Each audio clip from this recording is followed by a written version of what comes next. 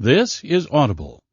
BioShock, Rapture, by John Shirley. Narrated by Jeffrey Kafer. Copyright 2011 by Take-Two Interactive Software Incorporated. This unabridged audiobook is published by arrangement with St. Martin's Press and was produced in the year 2012 by Tantor Media Incorporated, which holds the copyright thereto. Prologue. Fifth Avenue, New York City, 1945. Sullivan, chief of security, found the great man standing in front of the enormous window in his corporate office. The boss was silhouetted against city lights. The only other illumination was from a green-shaded lamp on the big glass-top desk across the room, so that the great man was mostly in shadow, hands in the pockets of his crisply tailored suit jacket as he gazed broodingly out at the skyline. It was 8 o'clock, and Chief Sullivan, a tired middle-aged man in a rain-dampened suit, badly wanted to go home, kick off his shoes, and listen to the fight on the radio. But the great man often worked late, and he'd been waiting for these two reports. One report in particular Sullivan wanted to have done with, the one from Japan. It was a report that made him want a stiff drink, and fast, but he knew the great man wouldn't offer him one. The great man was how Sullivan thought of his boss, one of the richest, most powerful men in the world. The term was both sarcastic and serious, and Sullivan kept it to himself. The great man was vain and quick to sense the slightest disrespect. Yet sometimes it seemed the tycoon was casting about for a friend he could take to heart. Sullivan was not that man. People rarely liked him much. Something about ex-cops. "Well, Sullivan?" the great man asked, not turning from the window. "Do you have them?" "I have them both, sir." "Let's have the report on the strikes first. Get it out of the way. The other one?" He shook his head. "That'll be like hiding from a hurricane in a cellar. We'll have to dig the cellar first, so to speak." Sullivan wondered what he meant by that cellar remark, but he let it go. "The strikes, they're still going on at the Kentucky mines and the Mississippi refinery." The great man grimaced. His shoulders, angularly padded in the current style, slumped ever so slightly. "We've got to be tougher about this, Sullivan, for the country's good as well as our own." "Sir, I've sent in strikebreakers. I've sent Pinkerton men to get names on the strike leaders, see if we can get something on them. But these people are persistent, a hard-nosed bunch." "Have you been out there in person? Did you go to Kentucky or Mississippi, Chief, You need not await permission from me to take personal action. Not on this. Unions. They had their own little army in Russia. They called them workers' militias. Do you know who these strikers are? They are agents of the Reds, Sullivan. Soviet agents. And what is it they demand? Why, better wages and work conditions. What is that but socialism? Leeches. I had no need of unions. I made my own way." Sullivan knew that the great man had the benefit of luck. He'd struck oil as a young man, but it was true he'd invested brilliantly. "I'll see to them myself, sir." The great man reached out and touched the glass wall, remembering. "I came here from Russia as a boy. The Bolsheviks had just taken the place over. We barely got out alive. I won't see that sickness spread." "No, sir." "And the other report? It's true, isn't it?" "Both cities are almost entirely destroyed. One bomb apiece." The great man shook his head in wonder. Just one bomb for a whole city. Sullivan stepped closer, opened one of the envelopes, handed over the photographs. The great man held the glossy photographs to the window so he could make them out in the twinkling light of the skyline. They were fairly sharp black-and-white snaps of the devastation of Hiroshima, mostly seen from the air. The city lights were caught on their glossy surface, as if somehow the thrusting boldness of the New York City skyline had itself destroyed Hiroshima. "Our man in the State Department smuggled this out for us," Sullivan went on. "Some in the target cities were atomized, blown to bits. Hundreds of thousands dead or dying in Hiroshima and Nagasaki. A great many more dying from—" He read aloud from one of the reports he'd brought. Flash burns, radiation burns, and trauma. It is expected that an equal amount will be dead of radiation sickness and possibly cancer in another 12 months or so. Cancer? Caused by this weapon? Yes, sir. It's not yet confirmed, but based on past experiments, they say it's likely. I see. Are we indeed certain the Soviets are developing such weapons? They're working on it. The great man snorted ruefully. Two gigantic empires, two great octopi struggling with one another and equipped with monstrous weapons. Just one bomb to destroy an entire city. These bombs will only get bigger and more powerful. What do you suppose will happen in time, Sullivan? Atomic war is what some are saying. I feel certain of it. They'll destroy us all. Still, there is another possibility, for some of us. Yes, sir? I despise what this civilization is becoming, Sullivan. First the Bolsheviks and then Roosevelt. Truman carrying on much of what Roosevelt began. Little men on the backs of great ones. It will only stop when real men stand up and say, "No more." Sullivan nodded, shivering. At times the great man could convey the power of his inner conviction, almost like a lightning rod transmitting a mighty burst of electricity. There was an undeniable power around him. After a moment, the great man looked curiously at Sullivan, as if wondering how much he could be trusted. At last his employer said, "My mind is made up, Sullivan. I shall move ahead on a project I was toying with. It will no longer be a toy. It will be a glorious reality. It entails great risk, but it must be done. And you may as well know now it will take perhaps every penny I have to make it happen." Sullivan blinked. Every penny? What extreme was his boss going to now? The great man chuckled, evidently enjoying Sullivan's astonishment. "Oh, yes. At first it was an experiment, little more than a hypothesis, a game. I already have the drawings for a smaller version, but it could be bigger, much bigger.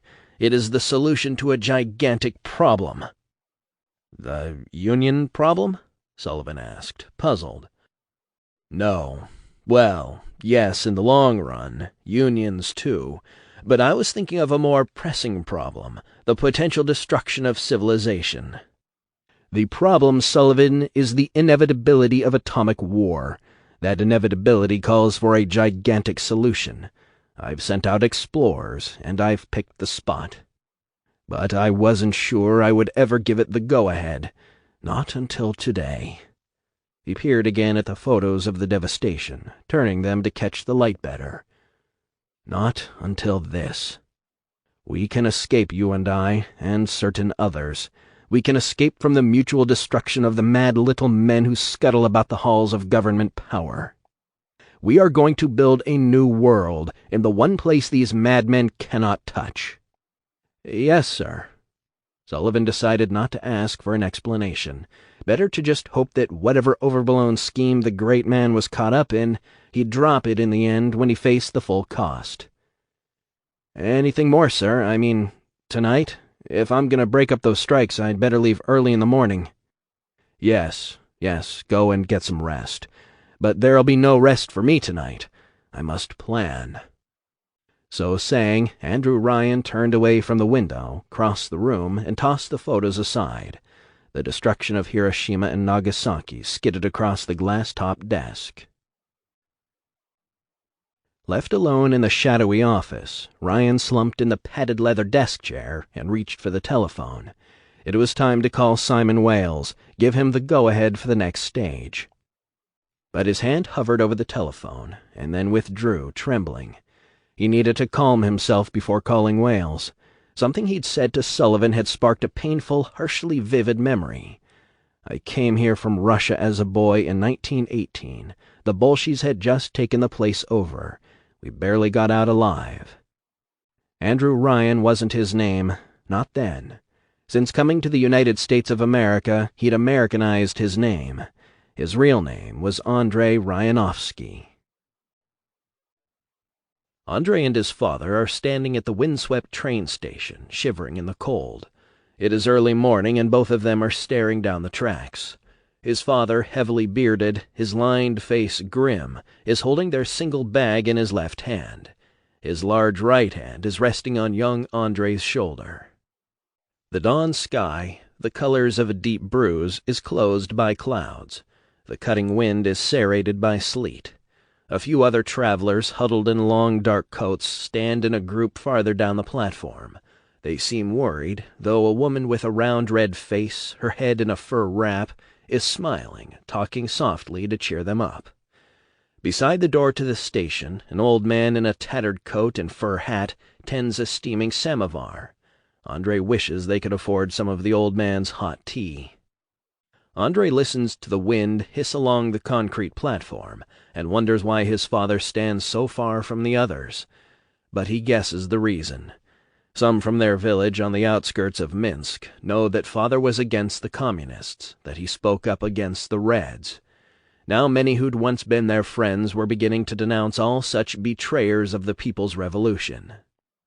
His father had word from the priest the night before that the purge was to begin today. They were first in line when the station opened, father and Andre, purchasing a ticket to Constantinople. Father carries traveling papers, permissions to purchase Turkish rugs and other goods for import. The papers might be good enough to get them out of Russia. Father fiddles with the money in his pocket he'd brought to bribe customs officials. They will probably need it all. His father's breath steams in the air. The train steams as it approaches, a big dark shape hulking toward them through the grayness, a single lantern above the cowcatcher projecting a rain-scratched cone into the mist. Andre glances toward the other travelers and sees another man approaching. "Father," Andre whispers in Russian, turning to look at a tall, lean man in a long green coat with red epaulets, a black hat, a rifle slung over his shoulder. "Is that one of the Red Guard?" "Andre." His father grips his shoulder, brusquely turns him so that he looks away from the soldier. "Don't look at him." "Pyotr? Pyotr Ryanovsky?" They turn to see his father's cousin, Dmitri, standing with his arm around his wife, Vasilisa, a stocky, pale, blonde woman in a yellow scarf, her nose red with the cold. She rubs wetness from her nose and looks at Andre's father imploringly. "Please, Pyotr," she whispers to Andre's father. "We have no more money. If you pay the soldiers—" Dmitri licks his lips. "They are looking for us, Pyotr, because I spoke at the meeting yesterday. We have train tickets, but nothing more. Not a ruble left. Perhaps a bribe will make them let us go." "Dmitri, Vasilisa, if I could help, I would. But we will need every kopeck. I have to think of this boy. We have to pay our way to our destination, a long journey." The train chugs into the station, looming up rather suddenly, reeking of coal smoke, making Andre jump a little as the engine furiously sprays steam. "Please," Vasilisa says, wringing her hands. The militiaman is looking toward them, and another Red Guardsman, and then a third, step onto the platform from the station door, all of them carrying rifles. The train is grinding slowly past. It slows, but to Andre it seems it will never completely stop. The militiaman is calling out to cousin Dmitri, his voice a bark. "Yo! We wish to speak to you." He takes his rifle off his shoulder. "Dmitri," father hisses, "keep your peace. Do not make a sound." The train is still shuddering as it finally stops, and Andre feels his father's hand clamping the back of his neck, feels himself propelled up the metal stairs onto the train. He almost falls on his face. His father clambers on after him. They bang through a door into a smoky car, the windows greasy and steam-coated. They find a seat on the wooden benches, and as father hands the scowling conductor their tickets, Andre wipes the window enough to see Dmitri and Vasilisa talking to the militiamen. Vasilisa is weeping, waving her arms. Dmitri is standing stiffly, shaking his head, pushing his wife behind him. The discussion goes on as the armed men frown at the travel papers. "Andre," father mutters, "don't look." But Andre cannot look away. The tall militiaman tucks Dmitri's papers away somewhere and then gestures with his rifle. Dmitri shakes his head, waving his train tickets. The train shudders. A whistle blasts. Vasilisa tries to pull him toward the train. The soldiers wave their guns. Andrei remembers Dmitri coming to the feast for his 10th birthday, smiling, bringing him a wooden saber carved as a gift. The train whistle screams. The guards shout. One of them jabs at Vasilisa with his rifle, knocking her to her knees. Dmitri's face goes white as he grabs at the rifle barrel. The man turns it toward him and fires. The train lurches into motion as Dmitri stumbles back. "Oh, Father!" Andrei cries out. "Look away, boy." But Andrei can't look away. He sees Vasilisa flailing at the soldiers, weeping, and 2 more guns fire. She spins and goes down in a heap atop Dmitri. The 2 of them lie there, dying together on the platform, as the steam from the train cloaks them, and the past cloaks them too. The train, like time, moving away. Andrew Ryan shook his head. "Workers' militia," he muttered bitterly now. "A revolution for the poor, to save us all, for a cold death on a train platform." And that had been just the beginning. He'd seen far worse things traveling with his father. Ryan shook his head and looked at the pictures of Hiroshima. Madness, but no worse than the devastation of socialism. His dream had always been to build something that would survive anything the little madmen could throw at him. If only Father could be there to see it rise from the shadows, magnificent, unafraid, a fortress dedicated to freedom. Rapture. Part 1. The First Age of Rapture. The parasite hates 3 things: free markets, free will, and free men. Andrew Ryan. 1. Park Avenue, New York City, 1946. Almost a year later. Bill McDonough was riding an elevator up to the top of the Andrew Ryan Arms, but he felt like he was sinking under the sea. He was toting a box of pipe fittings in one hand, toolkit in the other. He'd been sent so hastily by the maintenance manager he didn't even have the bloody name of his customer, but his mind was on earlier doings in another building, a small office building in Lower Manhattan. He'd taken the morning off from his plumbing business to interview for an assistant engineer job. The pay would start low, but the job would take him in a more ambitious direction. They had looked at him with only the faintest interest when he'd walked into the Phoeben, Lieber and Quiff engineering firm. The 2 interviewers were a couple of snotty wankers. One of them was Phoeben Jr. They seemed bored by the time they called him in, and their faint flicker of interest evaporated completely when he started talking about his background. He had done his best to speak in American phraseology to suppress his accent, but he knew it slipped out. They were looking for some snappy young chap out of New York University, not a Cockney blighter who'd worked his way through the East London School of Engineering and Mechanical Vocation. Bill heard them say it through the door after they'd dismissed him. Another limey grease monkey. All right, then. So he was a grease monkey, just a mechanic, and lately a freelance plumbing contractor. A dirty little job screwing pipes for the knobs. Heading up to some rich bloke's penthouse. There was no shame in it. But there wasn't much money in it either, working on assignment for Chanowski's maintenance. It'd be a long time before he could save up enough to start a big contracting outfit of his own. He had a couple of lads hired on from time to time, but not the big contracting and engineering company he'd always envisioned, and Mary Louise had made it clear as polished glass she was not really interested in marrying a glorified plumber. "I had enough of fellas that think they're the cat's meow because they can fix the toilet," she said. A pretty girl from the Bronx was Mary Louise Fenson, and raring to go, but not terribly bright after all. Probably drive him barmy anyway. The moment he'd got home, the phone rang. Bud Chanowski, barking about getting his ass to an address in Manhattan on Park Avenue. Their building maintenance was absent without leave, probably drunk somewhere, and the big shot at the penthouse needed plumbers. "Fast as you can drag your lazy ass over there. We got 3 bathrooms to finish installing. Get those witless wrench jockeys of yours over there, too." He'd called Roy Finn and Pablo Navarro to go on ahead of him. Then he changed out of the ill-fitting suit into the gray, grease-stained coveralls. "Lime grease monkey," he'd murmured, buttoning up. And here he was, wishing he'd taken time for a cigarette before coming. He couldn't smoke in a posh flat like this without permission.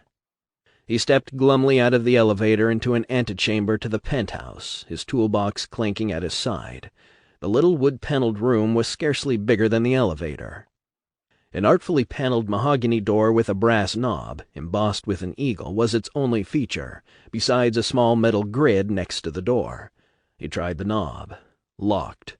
He shrugged and knocked on the door. Waiting, he started to feel a little claustrophobic. "Hello?" he called. "Plumbing contractor from Chinowski's? Hello?" "Don't drop your H's, you bastard," he told himself. "Hello?"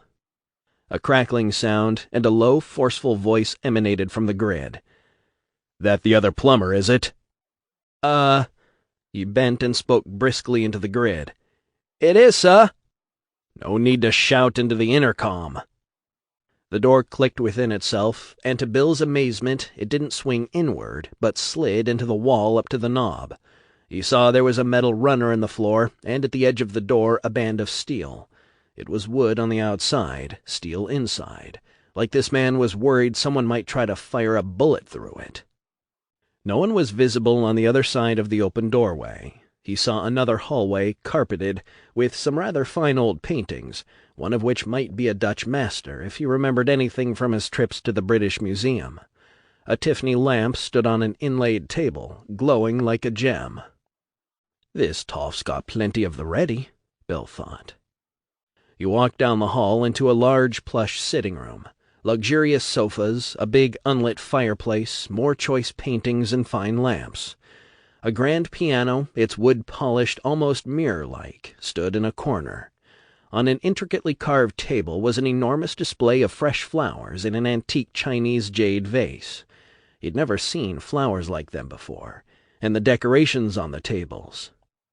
He was staring at a lamp that appeared to be a gold sculpture of a satyr chasing an underdressed young woman, when a voice spoke sharply to his right. "The other two are already at work in the back. The main bathroom's through here." Bill turned and saw a gent in the archway to the next room already turning away from him. The man wore a gray suit, his dark hair oiled back. Must be the butler. Bill could hear the other two lads faintly in the back of the place arguing about fittings. Bill went through the archway as the man in the suit answered a chiming gold and ivory telephone on a table in front of a big window displaying the heroic spires of Manhattan.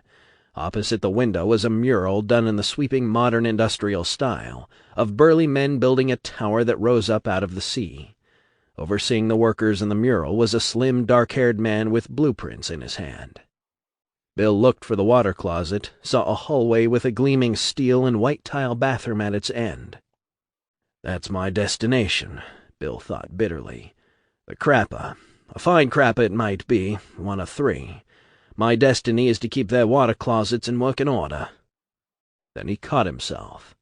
"No self-pity now, Bill McDonough. Play the cards you're dealt with, the way your dad taught you." Bill started toward the door to the bathroom hall, but his attention was caught by the half-whispered urgency of the man's voice as he growled at the telephone.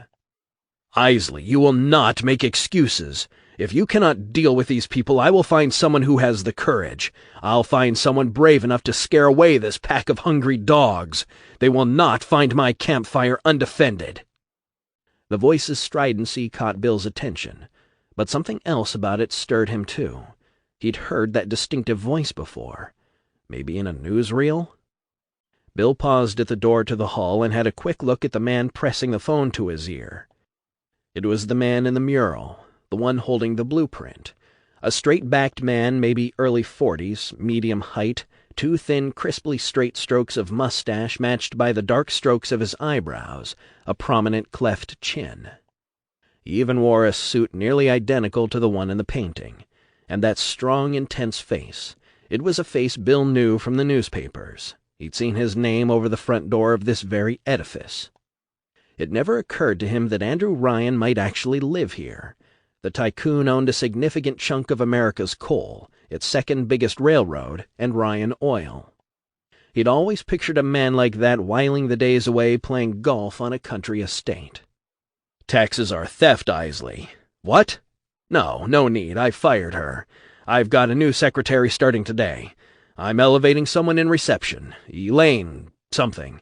No, I don't want anyone from accounting. That's the whole problem. People like that are too interested in my money. They have no discretion. Sometimes I wonder if there's anyone I can trust. Well, they'll get not a penny out of me more than absolutely necessary, and if you can't see to it, I'll find a lawyer who can." Ryan slammed the phone down, and Bill hurried on to the bathroom.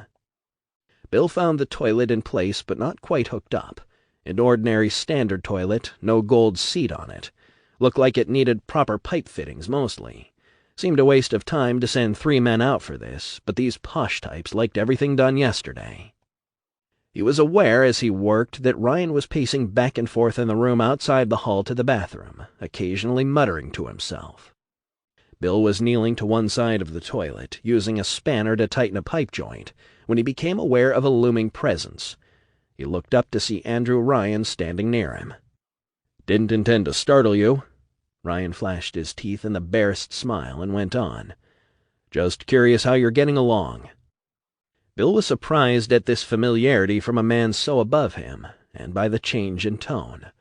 Ryan had been blaring angrily into the phone but minutes before.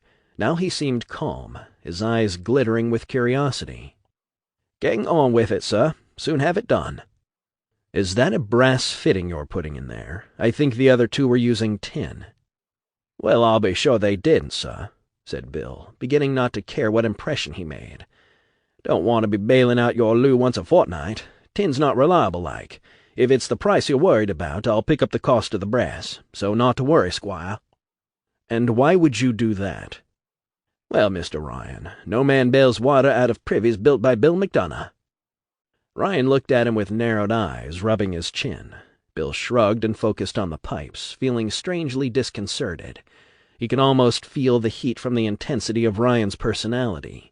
He could smell his cologne, pricey and subtle. "There you are," Bill said, tightening with the wrench one last time for good luck.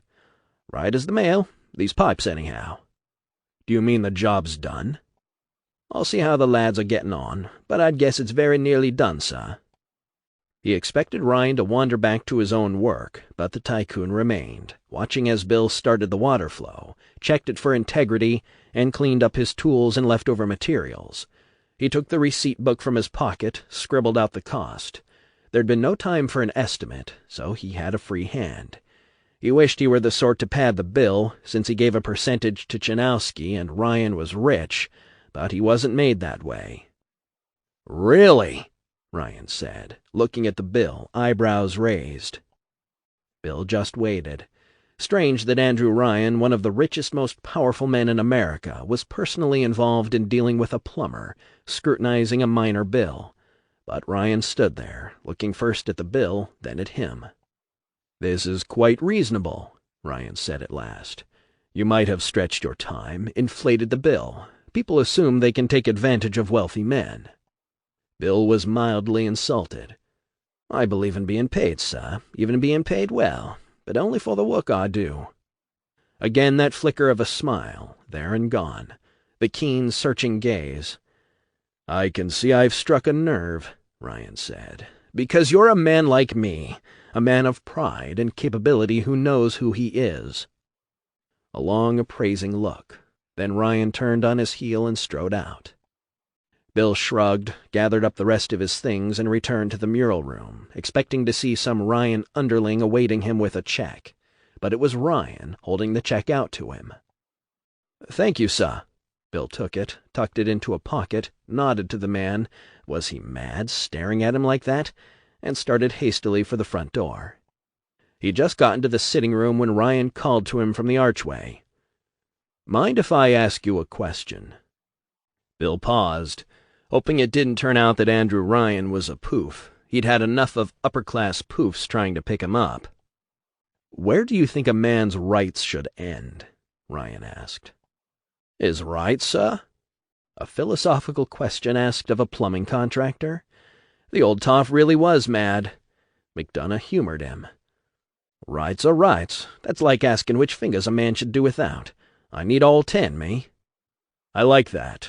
Now, just suppose you lose 1 or 2 fingers.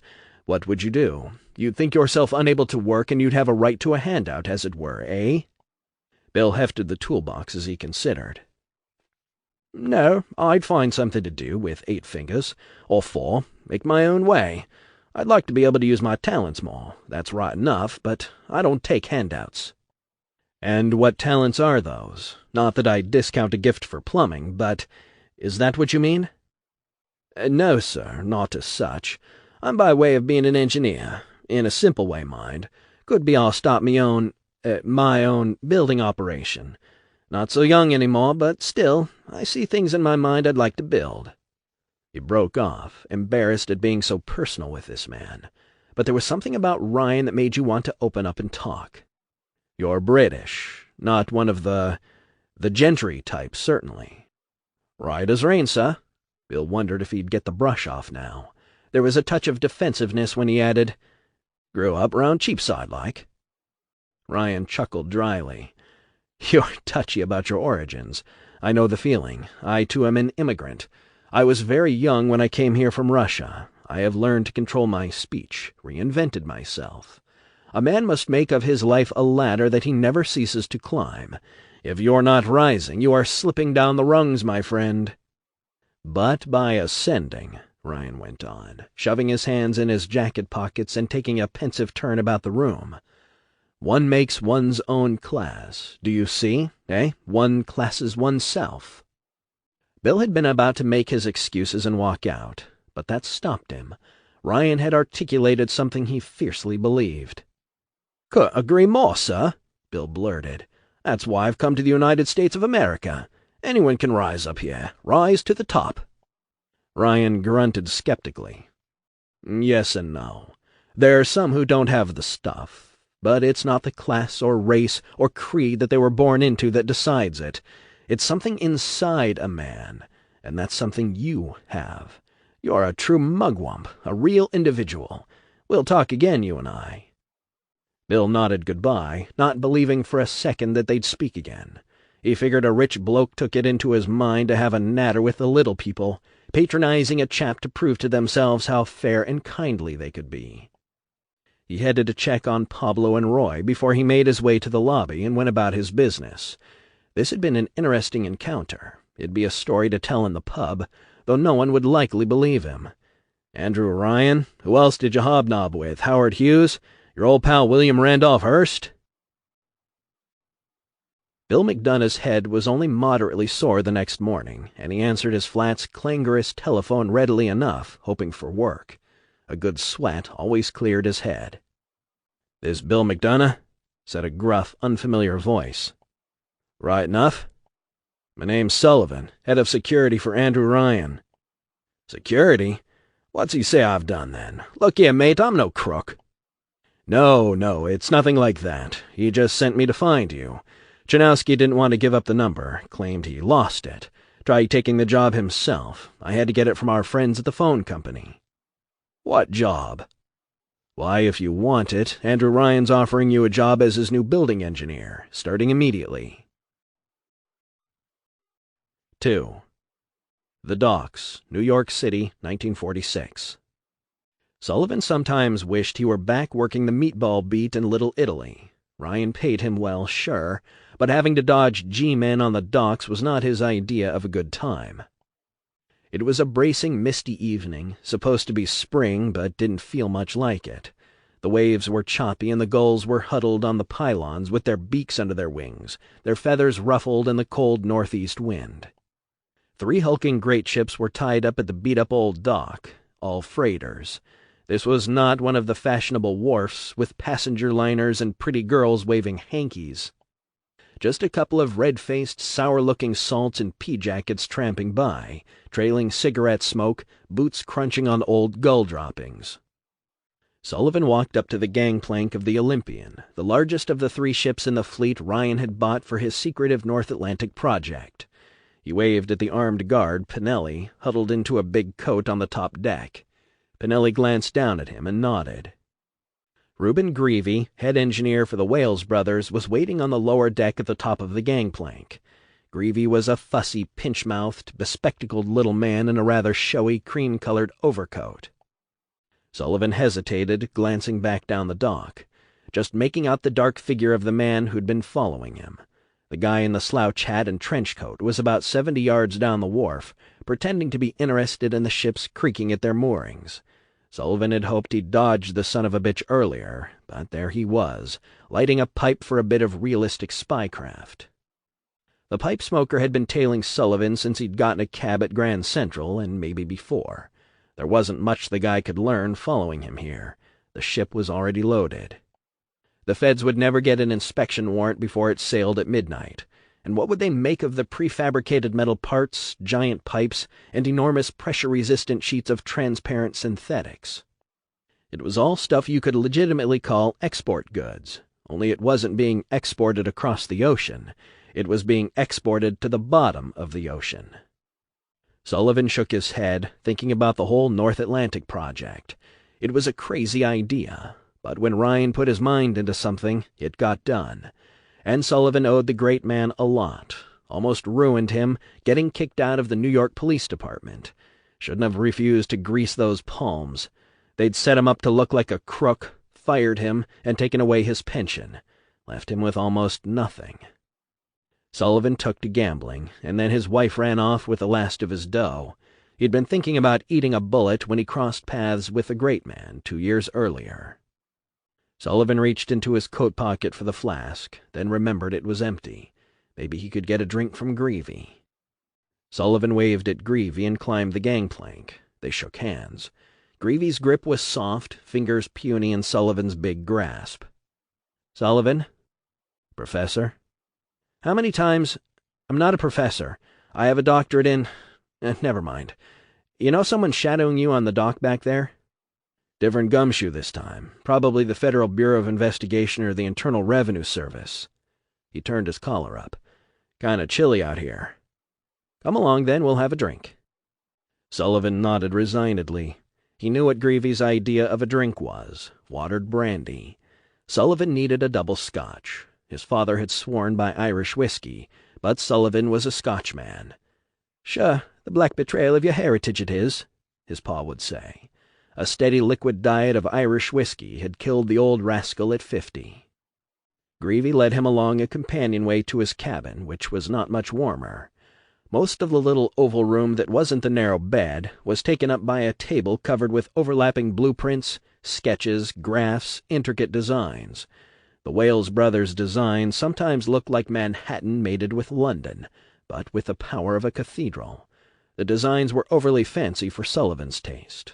Maybe he'd get to like it once it was done, if it ever was. Greavy took a bottle from under his pillow and poured them 2 slugs in glasses, and Sullivan eased the stuff down.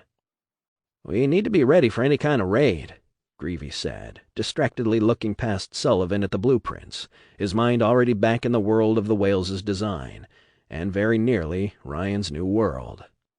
Sullivan shrugged. "With any luck, he'll get the place finished before they can screw with us. The foundation's already laid. Power's flowing, right? Most of the stuff's in place on the support ships. Just a few more shipments." Greavy snorted, surprising Sullivan by pouring himself a second drink, and irritating Sullivan by not offering him one. "You have no idea of the work, the risk. It's enormous. It's the very soul of innovation, and I need more men. We're already behind schedule." "You'll get some more. Ryan's hired another man to supervise the foundational work, he calls it. Man named McDonough. He's going to put him on the North Atlantic project once he proves he really can be trusted." "McDonough. Never heard of him. Don't tell me he's not another apple picked from an orange tree." "A what?" "You know Ryan. He has his own notions of picking men. Sometimes they're remarkable and, well, sometimes they're strange." He cleared his throat. Sullivan scowled. "Like me?" No. Meaning yes. But it was true. Ryan had a way of recruiting black sheep, people who showed great potential but needed that extra chance. They all had a spirit of independence, were disillusioned with the status quo, and sometimes willing to skirt the law. "The problem," Sullivan said, is that the government thinks Ryan is hiding something because he's trying to keep people from finding out where these shipments are going and what they're for. And he is hiding something, but not what they think. Greavy went to the blueprints, shuffling through them with one hand, his eyes gleaming behind his thick spectacles. The strategic value of such a construction is significant in a world where we're likely to go toe-to-toe with the Soviets, and Mr. Ryan doesn't want any outsiders going down there to report on what he's building. He wants to run things his way, especially once it's set up, without interference. That's the whole point.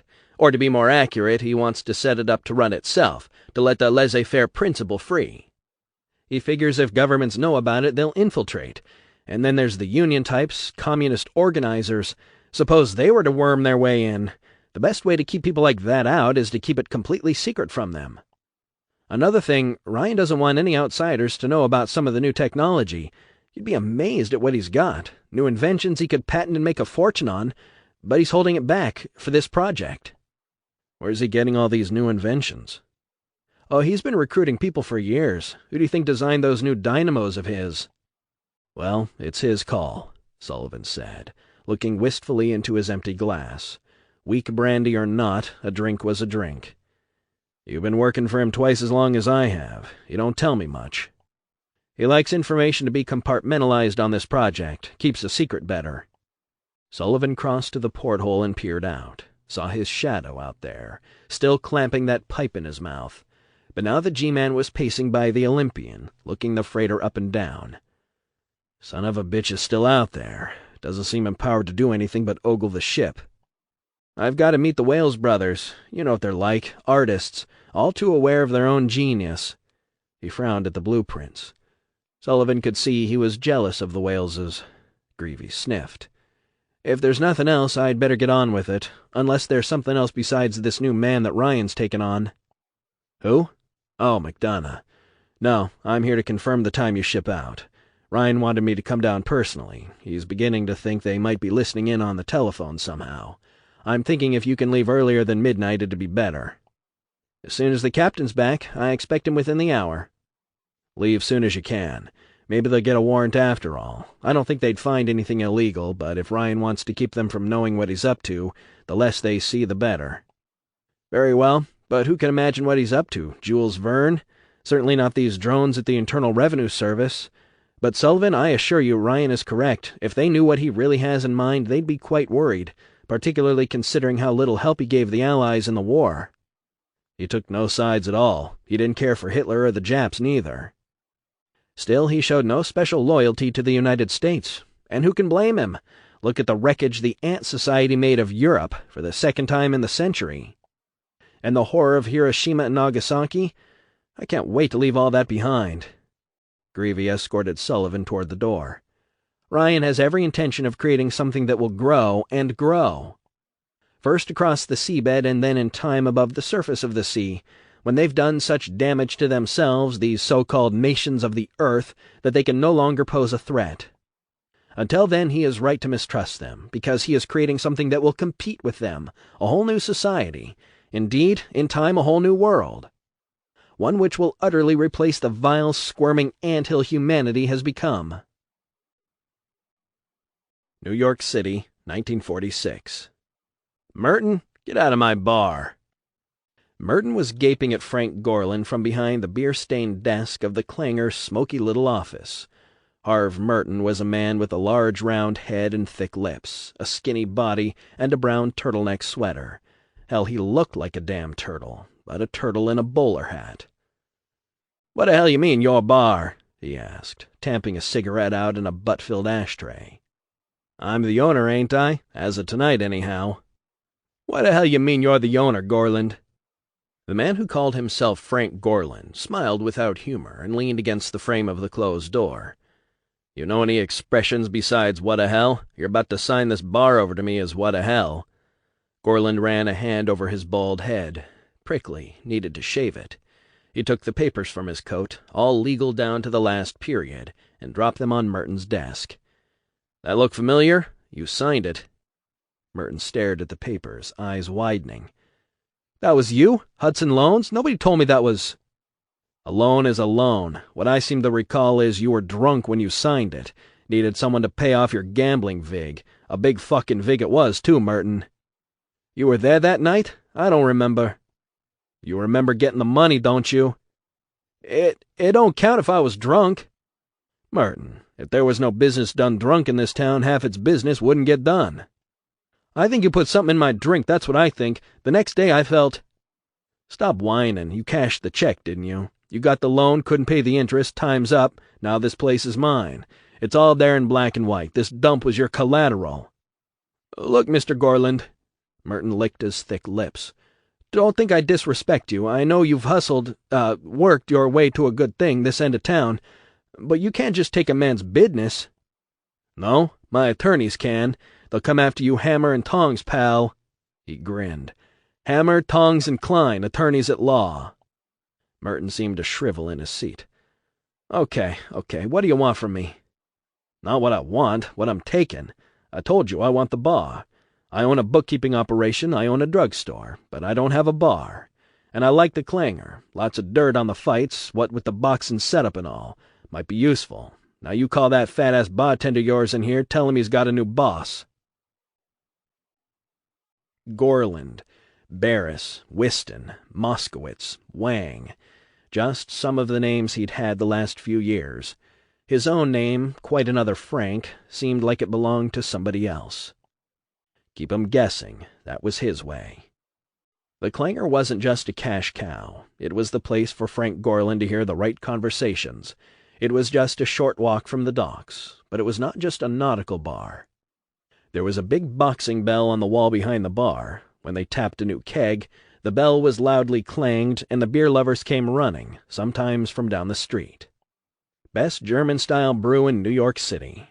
The walls of the dusty, cave-like bar were decorated with worn-out boxing gloves, frayed ropes from rings, black-and-white photos of old-time boxers going back to John L. Sullivan. He had a bartender, an old Irish lush named Mulrooney, working down at the other end, but Gorland liked to work the bar so he could hear the talk. Good for his bookmaking action, and you never know how it might fit the next grift. When you serve a beer, cock an ear. The talk at the crowded bar tonight was full of how Joe Louis, the brown bomber, back from the war with a pocket full of nothing and a big tax debt, was going to defend his world heavyweight title against Billy Conn, and how the retired Jack Johnson, first Negro to win the heavyweight champ title, had died 2 days before in a car accident, none of which was what Gorland needed to know. But there were a couple of guys here who'd have the skinny on the up-and-comer Neil Steele versus the fading boxing circuit bum Charlie Riggles. Gorland had heard a rumor that Steele might be throwing the fight, and he had a theory about how that information might pay off, way past the usual payoff. Only Gorland needed more assurance that Steele was taking the fall. Gorland hated bartending because it was actual physical work. A great grifter should never have to do real work. But he wiped down the bar, made small talk. He served a beer and cocked an ear. The jukebox was finishing a rollicking Duke Ellington number, and in the brief interval before it switched over to an Ernie Bubbles Whitman big band cut, Gorland zeroed in on the conversation of the two wise guys in the white ties and pinstripes, whispering over their sambocas. He wiped at an imaginary spill on the bar, edging closer. "But can we count on Steele?" said the one some called Twitchy. He twitched his pencil-thin mustache. "Thinks he's going to challenge the bomber next year." "So let him challenge. He can lose one fight. He needs the payoff, needs it big," said the chunkier one of the two, Snort Bianchi, with a snort. Bianchi scowled, seeing the bartender hanging around too nearby. "Hey, bartender, there's a broad over there trying to get a drink. How's about you fuck off and serve her?" "I'm the owner here, gents," Gorland said, smiling. "You want to come back in here, show some respect for the establishment. Wasn't good to let these greasers get the upper hand." Bianchi frowned, but only shrugged. Gorland leaned closer to the wise guys, adding in a murmur, "Psst, maybe you better take a powder if these feds are looking for you." He nodded toward the door where a Federal Bureau of Investigation flatfoot by the name of Voss stood in his gray snap brim and overcoat, glaring about with his piggish little eyes. He looked about as undercover as the Statue of Liberty. The wise guy slipped out the back way as the federal agent made his way to the bar. He was reaching into his coat when Gorland said, "Don't bother with the badge, Voss. I remember you." He didn't want badges flashed anywhere near him if he could avoid it. Voss shrugged and dropped his hand. He leaned across the bar so he could be heard over the noise. "Word on the street is, this here's your joint now." "That's right," Gorland said evenly. "Lock, stock, and leaky barrels." "What you calling yourself now? Gorland still?" "My name's Frank Gorland, you know that." "That's not the name you had when we tried to connect you to that interstate bookmaking operation." "You want to see my birth certificate?" "Our man's already seen it. Says maybe it was forged." "Yeah, but he's not sure. Not much of an expert if he doesn't know for sure." Voss snorted. "You got that right. You gonna offer me a drink or not?" Gorland shrugged, decided not to make a smart remark about drinking on duty. "Bourbon?" "Good guessing." Gorland poured the G-Man a double. "You didn't come in here to catch drinks." "You got that right, too." He took down a slug, grimaced appreciatively, and went on. "I figure you're going to hear stuff in a place like this. You give me something now and then, we might lay off finding out who the hell you really are." Gorland chuckled, but he felt a chill. He didn't want his past poked into. "If I tip you, it'll be because I'm a good citizen. No other reason. Anything special going on?" Voss crooked a finger, leaned even farther across the bar. Gorland hesitated, then he leaned close. Voss spoke right in his ear. "You hear anything about some kind of big secret project happening down at the docks? Maybe bankrolled by Andrew Ryan, North Atlantic project? Millions of bucks flowing out to sea?" "Nah," Gorland said. He hadn't heard about it, but the millions of bucks and the name Andrew Ryan got his attention. "I hear anything, Voss, I'll tell you. What kind of deal's he up to?" "That's something you don't need to know." Gorland straightened up. "You're killing my back here with this. Listen, I gotta make it look like, you know." He'd been seen talking to the Fed a little too chummily. Voss nodded just slightly. He understood. "Listen, Flatfoot," Gorland shouted as the jukebox changed records. "You won't find out anything from me. Now charge me with something or buzz out of my place." Some of the customers laughed, some grinned and nodded. Voss shrugged. "You better watch your step, Gorland." He turned and walked out, playing his part. Only he was going to find out one of these days that Frank Gorland wasn't going to play along with anything the Feds wanted. He'd feed them some hooey and find out for himself what Andrew Ryan was up to. That kind of money? Must be some way to tap into it. Especially as this was Frank Gorland's territory. He was owed. He didn't hear anything about Ryan for a couple of days, but one day he heard a drunk blonde chippy muttering about, "Mr. Fat Cat Ryan, goddamn him," as she frantically waved her empty glass at him.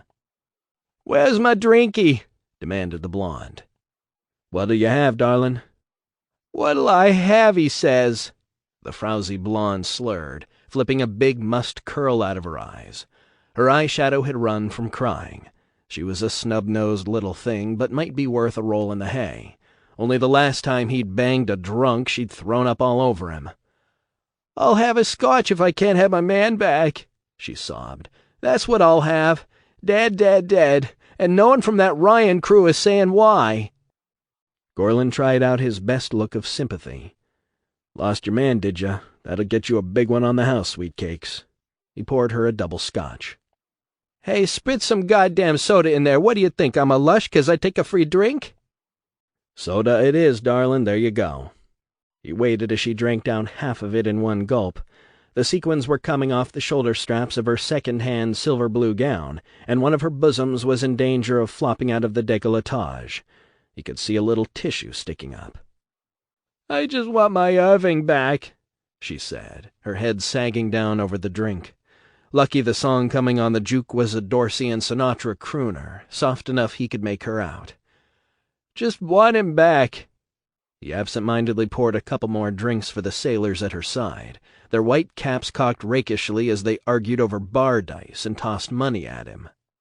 "What became of the unfortunate soul?" Gorland asked, pocketing the money and wiping the bar. "Lost at sea, was he?" She gawped at him. "How'd you know that? You a mind reader?" Gorland winked. "A little fishy told me." She put a finger to one side of her nose and gave him an elaborate wink back.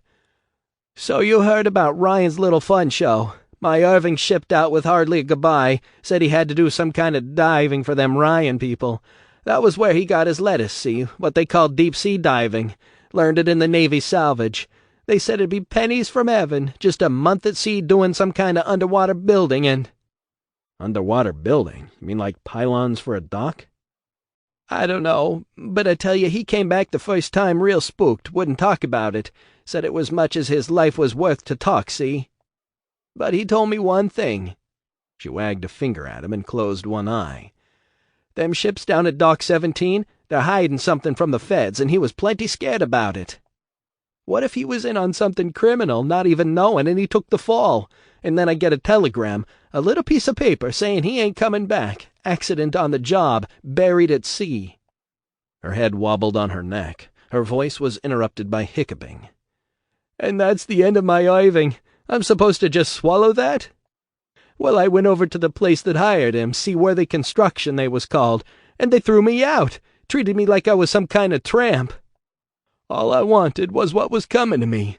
I came out of South Jersey, and let me tell you, we get what we're owed, 'cause—" She went on in that vein for a while, losing the Ryan thread. Then a zoot suitor put a bebop number on the juke and started whooping it up. The noise drowned her out, and pretty soon she was cradling her head on the bar, snoring. Gorland had one of those intuitions, that this was the door to something big. His lush bartender came weaving in, and Gorland turned the place over, tossing over his apron, vowing inwardly to fire the bastard first chance. He had a grift to set up.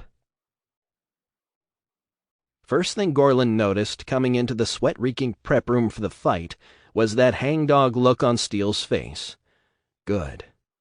Sitting on the rub-down table getting his gloves laced by a black trainer, the scarred, barrel-chested boxer looked like his best friend had died, and his old lady, too. Gorland tucked a $5 into the Negro's hand and tilted his head toward the door. "I'll tie his gloves on for him, bud." The guy took the hint and beat it. Steele was looking Gorland up and down, his expression hinting he'd like to practice his punching right here. Only he didn't know this was Frank Gorland, what with a disguise. Right now, the man the East Side knew as Frank Gorland was going by— "My name's Lucio Fabrici," Gorland said, tying Steele's gloves nice and tight. "Bianchi sent me." "Bianchi? What for? I told him not an hour ago it was a done deal." Steele showed no sign of doubting that he was talking to Lucio Fabrici, a mobster working with Bianchi. Fabrici had gone to great lengths for this disguise. The pinstripe suit, the toothpick stuck in the corner of his mouth, the spats, the toupee, the thin mustache. A high-quality theatrical mustache carefully stuck on with spirit gum. But mostly it was his voice, just the right Little Italy intonation, and that carefully tuned facial expression that said, "We're pals, you and I, unless I have to kill you." Not hard for him to pull off the character, or almost any character. Running off from the orphanage, he'd taken a job as a stage boy in a vaudeville theater. Stuck it out for 3 years, though they paid him in pennies and sausages. He'd slept on a pile of ropes backstage, but it had been worth it. He'd watched the actors, the comics, even a famous Shakespearean type who played 6 parts in his one-man show. Young Frank had sucked it all up like a sponge. Makeup, costumes, the works. But what most impressed him was the fact that the people in the audience believed. For a few minutes they believed this laudanum-addicted Welsh actor was Hamlet. That kind of power impressed young Frank. He'd set himself to learn it. Judging from Steele's reaction, he'd learned it good. "Look here, Fabrici, if Bianchi's going to Welsh on my cut, I won't take it. This is hard enough for me. You ever hear of a triple-cross kid? Bianchi's changed his mind." Gorland lowered his voice, glanced to make sure the door was closed. "Bianchi doesn't want you to throw the fight. We've let it out you're throwing the fight so we can bet the other way, see? You'll get your cut off the proceeds and double." Steele's mouth hung open. He jumped to his feet, clapped his gloved hands together. "You mean it? Say, that's swell. I'll knock the lug's socks off." Someone was pounding on the door. The audience was chanting Steele's name. "You do that, Steele. I hear him calling you. Get out there and nail him early, first chance. Make it a knockout in the first round." Steele was delighted. "Tell Bianchi I'll deliver, and how. A knockout, first round, ha!" Half an hour later, Gorland was at his bookie operation in the basement of the drugstore. Gorland and Garcia, his chief bookie, were in the room behind the betting counters, talking quietly, as Maury took bets at the window. 2 or 3 freight ship deckhands, judging by their watch caps and tattoos, stood in line to place their bets, passing a flask and yammering. "I don't know, boss," Garcia said, scratching his head. Garcia was a chubby second-generation Cuban in a cheap 3-piece suit, chomping a cigar that had never been anywhere near Cuba. "I get how knowing about Steele throwing the fight'll get us paid off if we place our own bets to our guys," Garcia was saying. "But, boss, I don't see how you're going to get the kind of money out of it you're talking about." "'Cause he isn't going to throw the fight. All the smart mob money'll be on him losing, and we'll bet on him winning, and we'll take him big time when he surprises them." Garcia blinked. "They'll take it out of Steele's hide, boss." "And how's that my worry? Just you make sure the mob's up to their neck betting against Steele. They're going to be sad little monkeys when they lose, but they won't trace it to us. If you see Harley, tell him to keep an eye on that poker game up at the hotel.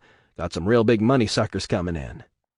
He walked over to Maury to have a gander at the take, and heard a couple of the dock workers talking over their flask. "Sure, Ryan's hiring big down there. It's a hot ticket, pal, big paydays. But problem is, real quiet stuff. Can't talk about the job, and it's dangerous, too. Somewhere out in the North Atlantic, Iceland way." Gorland's ears pricked up at that. He slipped outside by the side door and set himself to wait. Less than a minute later, a couple of the deckhands came out, weather-beaten guys in watch caps and pea-jackets, headed for the docks. The deck rats didn't notice him following. They were too busy whistling at a group of girls having a smoke across the street. He shadowed the sailors close to dockside, then hung back in the shadows of a doorway, sussing the scene out. The deckhands went aboard one of the ships, but it was another one that caught Gorland's eye. A new freighter with a lot of activity on its decks, getting ready to cast loose. The name on the bow was the Olympian. That was one of Ryan's ships. There was a guy in the lee of a stack of crates near the loading dock, smoking a pipe. Something about him said G-Man. It wasn't Voss, probably one of his men if Gorland was any judge of cop flesh. If Andrew Ryan was attracting G-Men, he must be up to something of questionable legal status, which meant at the very least he could be blackmailed, if Gorland could find out exactly what to blackmail him for. Seemed like the agent was watching the 2 guys arguing at the gangplank of Ryan's freighter, but he wasn't close enough to listen in without them noticing. Gorland tilted his hat so the G-Man wouldn't see his face and strolled over, hands in his pockets, weaving a bit, making like he was drunk. "Maybe I can get me some work on one of those ships," Gorland said, slurring his words. Maybe back-busted work they got. Don't care for it. Maybe they need a social director." He did a good drunk, and all 3 men discounted him immediately as he approached. Gorland paused near the gangplank, muttering to himself as he pretended to struggle with lighting a cigarette. All the while he listened to the argument between the man standing on the rope gangplank and the mustachioed man on the dock who looked like he might be a deckhand. "I just ain't shipping out to that place again, and that's all there is to it," snarled the deckhand in the black peacoat. He wore a knit cap on his head and a handlebar mustache on his upper lip. A swarthy type, eyebrows merged in a single black bar. Getting old, maybe. Skin leathery, hair salt and pepper, hand trembling as he jabbed a finger at the ship's officer. "You ain't gonna make me go out there. Too goddamn risky." "Why, percentage-wise, they're losing less people than building the Brooklyn Bridge," said the officer. "I have Mr. Greavy's word on that. Stop being such a coward." "I don't mind being on the ship, but in that hell down below? Not me. There's no use trying to say you'll only take the job if you stay on the ship. It's what Greavy says that goes. If he says you go down, you go down. Then you go down in my place, and you wrestle with the devil. It's unholy what he's trying to do down there. If you leave here now, matey, you don't get paid a penny more. Get aboard this instant. We sail in 10 minutes, or you can say goodbye to your contract. 2 weeks' salary for my life? Ha! You won't die down there. We had one run of bad luck is all. I say it again. Pah! Goodbye to you, Mr. Forrester." The deckhand stalked off, and Gorland realized the ship's officer was glaring at him with unconcealed suspicion. "You, what are you doing hanging around here?" Gorland flicked his cigarette butt into the sea. He grinned drunkenly. Just having a smoke, matey." He set off to follow the deckhand, wondering what he'd stumbled onto. It was like a trail of coins gleaming on a moonlit path. If he kept following the shiny little clues, he'd find the money bag they were leaking from. Gorlin knew this trail could lead him to trouble, maybe jail, but he was a restless man, unhappy if he wasn't out on an edge. He either stayed busy working the game or lost himself in a woman's arms. Otherwise, he started thinking too much, like about his old man dumping him in that orphanage when he was a boy. The deckhand turned the corner of one of the loading docks to go up the access road. It was a foggy night, and there was no one else on the short side road to the avenue. No one to see. Frank Gorland had two approaches to getting what he wanted from life: long-term planning and creative improvisation. He saw a possibility, a foot-long piece of 1-inch diameter metal pipe fallen off some truck. It was just lying in the gutter, calling to him. He scooped up the piece of pipe and hurried to catch up with the slouching shape of the deckhand. He stepped up behind the man, grabbed his collar, jerked him slightly off balance without knocking him over. "Hey!" the man yelped. Gorland held the deckhand firmly in place and pressed the end of the cold metal pipe to the back of his neck. "Freeze," Gorland growled, altering his voice. He put steel and officiousness into it. "You turn around, mister. You try to run and I'll pull the trigger and separate your backbones with a bullet." The man froze. Don't shoot. What do you want? I don't have but $1 on me." "You think I'm some crooked dock rat? I'm a federal agent. Now don't even twitch." Gorland let go of the deckhand's collar, reached into his own coat pocket, took out his wallet, flipped it open, flashed the worthless special officer badge he used when he needed bogus authority. He flicked it in front of the guy's face, not letting him have a real look at it. "You see that?" Gorland demanded. "Yes, sir." He put the wallet away and went on. "Now hear this, sailor. You're in deep shit for working on that crooked project of Ryan's." They told me it was legal. All legal." "They told you it was a secret, too, right? You think it's illegal to keep secrets from Uncle Sam?" "No, I guess not. I don't know nothing about it. Just that they're building something out there, and it's a dangerous job down them tunnels under the sea." "Tunnels? Under the sea? For what?" "For the construction. The foundations. I don't know why he's doing it. None of the men do. He tells them only what they need to know. Only I heard Greavy talking to one of them scientist types.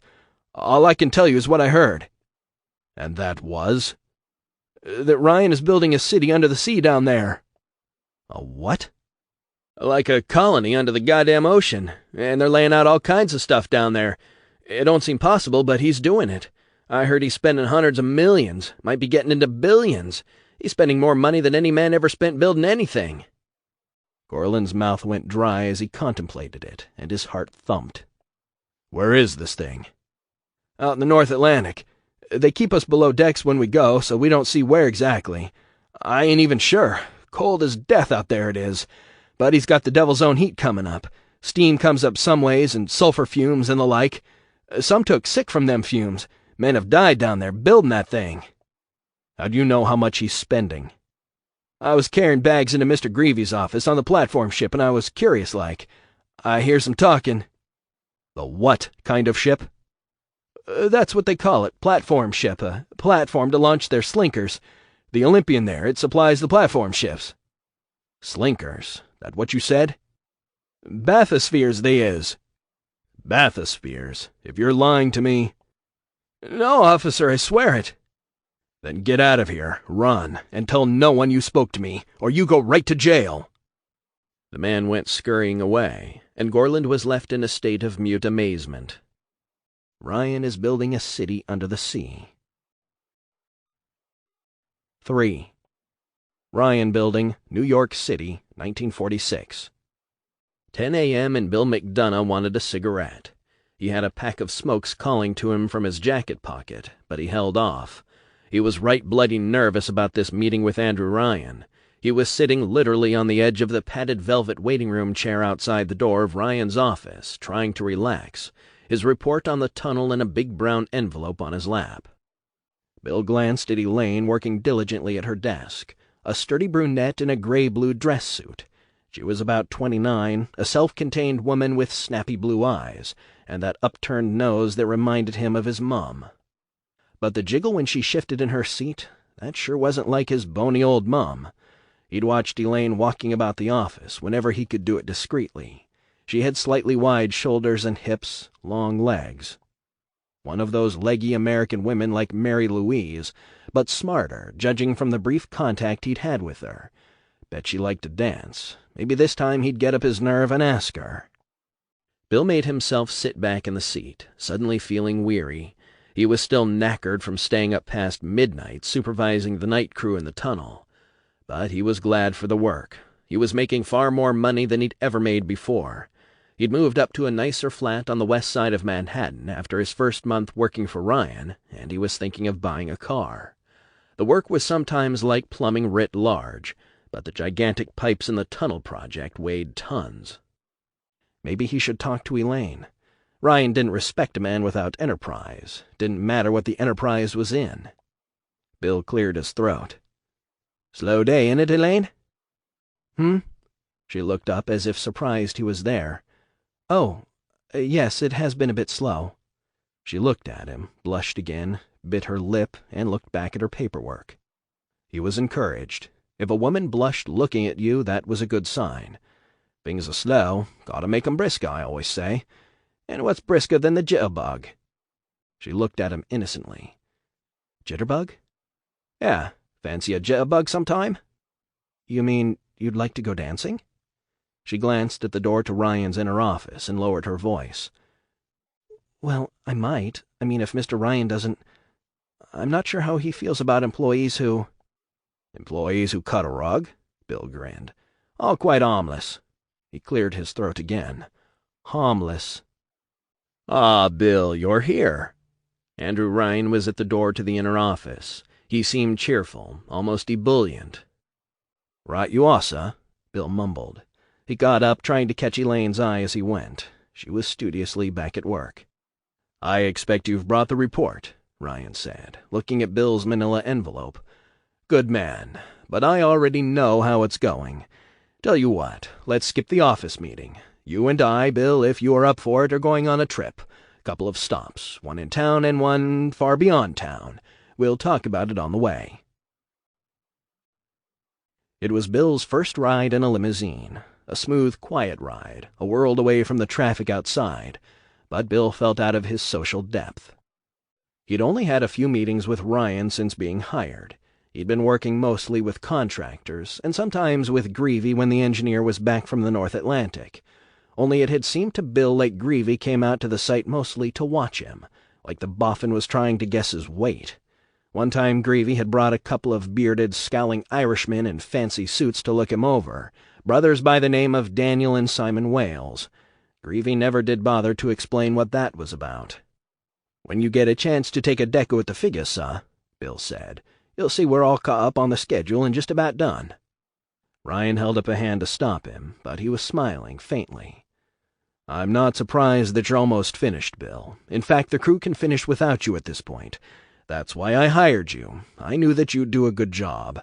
Greavy was testing you on this tunnel assignment, but I had you figured right all along. There's something else I need to know, something far more important, Bill. Yes, sir? Bill waited, fascinated by the electric charge of sheer certainty that seemed to shimmer around Andrew Ryan. Ryan looked at him seriously. I need to know if you're ready to meet the greatest challenge of your life. Bill swallowed.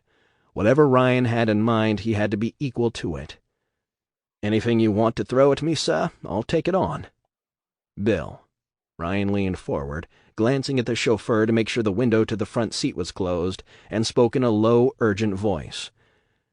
Have you heard of something called the North Atlantic Project? Bill couldn't suppress a chuckle. Those 4 words and not a word more. They're all like monks with a vow of silence when I ask what it is. Yes, and for several good reasons. Reasons like the United States government, the Office of Strategic Services, British intelligence, Soviet intelligence. Office of Strategic Services? That's American spies, yeah? When I was with the Royal Air Force, we'd get a report from those blokes from time to time. Right. Office of Strategic Services, he snorted. "We run rings around them and the Federal Bureau of Investigation, I can tell you." The bonhomie faded from his eyes, replaced by a hard glitter as he looked sharply at Bill. "You fought in the war. Tell me a little about it." It wasn't something Bill liked to talk about any more than he had to. "Not so much the fighting end, more like support. On-board radio men for the Royal Air Force. Never had to kill a man personally. 11 bombing missions over Germany. After I was wounded, they found me a place in the Royal Engineers. Like that better, got me schooling." "Did you feel a great loyalty to the government you fought for?" Bill sensed this was a key question. "Wouldn't put it that way, sir. Wasn't loyal to the government. Never liked 'em. It wasn't who I was for, it was who I was against. I was against the bloody Nazis, the bastards bunging flying bombs at London."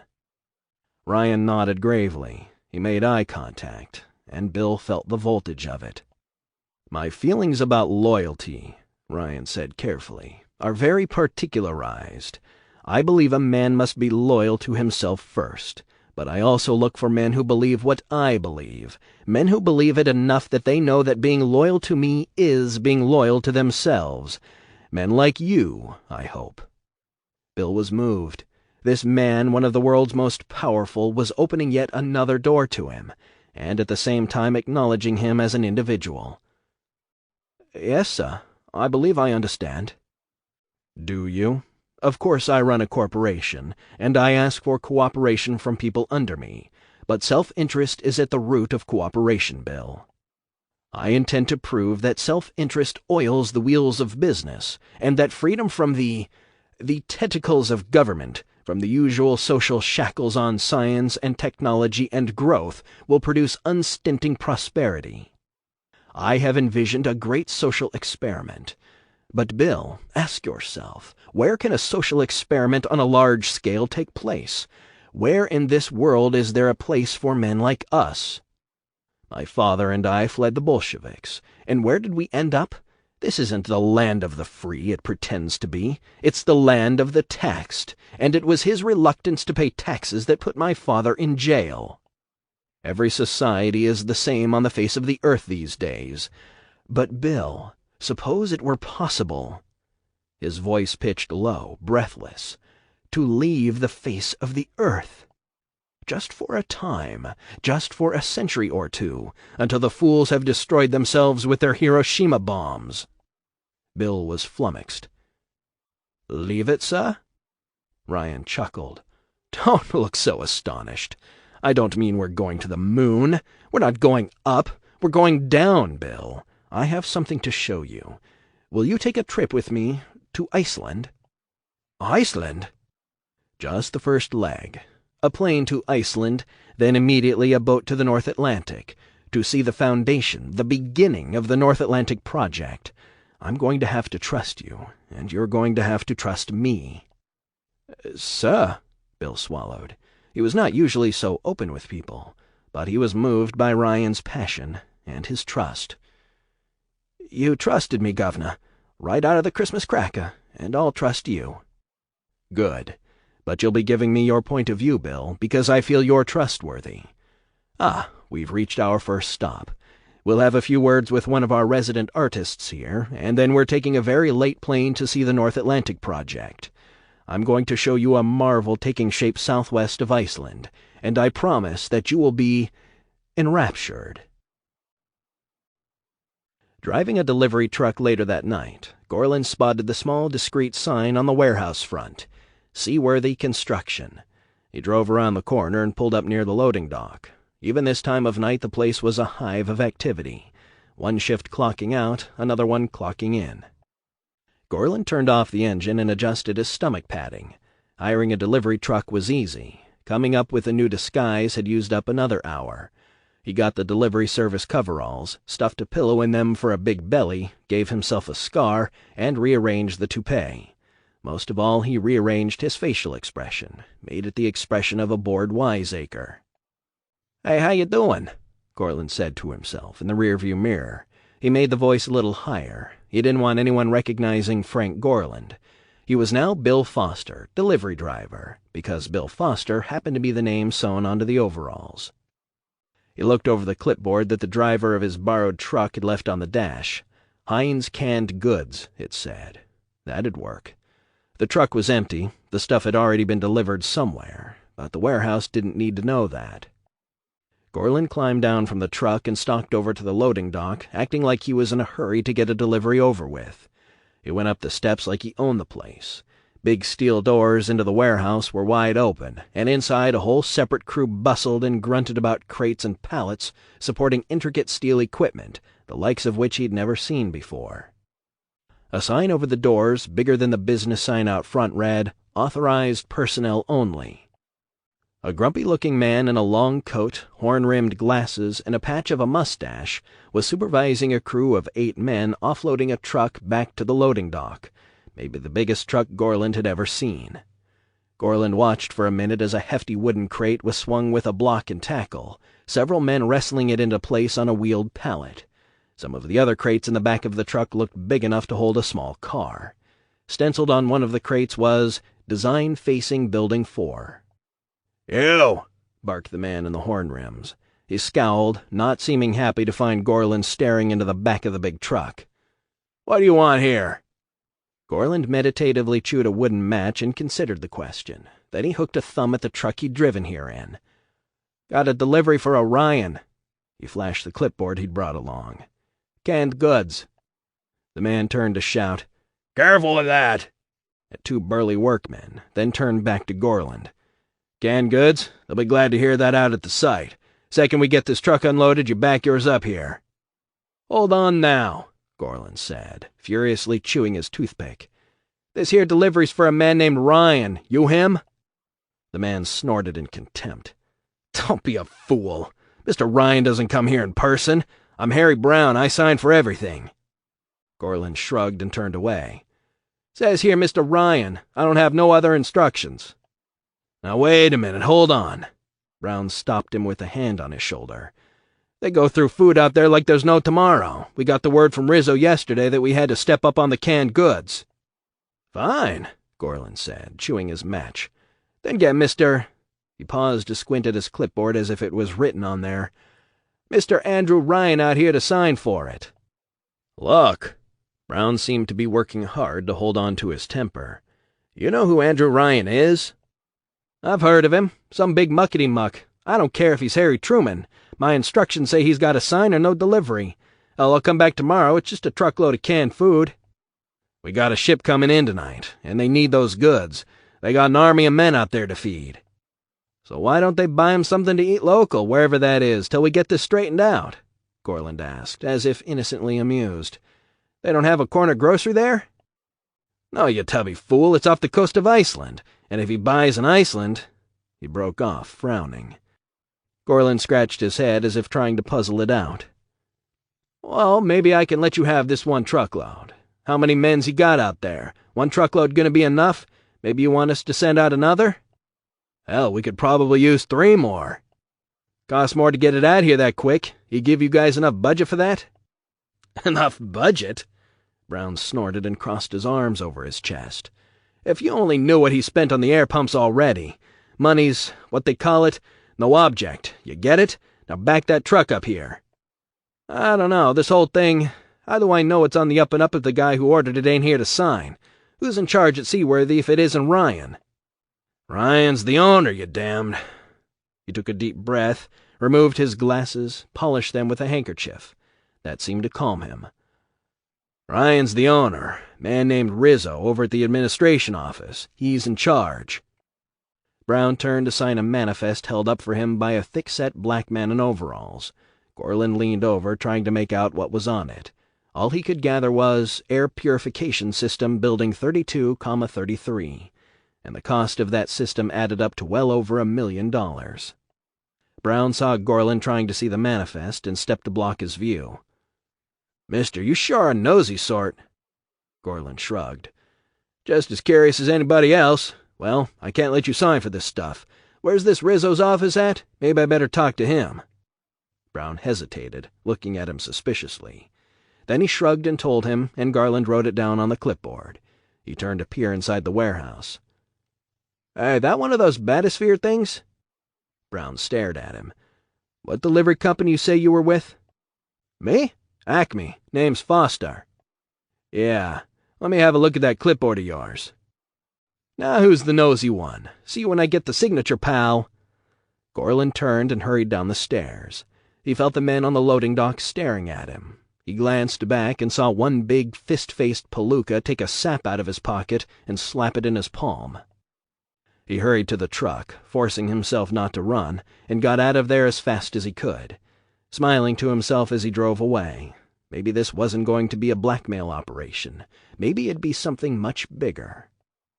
Yeah, if he figured out where to stand, it'd be raining money, and all he needed was a bucket. It's not generally known that I sometimes back Broadway musicals, said Andrew Ryan as the limousine pulled up in front of the theater. I prefer to do it quietly. I have a rather old-fashioned taste in music, they tell me. George M. Cohan or Jolson, they're more my style. Or Rudy Valley. I don't care much for this jitterbug business. Don't understand it. He waved a hand at the marquee. You know the work of Sander Cohen. Some say he is getting a bit long in the tooth, but I think he's every bit the musical genius he ever was. A Renaissance man of the arts, really. Bill read the marquee. Sander Cohen in Young Dandies. Caw! He burst out. Me ma took a liking to Sander Cohen a few years back. Fair wore out his kissin' the tulip on her old Victrola. Ah, yes, I was a fan of his. No one understands me. You shall meet him tonight, my boy. We're just in time to catch his final number. I've seen the show many times, of course, and we'll have a word backstage. Karlowski, this is fine here.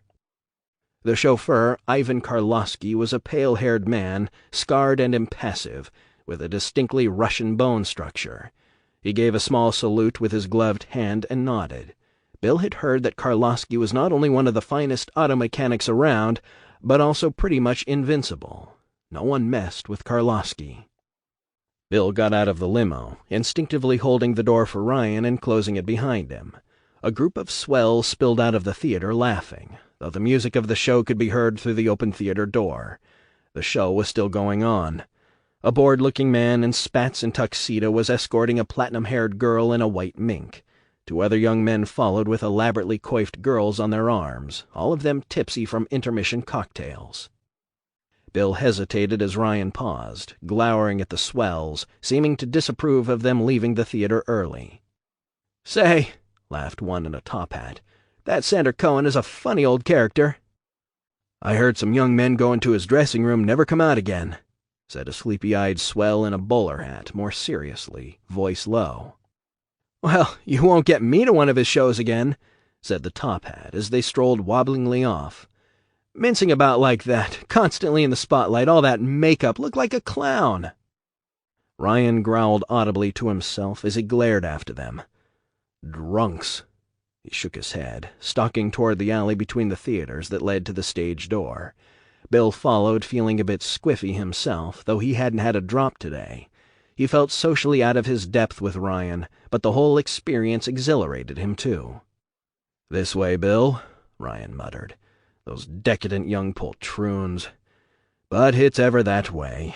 Inconsequential people know only mockery. Only the great understand the great. He rapped on the stage door, which was opened by a cigar-chewing bulldog of a man. Well, who is it now? And then his cigar dropped from his slack mouth. Oh, sorry, Mr. Ryan. I didn't realize it was you. Please come in, sir. Right this way, sir. Nice night, ain't it? What an arse-kisser, Bill thought, as the man, practically curtsying, let them in. An echoing passage, and then they were backstage, standing in the wings watching Sander Cohen. He was just finishing off his climactic number, Hop Away to Heaven. Strange to see a stage show from this angle, everything looking oddly overlit, the clack of heels on the wooden stage audible, the extreme angle not showing the dancers to best effect. They seemed almost to lumber around. And Sander Cohen was stranger still. The fading Broadway star was wearing a silvery jacket that might have seemed more natural on a Busby Berkeley dancing girl. He had matching silvery trousers with a red stripe down the side. His boots, with heels like a flamenco dancer's, glittered too. He had a rather bulbous head, with thinning hair emphasized by a great pale swath of forehead, not much helped by a spit curl, and a puckish little mustache, upturned at the ends. He did wear a surprising amount of pancake and what seemed to be eyeliner. Cohen was sashaying rhythmically about, singing in a jaunty tenor, spinning a silvery walking stick in his fingers. 2 rows of very handsome young men and pretty girls danced in chorus patterns behind him. Cohen sang, "If you want to hop, hop, hop with me, we'll multiply like crazy, like a couple of bunnies. Oh, hop to heaven, just hop to heaven with me." "Admittedly a trivial number," said Ryan, leaning over to whisper behind his hand to Bill. "But the public needs that sort of thing, you know, something light from time to time. Sander would like to be more serious. Artists should have their chance to work without interference. So long as it's profitable, of course." Bill nodded, hoping that this blighter did have some better numbers than this rubbish. He wouldn't have pictured Ryan listening to this prancing chap, would have thought him more the Wagner type, or maybe Tchaikovsky. But then you never knew what kind of music a man might relax with. He'd once known a bare-fisted bruiser of a longshoreman who thought nothing of taking on 3 men in a bar fight, but burst into sentimental tears when he saw Shirley Temple singing the good ship Lollipop. Wiping his eyes, sniffing, "Ain't she a pip?" The curtain rang down to a rather puny spatter of applause, and went back almost immediately so that Cohen could take several bows that no one was asking for. The dancers hurried off stage. A gesture from Ryan and one of the dancers lingered, a corn-fed chorus girl in a bathing suit trimmed in white fur. A great flowing spill of blonde hair fell over her pink shoulders. Golden bangs stuck to her forehead in a light sheen of perspiration. She was a big girl, in an Amazonian voluptuous way, and seemed several inches taller than Ryan, but almost shrank in his presence, while her china blue eyes grew large. "Mr. Ryan!" Her voice was not melodious. It was rather squeakily grating to Bill. He hoped she was a good dancer. Ryan gazed at her benevolently, but with a hungry light in his hard eyes. Then the hunger was somehow folded away, and he seemed almost paternal, carefully reserved. "You positively glowed with talent tonight, Jasmine," Ryan said. Allow me to present my business associate, Mr. Bill McDonough." She barely glanced at Bill. "Did you really think I was good, Mr. Ryan? You could see me out there?" "Of course, my dear. I've watched you dance many times. You're always stimulating." "Enough for a lead? I can't seem to get anywhere in this business, Mr. Ryan. I mean, I got here, but I can't get any farther than the chorus. I've tried to talk to Sander, but he doesn't seem interested in me. He's so involved with his, what does he call them, his protégés?" "A big talent like yours will pop out in good time, Jasmine, don't you worry," Ryan said, as the curtain closed on another uncalled-for bow by Sander Cohen. "Do you really think so, Mr. Ryan? I mean, if you wanted to—" "In fact," Ryan interrupted, with such authority that her voice cut off in mid-squeak, "I'm going to help you. I'm going to pay for you to take elocution lessons. Your only weakness as an artist is, shall we call it vocal presentation? I took such lessons myself once. You'll sound differently, and people will look at you differently." "Elocution! Sure, I know what that is." She seemed a bit frustrated, though. Seemed improving her elocution wasn't what she'd had in mind. "I am founding a new community," he said, glancing about them. "In another place, some distance away. You might call it a resort, in a sense. It will take a while to complete, but given the right dedication, you could work there, in show business. It would definitely be a new start." "Where will it be exactly?" "Oh, foreign places, you know." "Like Bermuda?" "Well, more or less. Ah, Sander."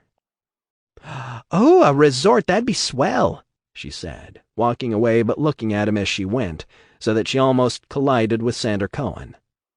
"Do excuse me, my dear," Cohen muttered with a forced smile. Cohen brightened when he saw Ryan putting on a completely different aspect, beaming, one eyebrow arched. "Andrew, my dear fellow, you caught the show after all." "We have been standing here entranced. Allow me to introduce you to Bill McDonough." "Bill, eh?" Cohen scrutinized him with sleepy eyes. Earthy." "Right you are," Bill said. "Keep the old feet on the ground, me." "And British! How charming! You know, just the other day I was saying to Noel Coward—" He went into a lengthy anecdote, much of which was lost in the buzz of the backstage bustle, but it seemed to be something about Coward's rather embarrassing admiration for Cohen. "One wishes he wouldn't fawn so." Bill noticed that Cohen's left eyebrow seemed permanently cocked, stuck higher than the other, never going down, as if he'd been paralyzed in a condition of irony. "You're a real artist, not just a cocktail wit like Noel Coward," Ryan said. "It's only natural the man should be overwhelmed." "You are too good, Andrew." It bothered Bill, hearing this man call Mr. Ryan by his first name. Didn't seem right somehow. He took a step back, feeling that Cohen was standing rather too near him. "Andrew, can I expect you at my little opening in the village?" Ryan frowned. "Opening?" "Did you not receive the invitation? I shall have to positively flay my personal assistant alive. Ha ha!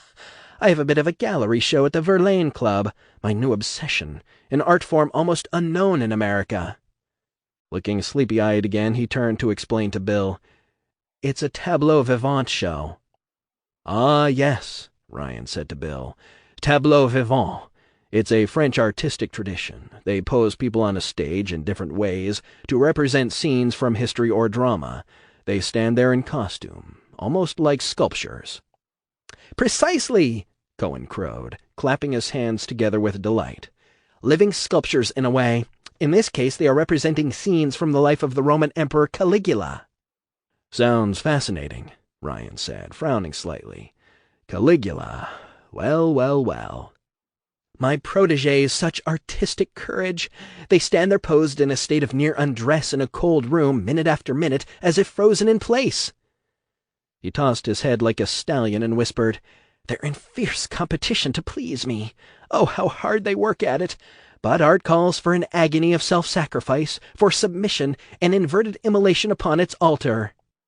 "That's what I admire about you, Sander," Ryan said. "Your complete devotion to your art. No matter what anyone thinks, you are yourself completely. That's essential to art, it seems to me, expressing one's true self." But it seemed to Bill that whatever Sander Cohen really was, it was all hidden away, even as he presented another side of himself to the world with great verve. It was like there was a scared little animal looking out of his sleepy eyes, and yet he spoke with flourishes, moved with striking dynamism. Queer sort of duck. "I may be out of the country for your opening, I'm afraid," Ryan was saying, "but I was just telling Jasmine—" "Oh, Jasmine," Cohen shrugged dismissively. "She does have her charms. Believe me, I understand. But, Andrew, I'm told that this show may close rather sooner than we expected. Dandy's was to be my re-emergence, my metamorphosis. And the cocoon, I find, is rather constricting and may squeeze me out too soon." He hugged himself tight, seemed to writhe in his own hug as he said it. "I feel positively squeezed." "Artists chafe at constraint," Ryan said, nodding sympathetically. "Don't worry about the show. Broadway will soon be old hat. We'll create our own venue for genius, Sander." "Really? And with what sort of scope? A large audience?" "You'll see. As for scope, well, there will be plenty of people to appreciate you there. Almost a captive audience in a way." "Ooh, nothing I'd like better than a captive audience. But I must away. I see Jimmy signaling desperately to me from the dressing room. Do keep me informed as to this new project, Andrew." "You will be among the first to know when it's ready, Sander. It will take some courage on your part." Ryan smiled crookedly. "But if you take the leap, you'll find yourself immersed in something beautiful." They watched Sander Cohen strutting off toward the dressing rooms. It seemed to Bill that Cohen was off his trolley. But Ryan was right. Genius was eccentric. As if guessing his thoughts, Ryan said, "Yes, Bill, he can be outrageous, exasperating, but all the great ones hurt the eyes and burn the ears a bit.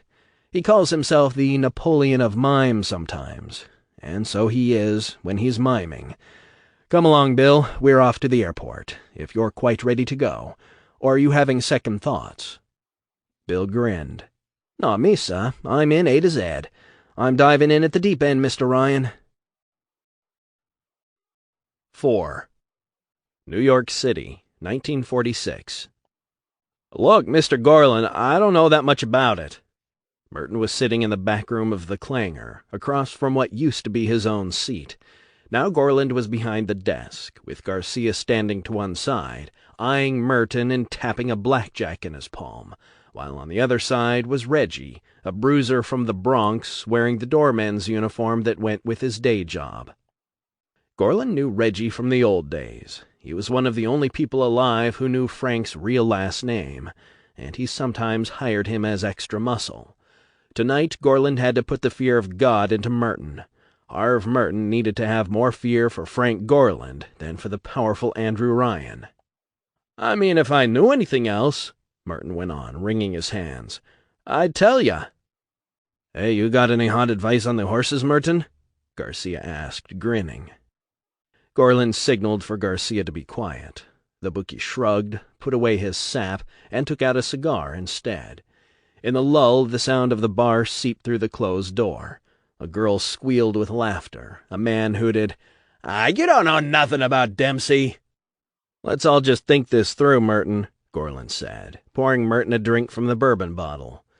"You're telling me you got a job with Seaworthy on the North Atlantic project from this guy Rizzo. You were working as a steward on one of their ships, right? And they take your ass out to the North Atlantic and keep it there for a month and a half, and you didn't see a thing out there." Gorland shoved the shot glass across the desk, and Merton snatched it up. "Thanks. That's about the size of it. I mean, some stuff was taken down, under the water, but—" He laughed nervously. "I didn't go down with it. They were all hush-hush about what was going on down there, much as your life was worth to talk about it, one fella said after he come up. I don't know what they're up to." "You see, I know what they're up to, in a general kind of way," Gorland said, pouring himself a drink. "Building something big, but I don't know what Ryan's angle is, where the money is. You seen him bring up any, ore? Mining goods, gold, silver, oil?" "No, nothing like that, just a lot of ships. Never saw Mr. Ryan. Heard his name sometimes, that's all. I was busy the whole time, seasick, too. I was glad to get back here and look for another job." "Yeah, you'll live to look for another job, too," Reggie said, helpfully, his voice mild. "If you tell Mr. Gorland exactly what he needs to know." "I swear, I didn't find out anything else. I hardly left the galley on that big old ship. Now Frank Fontaine, he might know something. He's got boats going out there to supply him with fish, and they get to talk more. To the guys in the construction." Gorland frowned thoughtfully. "Frank Fontaine. Fontaine's Fisheries. Used to smuggle stuff from Cuba up here in those fishing boats of his. Now he's delivering fish? You kidding me?" "I saw him on the dock. That's what he told me. I used to buy some of the rum he smuggled up here for your place." Merton swallowed. "Fontaine says there's more money selling fish to Ryan for that crew out there than there is selling rum to New York. They got a crying need for food out there. Got an army of workers to feed." Gorland grunted thoughtfully to himself. That did dovetail with what he'd heard at the loading dock. The one sure way to get close to that operation was to supply it. A crazy thought came to him, bringing with it some interesting possibilities. But if he did go that far, and far was the word all right, he'd be way out of his own stomping ground. He'd be splashing around in the North Atlantic. There was something about this secret project of Ryan's that fascinated him, that drew him the way rumors of buried pirate gold drew a treasure hunter. Millions of dollars were being sunk into the North Atlantic. He ought to be able to scoop some of it up. Years ago, when Frank Gorland was dodging the law, he'd hopped a freight train. Riding the boxcar, he'd read an old newspaper about the newly minted industrialist Andrew Ryan. There was a picture of him standing in front of a fancy building with his name on it. That picture had stirred something in him. The picture of Andrew Ryan standing there in front of the skyline of Manhattan, like he owned it, had made Frank think, "Whatever he's got, I want it. I'm going to take it from him." Could be now was his chance. But first he had to figure out what Ryan's angle was, what he was up to, or down to, out there with a city down in the cold guts of that dark ocean. Somewhere over the Atlantic, 1946. It's a converted Liberator, really. Andrew Ryan led Bill McDonough through a big, humming aircraft cabin toward the tail. A Stratocruiser now. United Airlines has ordered 11 of them for luxury flights, but this is the prototype. Of course, this is a prop plane, but the next generation will be jets. Saw a jet fighter in the war my last trip out, Bill said. Me-262 it was, German prototype. Didn't even engage us. I reckon they were test flying. Yes, Ryan said distractedly. Fast and efficient, the jet engine. Haven't bothered developing them, not as aircraft, because after the North Atlantic project we hope to need no aircraft. We'll have a great many submersibles, and in time we'll hardly need those. We hope to be entirely self-sufficient. Submersibles? Bill must have misheard him. Bill had mixed feelings about being on this plane. The drone of its engines was just close enough to the sound of the bombers he'd flown on in the war. He'd taken a ship to get to the United States of America after. He'd had enough of planes. Seen his best friend turn to red marmalade that last time out.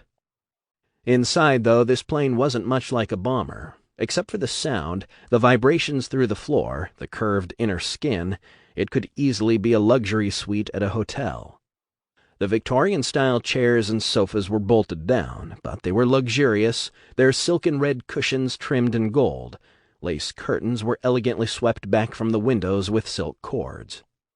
The cabin was quietly served by 3 liveried servants and a chef. Behind a stainless steel bar, an Asian servant in a red and black jacket with gold braid looked up attentively as they passed. But Ryan wasn't after drinks yet. They passed through a red velvet curtain into an after cabin, smaller, with a metal table bolted to the center of the floor. On the table was a fairly large object, rising like a ghost under a white muslin covering. The room contained almost nothing else, except taped to one interior wall to the left was a full-color drawing of a crowded, highly stylized city. It reminded Bill at first glance of the Emerald City of Oz. Only the city in the colorful drawing appeared to be underwater. A school of colorfully sketched fish swam past its windows. Was it Atlantis, the day after it went down? Ryan strode dramatically up to the table and whipped off the cover. "Et voilà," he said, smiling. He had revealed a scale model of the city. It was all one structure formed of many lesser structures, all in the industrial art style, as if the designer of the Chrysler Building had made an entire small city to go with it. The model was about 3 feet high, a construction of linked towers, sheaths of green glass and chrome, transparent tubular passageways, statues, very little open space between buildings. The structure seemed quite sealed off, and indeed Bill made out what appeared to be airlocks near the bases of several towers resembling artfully turned lighthouses. Outside the airlock sat the mock-up of a small submarine. Through one of the miniature city's transparent panels, he saw what looked like a tiny bathysphere, partway risen up through a vertical shaft. "This," said Andrew Ryan, breathing hard as he said it, the muslin sheet dangling at his side, "is Rapture." A surge of turbulence hit the plane at exactly that moment, making the model city quiver dangerously on its table. Bill stared at it, careful in the turbulence. "Right. Lovely, ain't it? Rapturous-like." "No, Bill. Rapture is the name of this city. What you see here is just the core, the downtown, you might say. Its foundations are already under construction, a habitat for thousands of people beneath the waters of the North Atlantic." Bill gaped at him. "You're taking the piss." Ryan flashed one of his pensive smiles. "But it's true. It's being constructed in secret, in a part of the sea rarely plied by anyone. The architecture is glorious, isn't it? The Wales brothers designed it. Greavy's been implementing their vision, and now so will you, Bill." Bill shook his head in wonder. "It's being built right now?" The turbulence died down to Bill's relief. It brought ghostly memories of being in a plane hit by flak. "How big's Rapture to be, then?" "It will be a small city, hidden away under the ocean, miles to a side, lots of open space inside it. We don't want claustrophobia." The model's shape reminded Bill of the densest parts of Manhattan in some ways, all those buildings packed together. But in this case the buildings were crowded even closer, and even more interconnected. "Do you see what's in there through that little window?" Ryan pointed. "That is going to be parkland, a park under the sea. I call it Arcadia. We have a system for bringing reflected sunlight down, as well as electrical light. Arcadia will help provide oxygen as well as being a place for relaxation. Now here you see." He broke off at a sudden rough turbulence and the boom of thunder somewhere close at hand. Both men looked nervously at the window opposite the drawing. Bill put one hand to the edge of the table and ducked to see through the port. Black and gray storm clouds billowed angrily outside, flickering with lightning. "Dodgy ride coming." Another boom, another quiver, and Bill closed his eyes, trying to will away the pictures rising in his mind. The boom of a flak shell, the clatter and whine of many small vicious impacts. Another shell exploding just outside, a section of the bomber hull suddenly gone, blown out by the Jerries. Wind roaring in through the ragged gap like a madhouse invader, as Bill McDonough, radio man, sees the curly-headed Welsh lad, a green little blighter just a week out of training, being sucked backward against a 5-foot breach in the curved metal wall, pulled hard by the sudden drop in air pressure, the boy's face contorting in terror. Bill shouts to the pilots, "Reduce altitude!" as he rushes to the young flyer, gripping a stanchion with his right hand so he can try pulling the Welsh lad back with his left, knowing full well it was no good. The boy screams as the suction around the breach jerks him harder into the jagged edge, the sharp metal ripping through his left shoulder. His blood precedes him, streaming out through the gap, and then he follows it, just gone, like a magic act, vanished into the roaring sky. All that remains are scraps of torn clothes and skin flapping on the ragged edges of the bulkhead. The boy is falling somewhere, out in the gray mist. Bill clings to the stanchion as the bomber angles sharply down to equalize air pressure. "Bill, are you all right?" Bill managed a sickly grin. "There's a reason I took a ship to America instead of a plane, Gov. Sorry, I'm all right." "I think we both need a drink." "Right you are, Mr. Ryan. That's the very medicine." "Let's have a seat in the main cabin and ride out this storm. We should be at the airport in another hour or so. Winds are behind us. Then it's to the ship. Come on, I'll have Quee pour you the best single malt you ever tasted, and I'll tell you about the Great Chain." The bar in Staten Island was almost deserted tonight, but Captain Fontaine was there, as arranged, sitting in a booth in the dim corner, frowning at his beer, just waiting for Frank Gorland. Captain Fontaine did look a lot like the man who called himself Frank Gorland, but he was more weather-beaten, a little older. He wore a red watch cap and a long green corduroy double-breasted coat. His calloused red hands showed the life he'd led at sea, first as a smuggler, now as the head of a small fishing fleet. Gorland ordered a bottled beer from the stout barmaid, who seemed to be flirting with a drunken Marine, and carried it over to Captain Fontaine's table. Fontaine didn't look up from brooding on his beer as Gorland sat across from him. "Gorland, seems to me that every time I run into you something goes wrong." "How's that? How about all that cash you made from what I did for you on your last cargo?" "Your cut was near as big as mine, and all you did for it was run your mouth." "Well, running my mouth is how I live, friend. Now look, Fontaine, you want the information I have or not? I'm offering it for free. I'm hoping we can work together again, and we can't do it if you're in jail, so you'd better cock one of those shell-like ears. I've got word they're going to wait till you head out and raid you on the way back." Fontaine slurped at his brew. "They... who?" "Why, Gorland leaned over the table and lowered his voice. "Just the Federal Bureau of Investigation, that's who. Agent Voss is chewing at your rump." Fontaine sat up straight. Gorland looked at him calmly, believing it himself almost as he said, "I got it from my sister's best friend. She's a secretary for them, keeps an eye on things for me." That was the secret to being a good liar, believing it when you said it. "So she's typing up some kind of warrant, and there you are. Captain Frank Fontaine. Smuggling, it says. Drugs, it says." "Keep your voice down. Anyhow, it don't signify. I gave up smuggling that stuff. The company I work for now is bringing me crazy money to bring my catch over to Iceland. Long ways, but it's big money, safe and legal. You mean your deal with Andrew Ryan's operation out there? Fontaine shrugged. Nothing you need to know about. So he took the fish out there himself. Interesting. The exact whereabouts of the North Atlantic project would be on the charts in one of those boats. Gorlin sighed and shook his head. You don't get it. Voss is out to get you. He's going to look down in your hold first time you set to sea and plant the dope down there. You gave him the slip one too many times. I don't believe it. They're raiding you all right, and suppose they don't set you up. They know that Ryan's trying to hide something out there, so they'll take you in for questioning. How will Ryan feel about that? You want to go to jail for standing in the way of an investigation? What proof is there a raid's coming, Gorland? Proof? Just a carbon from the raiding order. Gorland passed it over. Every good con man knows a good forger. You can sell your boats to me and slip off to Cuba. Fontaine looked at the order, and his shoulders slumped. Huh, maybe.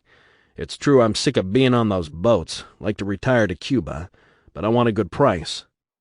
Sure, I'll give you top money. Fontaine looked at him narrowly. And why would you be so goddamn helpful, Gorland? It don't add up. It's you they're looking for, not me. I'll play fisherman till things cool off, make some money from Ryan, and have the trawlers for when it's safe to smuggle again. Fontaine expelled a long, slow breath. Gorland knew that meant he was giving in. He felt the physical thrill, an almost sexually delicious inward shiver that always came when a mark surrendered. 2 nights later, Frank Gorland was waiting in the pilot-house of a fishing trawler, trying to get used to the smell of old codfish and drinking coffee. The trawler was called Happy Drift. Christ, but it was chilly on this old tub. He heard a hail from the dock and smiled. Captain Fontaine was here for his money. Gorland nodded to his grizzled, gray-haired helmsman and said, When I give you the signal, head due east. You got it, boss. Call me Captain. I'm about to be one. Aye, aye, Captain. Gorland went down the ladder to the main deck, where he found Fontaine stalking back and forth, scowling. Gorland, I hear you fired my crew. You're up to something. This whole thing is starting to stink. Surprised you can smell a stink at this point, but come on down to the galley and I'll explain. I've got a parcel of money for you. Gorland turned and went below decks, humming to himself. Fontaine hesitated, then followed. There was no crew staying warm in Happy Drift's little galley. Gorland planned to pick up the rest of the crew later. On the small fold-out table near the stove was a small brown suitcase. There you are, Fontaine. Open it up and count it. Fontaine looked at him, and he looked at the suitcase. Then he licked his lips, went to the suitcase, opened it, and stared. It was filled with dead fish, red snapper. I'm thinking, Gorland said, taking a blackjack from his coat pocket, of changing the name of this boat to Happy Grift. What do you think? Captain Fontaine turned angrily to Gorland, who hit him hard with a blackjack, crack, right on the forehead. Fontaine went down like a sack of bricks. Gorland put the blackjack away and went to the ladder, climbed to the deck, turned, and waved up at the pilot-house, where the helmsman Bergman was watching for his signal. The helmsman pointed at the dock, and Gorland remembered he had to cast off. That much he knew how to do. He cast the ropes off, and the boat roared to life, swinging out from the dock toward the open sea.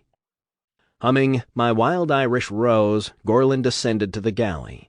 Captain Fontaine, face down, was still out cold. Gorland went through the man's pockets, removing his identification, money, personal effects. Might need them. He considered Captain Fontaine, now stirring slightly on the deck, and then he muttered to himself, Do it. Go all the way, Frank. He took a deep breath, then pulled off his shirt and pants. He dragged Fontaine's outer clothing off him, then switched clothes with him, wincing at the smell of Fontaine's unwashed trousers. Just a little too large. Had to tighten the belt. Then he used his old clothing to tie Fontaine's hands behind him. What are you doing? Fontaine asked, starting to come to. Let me go. I will let you go right now, Captain, Gorland said. But you got to climb that ladder. I'll help you. I need clothes. It's freezing out here. You'll be all taken care of. Up the ladder. He got the bleary Fontaine up at last and out on the tilting deck. Fog streamed by and wreathed the sea. He glanced at the pilot-house. Bergman was facing out to sea. Not that he would probably have cared. The man had done 5 years in prison not so long ago. He was being well paid.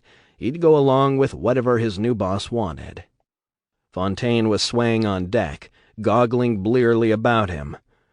We're out to sea? Why are we? I'll show you, Gorlin said, escorting him to the side. You ever notice how much you and I look alike, Frank? We even have the same first name. Possibilities, Frank, possibilities. I've got a whole new concept here. I call it identity theft. What do you think? Then he bent, grabbed the vessel's former captain by the ankles, and tilted him over the side, head first down into the cold sea. A yell, a splash or two, and Captain Fontaine went down. He didn't come up. Captain Fontaine was dead. Long live Captain Frank Fontaine. 5. The North Atlantic, 1946. The Andrew Ryan was pitching at sea anchor that gray morning, and Bill was queasy. The cigarette helped a little. He tried to ignore the steward throwing up over the starboard rail. Gazing into the sea, he watched the frothing bathysphere bob to the surface. These are no ordinary bathyspheres, Ryan said proudly, joining him at the taffrail, his hair so slicked down the considerable wind didn't budge it. Some of the men call them slinkers because they get around with such agility. Never seen the like. Almost elegant it is. Ryan looked at him closely. Feeling seasick? I have a pill. No, said Bill, stepping back from a burst of spray. The spray put his cigarette out, and he flicked the butt overboard. I'll take this rust bucket over your bucketing palace in the sky any day, Governor. He grabbed the rail as the deck pitched under him. Now then, Bill. Ryan took a good grip on the rail himself and looked at Bill closely. Are you ready to go down? I'm informed that the wind's dropping. In an hour the sea will be just calm enough for the launching.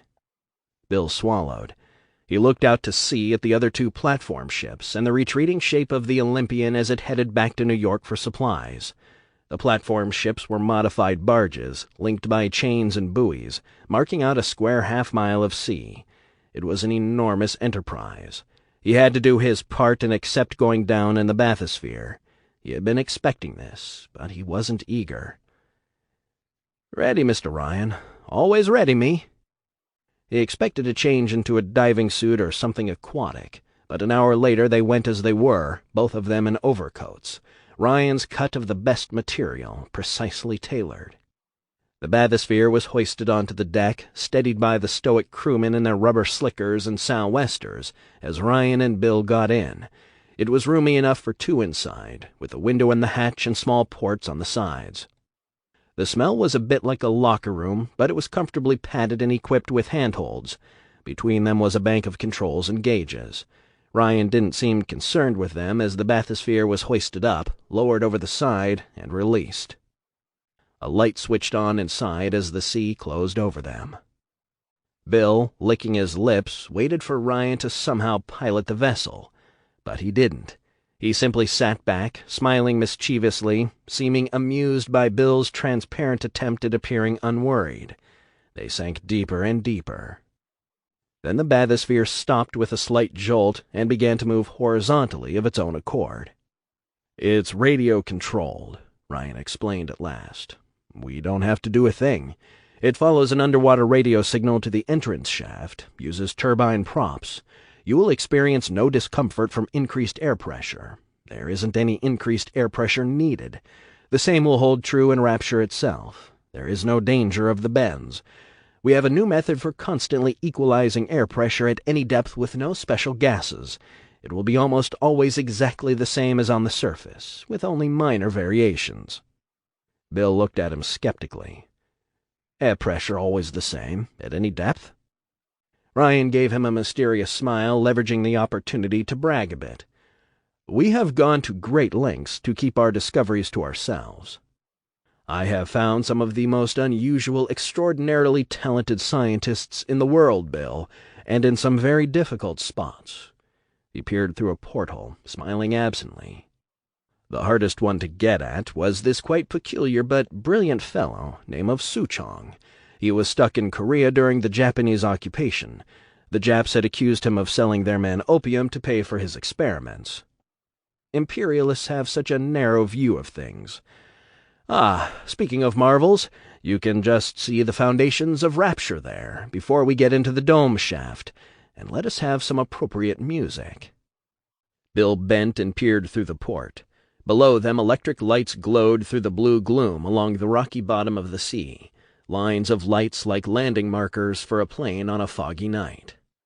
He saw the rugged outlines of what might be a decayed volcanic crater, like a miniature mountain range, around a mysterious electrical glow. The music kicked in. Gershwin's Rhapsody in Blue, the Grofé arrangement for piano and symphony, flowing from hidden speakers in the bathysphere.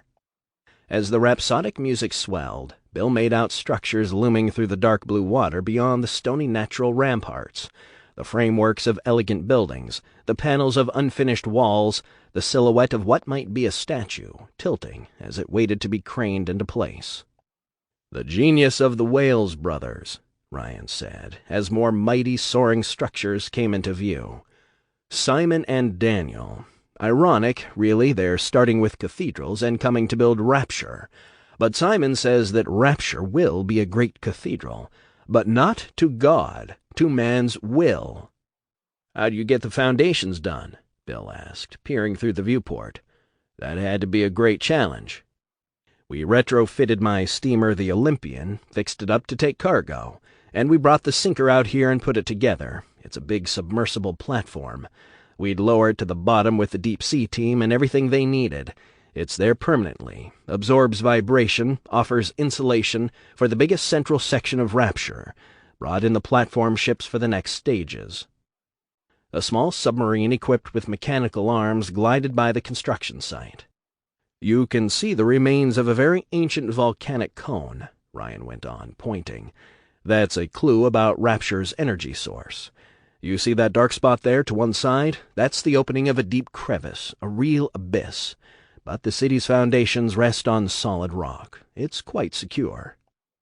And then the panorama vanished, swallowed up in shadow. The music continued as they dipped into the dark vertical entrance shaft leading down to the dome. It was as if they were going down a chimney. The descent was sickeningly fast and smooth, until they bumped against the concrete and steel sides of the water-filled shaft with an alarming clang. A metallic squeal came as a hatch in the shaft shut above them. A shivering clunk, and they came to a complete halt. They were in an airlock, Bill reckoned, as the water drained away. A mechanical grating sound and another metallic screech, and the hatch of the bathysphere opened. "Come along, Bill." Ryan switched off the music and climbed out through the hatch. Bill followed and found himself in a short, metal-ribbed passage of rough concrete. Electric lights burned overhead. The smell of the sea mingled with the smell of new cement. 2 strides along the short passage, then a metal door swung open for them, and there was Dr. Greavy, in a long work coat and metal construction helmet. Greavy's mouth trembled as he gazed at Ryan. He backed away to let Ryan enter the sizable hemispherical room, like a courtier backing away from a sovereign. "This is an honor, sir," Greavy sputtered. "But really, it's a bit too risky." "Risky?" Ryan said, looking around. "Nonsense. Bill, he's trying to keep me out of here." But Ryan was chuckling as he looked around at the equipment in the dome. "Only until we have more safety structures in place. McDonough understands." "I'm here now, Greavy," Ryan said, "and I mean to have a look around. I am sinking my life into this project, and I need to see it flourishing. Is Simon here?" "Not here, sir. He's in Sub 3. "Let him do his work. You can show us around." The dome was about 200 feet in diameter, about 35 feet to the ceiling in the center, which was supported by a grid of metal girders. To Bill, the girders looked like steel, but he knew if they were only steel, they'd all be buried under a mountain of salt water. He supposed they must be made of some special alloy. Bill recognized some of the big wheeled machines crowded into the room. Routers as big as small cars, mining drills, scoops and cranes, many of them still dripping water. Some adapted for deep-sea use, looked strange to him. One machine was about 20 feet long, with enormous pincers at the ends of the jointed arms, like the ones on the submarine. "What's that thing do?" Bill asked, pointing to it. "The mechanical gripper?" Greavy said. "That's one of our basic workhorses. Remote-controlled. It's a concept that came out of weapons development in the war." "Right, like the teletanks the Russians use. Didn't work out so well, them things." "Our remote control is reliable, like the bathyspheres you came in. Remote-controlled machines speed up construction. Very difficult to set up the foundations of Rapture in this deep, cold water otherwise. We have a good deal of the Hephaestus level set up already, and indeed geological energy is already flowing into the finished units." Greavy glanced at Ryan for approval before continuing. Ryan nodded, and Greavy went on. "It's heat-driven electrical energy drawn from volcanic sources under the seafloor. Hot springs and fumaroles, sulfur chimneys, and the like. Geothermal, some call it. A virtually endless source of power. Wonderful, isn't it? No coal needed, no oil," Greavy said, rubbing his hands together gleefully. "Once the supply line is set up, the energy flow goes on as long as the Earth retains its heat." "We have 12 domes like this one arrayed around the site," Ryan added proudly. "We sank them, pump them out, pipe in clean air. The domes are all connected by tunnels we've built right on top of the seabed." "Not sure I believe it, Gov," Bill said, staring at the big gripper. "And here I am looking at it." Ryan chuckled. "Then you shall see it up close. Greavy, ask Wallace to take us in for a closer look." Roland Wallace was a bearded, dour man of about 40, with deep-set eyes and a furrowed brow. Ryan introduced him. "This is a man you can count on to get things done in tough conditions." Wallace led them to a large steel door, one of 3 placed symmetrically around the dome. He checked a couple of dials on a panel beside the door, nodded to himself, and spun the wheel. He grunted as it swung open into a tunnel made of some amalgam, pocked by vents and ribbed in metal. "Now, if you gentlemen will wait to the side here." They pressed against the wall to the right, Ryan with an expression of proprietary pride. After a minute, the battery-powered gripper drove slowly through the doorway, whirring to itself. Affixed to its rear was a small cockpit where Wallace drove. The gripper's jointed black metal arms retracted. Behind him came a little radio-slave tram, reminding Bill of a small funicular without the cable. It seemed to be driving itself, and it stopped in front of Ryan and Bill when the gripper stopped. "Step in," Ryan said, and they climbed into the leather mesh seats of the shuttle side by side. The gripper moved off, and the little shuttle followed. They passed under the electric lights of the tunnel for what seemed a quarter-mile, when suddenly a killer whale flashed overhead, its toothy mouth agape. Bill recoiled. "Oi!" Ryan laughed dryly. "Look closer." Bill leaned out of the tram and saw that the walls here were transparent. They were a heavy polished glass of some kind banded with metal. Light shone upward from electric lamps on the seabed outside the transparent section. He could see the tunnel, mostly cement, occasionally glass, wending out across the seabed toward the framework of Rapture. The foundations of Rapture stood out in shades of dark green and indigo. "It's hard to reckon where the water stops and the glass starts. It's like we're in the water with 'em," Bill muttered. A diffuse shimmer from the surface far above answered the glow from the seabed lamps. Schools of fish emerged from billowing forests of green kelp and purple sea fans. Tuna, cod, and fish he couldn't identify, gleaming with iridescence, threading in and out of light and shadow. A squid pulsed by, and then another great black-and-white orca swept by. Bill was awestruck. "Look at that bloody thing! Fast as a swallow, but big enough to swallow a man! It's flying right over us!" "Wonderful, isn't it?" Ryan mused, gazing through the curving transparent pane as they rolled along. "Fairly obvious, looking out at a glorious prospect like this one, why I'm calling the city Rapture. Of course, I've always had a fascination with the deep sea. It's another world, a free world. For years I read of giant squid netted from the depths, the adventures of explorers in diving bells and bathyspheres, strange things sighted by submariners. The thrilling potential of it all! I detest the warmongering of the great powers, but world wars did generate workable submarines. Nothing but glass holding out all that water? Bill marveled. We're down fair deep, all that bloody great pressure. I'm not ready to share all my secrets with you yet, Bill, but that is in fact a perfect merging of glass and metal, something new called submolecular bonding, astonishingly pressure-resistant, expensive but worth every cent. The two vehicles paused under the curving transparent pane of the tunnel, and Bill gazed into the shaded blue distances of the sea. He glimpsed great shadowy shapes swimming along out there, murk-veiled outlines not quite definable, appearing and vanishing. An object on the seabed about 500 yards away gave off a faint red glow. "What's that, glowing over there?" "That's our geothermal energy valve," said Ryan. "We lost 3 men setting it up," he added casually, "but now it seems quite secure." 3 men lost? Bill looked at him suddenly, feeling what a deep, cold place this was. "How many have died working out here?"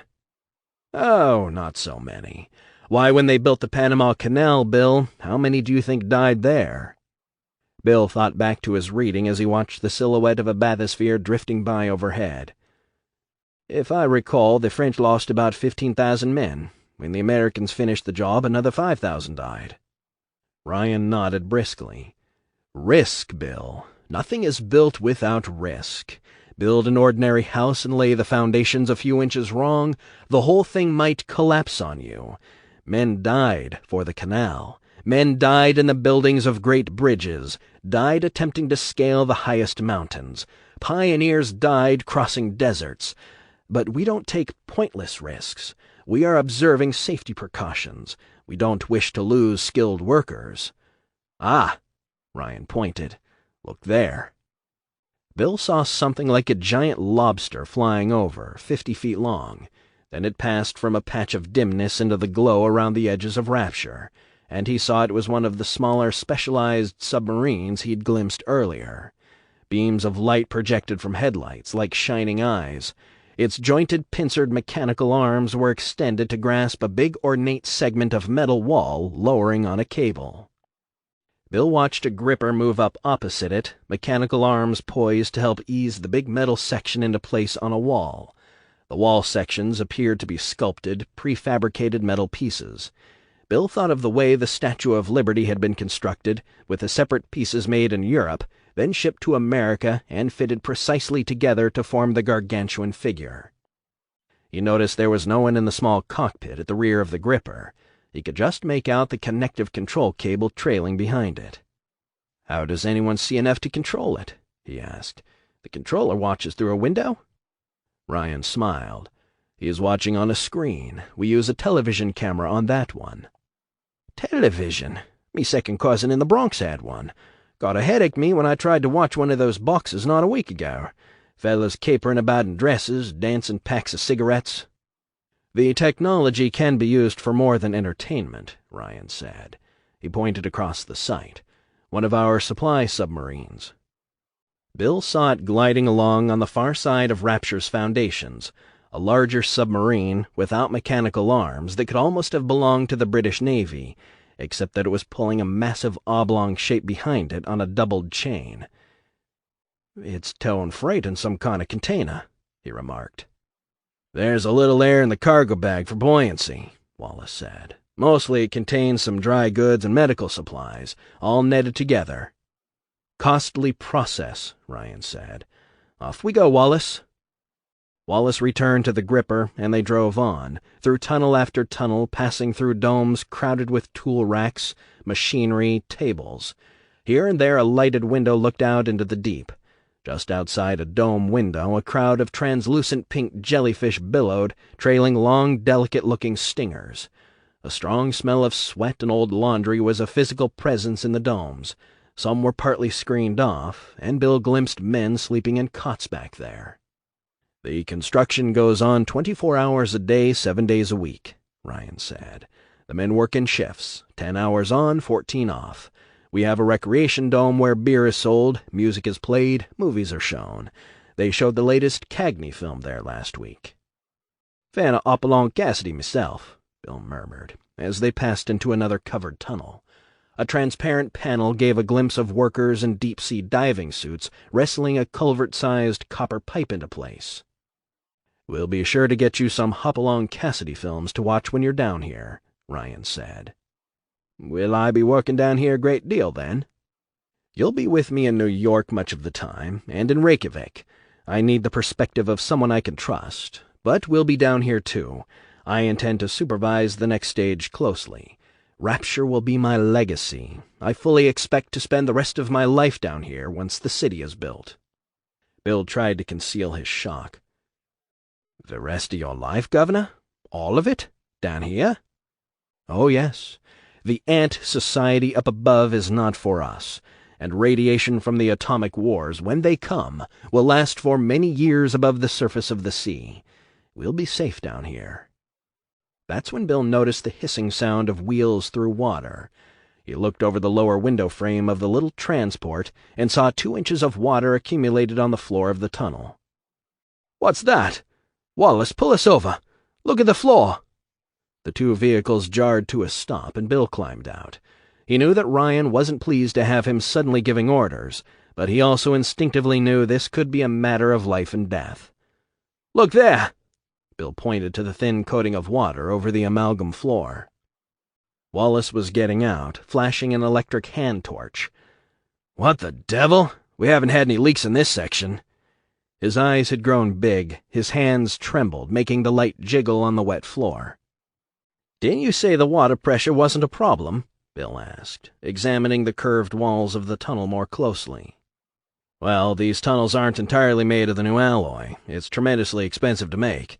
We keep most of that back for Rapture itself, only the support ribs. But they should be enough when you consider the steel mesh and the concrete, the doubling of—" "What's this about?" Ryan asked nervously. "Wallace, is there something I should know?" "Need to get you back to Dome 1, sir." But Wallace, eyes flicking about, looked more scared for himself than for Ryan. "Let's identify the problem first," Ryan snapped. "There," Bill said, pointing. "You see? The support ribs, they're about 1.5 feet farther apart in that spot. Someone's been sloppy. The weakened support's yielding to pressure, stressing the concrete. You see? It's trickling through at the bottom." "I swear to you this flooding wasn't here 2 hours ago," Wallace said, looking around desperately. I passed through this very section. There was no leak." "That's bad," Bill said. "Means it's happening fast, and it's going to accelerate. We've got to get Mr. Ryan back right bloody now before it—" A resounding high-pitched crick, and water began to sheet powerfully down from the edge of a metal rib supporting the tunnel, about 40 feet down. A crack spread visibly through the ceiling, like a slithering living thing. There was a squeal, an extended creaking sound of metal buckling. A sizzling sound then, followed by sparks spitting down, and several of the lights went out near the spraying, hissing leak. Wallace backed away from it, bumping into the little funicular where Ryan was staring down the tunnel. Bill grabbed Wallace's arm, squeezed it hard to snap him out of his panic. "Wallace, listen. This thing I came here in, can it go back without the gripper?" Yes, there's a switch. I can reverse it. But there's not room for 3 men, and I doubt it could carry so much weight. It's not meant for—" "Quiet and listen. Get in it, take Mr. Ryan back to the next dome. Soon as you get there, communicate with the other domes. There must be some kind of public address system." Yes, there is." Wallace was staring aghast at the sheets of water shushing down, spraying hard on the tunnel floor, driving water to surge against their ankles. "Tell them to seal off the domes connected to this tunnel." "What about you?" Ryan asked. "Someone can watch for me, and if there's time, they can let me through. I'm going to work up a temporary support to slow this down. Go!" Right, Wallace jumped into the little transport beside Ryan and flicked a switch. Bill just had a glimpse of Ryan's appalled face looking back at him as the transport lurched off down the tunnel the way they'd come. He turned and ran, splashing through deepening water, up to his shins now, to the idling gripper. He climbed into the cockpit, aware of the strengthening smell of brine and a kind of fog thickening in the tunnel. Mist rose from the swirling, swishing flood. In the wan light of the gripper cockpit, he found a series of switches, levers, a small steering wheel, a gear shift, an accelerator pedal. Bill flicked the toggle on a switch labeled grip, and the mechanical arms extended and opened their pincers in front of him, like a lobster warning off a rival. Two levers jutting beside the steering wheel seemed to control the arms. The rising water was already seeping into the cockpit when he worked out how to manipulate the mechanical arms. Bill leaned out of the cockpit, peering upward in the muted light, and made out the spot he was looking for before another two overhead lights sparked, sizzled, and went out. He shifted gears and drove the gripper forward a few yards, leaving a wake in the water behind him as cold brine gathered around his ankles. God send the gripper mechanism didn't short-circuit before he could do the job. The sounds of metal creaking were becoming ominously loud. Bill took a deep breath and then manipulated the arms so that they bent at the nearest joints, angling sharply upward. He forced them hard against the ceiling, just where the water was spraying through, and the leak slackened. It was still coming, but not so fast. He noted a switch marked Hold and flicked it. The gripper's arms went rigid, holding in place, but already he could see the mechanical arms shivering, starting to buckle. Heart thudding, he clambered quickly out, knocking his head against the metal cockpit in his hurry. "Bloody bugger and fuck!" Bill grabbed a spanner from a toolbox at the back of the gripper and hurried down the tunnel, splashing through shadow towards the lights, the salt water above his knees now. Another squealing sound from behind. The sea was going to crash through and flood the tunnel. Damn quick, too. But he might have the leak slowed down just enough to see to it Mr. Ryan got to safety. He wasn't optimistic about his own chances.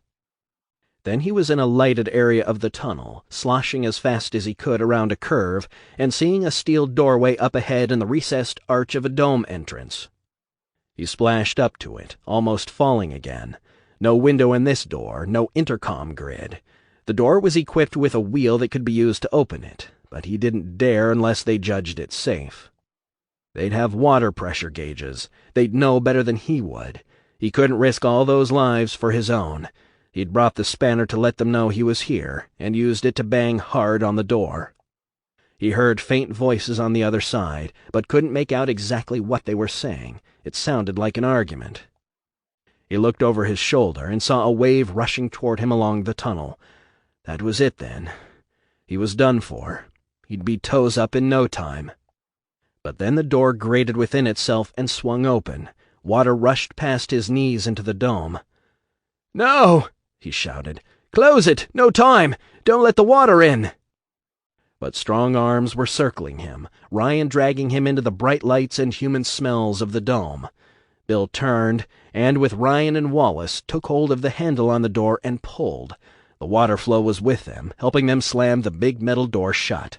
They got it closed only a moment before the big wave rushing down the tunnel struck it with a dull booming. "Good Lord, but that was close," Wallace said, panting, as the water receded about their ankles. "Thank God you're safe, Mr. Ryan." Ryan turned to Bill, and then they spontaneously shook hands, grinning at each other. "Don't thank God, Wallace," Ryan said. "Thank a man. Thank Bill McDonough." The Lighthouse, Rapture, 1947. It was a chilly, breezy early evening as Andrew Ryan stepped off the launch. Ryan gestured for his bodyguards and coxswain to wait in the boat, then turned and climbed the steps of the great lighthouse structure. It was modeled on ancient descriptions of the lighthouse of Alexandria, and it radiated that classical majesty. He paused partway up to take it all in, entranced by the tower, the surface entrance to Rapture. He had ordained this. This was the manifestation of his will. "Welcome to Rapture," read the metal letters over the great, round, copper-plated Securus door. To either side of the Art Deco entrance rose streamlined chromium figures of men, statues built into the walls, looking as if they were supporting the building, their elongated upraised arms straining for the heights. The door opened as he approached, and Chief Sullivan, smiling, emerged to shake his hand, along with a beaming Greavy, a wryly glum-bearded Simon Wales, and Bill McDonough, looking a bit stunned. Ryan was glad Bill was here to see this. He had sensed doubts in Bill sometimes. Now Bill would see, they'd all see, that the impossible was possible. Wales nodded to Ryan, barely managing a smile. "I think you'll be pleased, Andrew." He had a mild Dublin accent. "Sure, we're nearly there." The architect wore a pea-jacket, a black turtleneck sweater, and black trousers, his round, balding head shiny with perspiration, his bruised-looking eyes gleaming. They entered the high-ceilinged, hexagonal chamber, like the interior of a particularly grand observatory, their footsteps echoing on the marble floors. Intricately trimmed, picked out in precious metals, the entryway to Rapture had the spacious marble and gold gravitas of a Capitol building's rotunda, exactly as planned. Ryan felt a certain awe, gazing up at himself, at the giant gold bust of Andrew Ryan looking gravely down at whoever entered this place. The expression was stern, but not angry. It expressed authority, but also objectivity. It gave notice. Rapture would tolerate only the worthy. The statue seemed oddly mute, however. He would add a banner to let people entering here know that they were on the brink of a new society where men were not cramped by superstition or big government. No gods or kings, only man. He made a mental note of it. He would not forget. And why not have welcoming music playing for those entering the lighthouse? Perhaps an instrumental of La Mer, a whimsically pertinent song. Wales was talking about veneers and trim, certain endemic leakage issues that have Daniel quite concerned. But Ryan scarcely heard him. Wales was caught up in a designer's fixation on details, superficialities. It was the big picture that was thrilling, and gazing about himself now, Ryan was almost speechless with its power. Sullivan led the way to the bathysphere that would take them down the shaft of water, a kind of specialized elevator, into Rapture herself. "After you, sir," Sullivan said. Mouth dry with excitement, hands gently trembling, Ryan climbed into the bathysphere, the first transport in the Rapture metro. The others followed and took their places in the small craft, knees nearly touching. It was a bit crowded, but it didn't matter. The air crackled with anticipation. Too bad the bathysphere's television screen was blank at the moment. In time it would show a short film, Welcome to Rapture, for those permitted secret immigration to the new undersea colony. Down they went, bubbles in the water-filled shaft streaming past them. The bathysphere's cable creaked, but the ride was comfortable. "Run smooth as silk, this," Bill chuckled. Then they'd arrived at the first vantage, the lounge from which they'd view the city of Rapture. The bathysphere opened almost soundlessly. They climbed out of the bathysphere, and Ryan clapped Bill on the shoulder. "Bill, you've been down here a lot more than I have. You know the best view. Lead the way." Simon Wales didn't seem pleased at that, but Bill had a great deal to do with the internal structure of Rapture. "Got her guts and garters in me hands," he'd said once. And Ryan simply liked Bill McDonough better than Wales.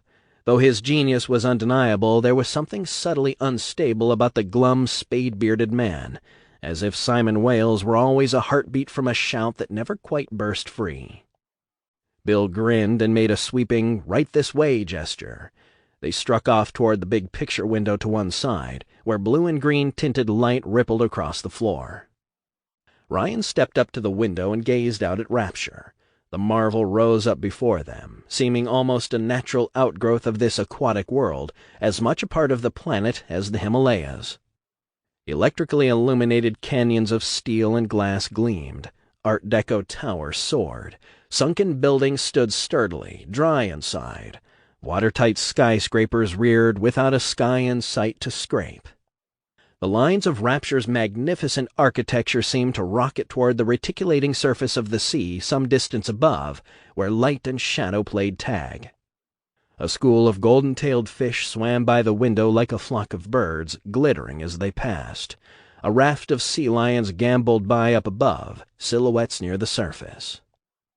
Baselights streamed colored rays up the sides of the building, subtle reds and greens and purples, attiring the towering edifices in a royal splendor.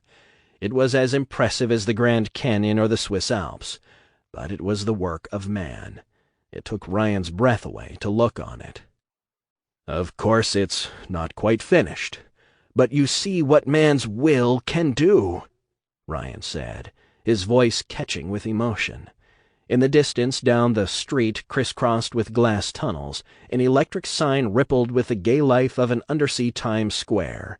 Ryan Enterprises, the first of many electric signs that would shine within the cold, dark sea. Billboards, neon signs, all the trappings of a truly free market would be found here, both inside and outside, a shining declaration of liberty and unrestrained enterprise. "It is a wonder, is Rapture," Bill said huskily.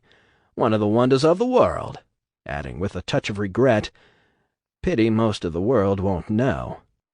"Oh, in time they will," Ryan assured him. "All who survive the destruction of the upper world, they will know Rapture. One day it will be the capital city of all civilization." "You've done it, sir," Greavy declared, his voice trembling with an emotion he rarely showed. Wales glanced at Greavy. "We've done it, all of us," he said, irritated. "Oh, it's not quite fully realized, Greavy, but it is alive," Ryan said glowingly. "A new world, where men and women will stand up on their own 2 feet in the glory of competition. They will empower themselves with struggle." Bill said, "But what about populating this miracle? Gotta fill up all those buildings, Gov." So far, only a relatively few people lived in Rapture, mostly maintenance workers, engineers, some security. Ryan nodded and took a folded paper from his coat pocket. "I've brought something along I wanted to share with you."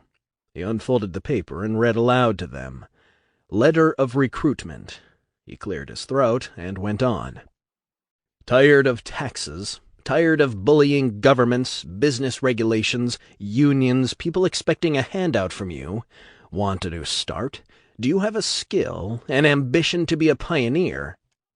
If you're receiving this notice, you've already been considered and selected to fill out an application for a life in Rapture. This amazing new enterprise will require emigration, but it will cost you nothing except sweat and determination to come and take part in a new world. If our vetting team has done its job, you are not a trade unionist. You are a believer in free enterprise, competition, and carving your own path through the wilderness of the world. There is room for up to 20,000 pioneers to thrive in this new society.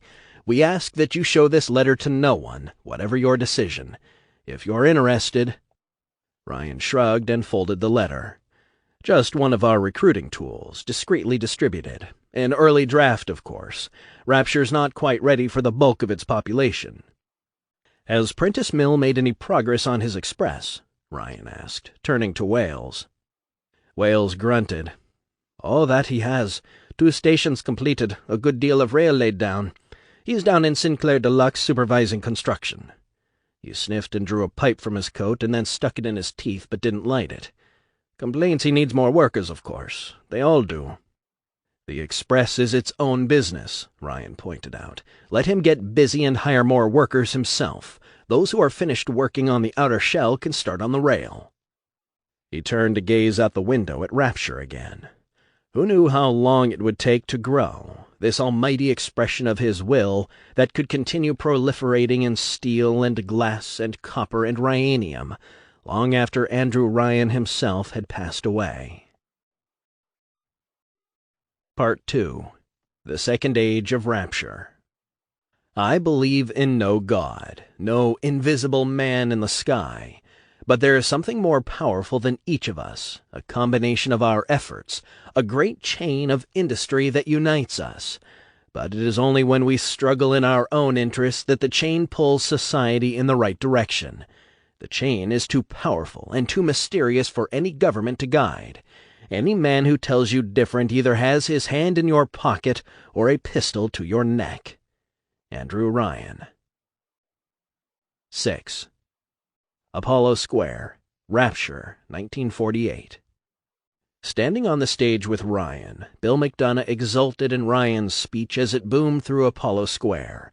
Rapture rose in sturdy magnificence around them. To build a city at the bottom of the sea. Insanity! But look around you, my friends! Andrew Ryan's voice boomed with only a little feedback squeal. Wearing a caramel-colored double-breasted suit, his freshly barbered hair slicked back, Ryan seemed to emanate personality from the podium. Bill could feel Ryan there, to his left, and the almost frighteningly deep conviction in his tone kept his listeners riveted. The crowd of more than 2,000 seemed a bit stunned by their surroundings when they'd first come. Now Bill could see them nodding, the pride shining from their faces, as Ryan told them they were a unique people in a unique place, each one of them with a chance to make their own destiny within the walls of Rapture. Those at the front were mostly the moneyed patricians, eccentrics, and pioneering professionals Ryan had recruited, the determined blue-collar types milled at the back of the crowd. Hands clasped in front of him, Bill stood to Ryan's right, and as close to Elaine as propriety allowed. Beside Bill and Elaine stood Greavy, Sullivan, Simon and Daniel Wales, Prentice Mill, Sander Cohen, and Ryan's new personal assistant, the statuesque beauty Diane McClintock. She looked like she fancied herself a queen. Bill had heard she was originally some cigarette girl Ryan had picked up, and now she was putting on airs. Under the bunting swath stage overlooking the square, a tape recorder took down Ryan's speech. He planned to record all his speeches and put edited sections of them out as inspirational talks on public address throughout Rapture. "But where else," Ryan demanded, "could we be free from the clutching hands of parasites?" His deep voice resonated in the gleaming windows looking out to the shadowy, light-shafted depths of the sea.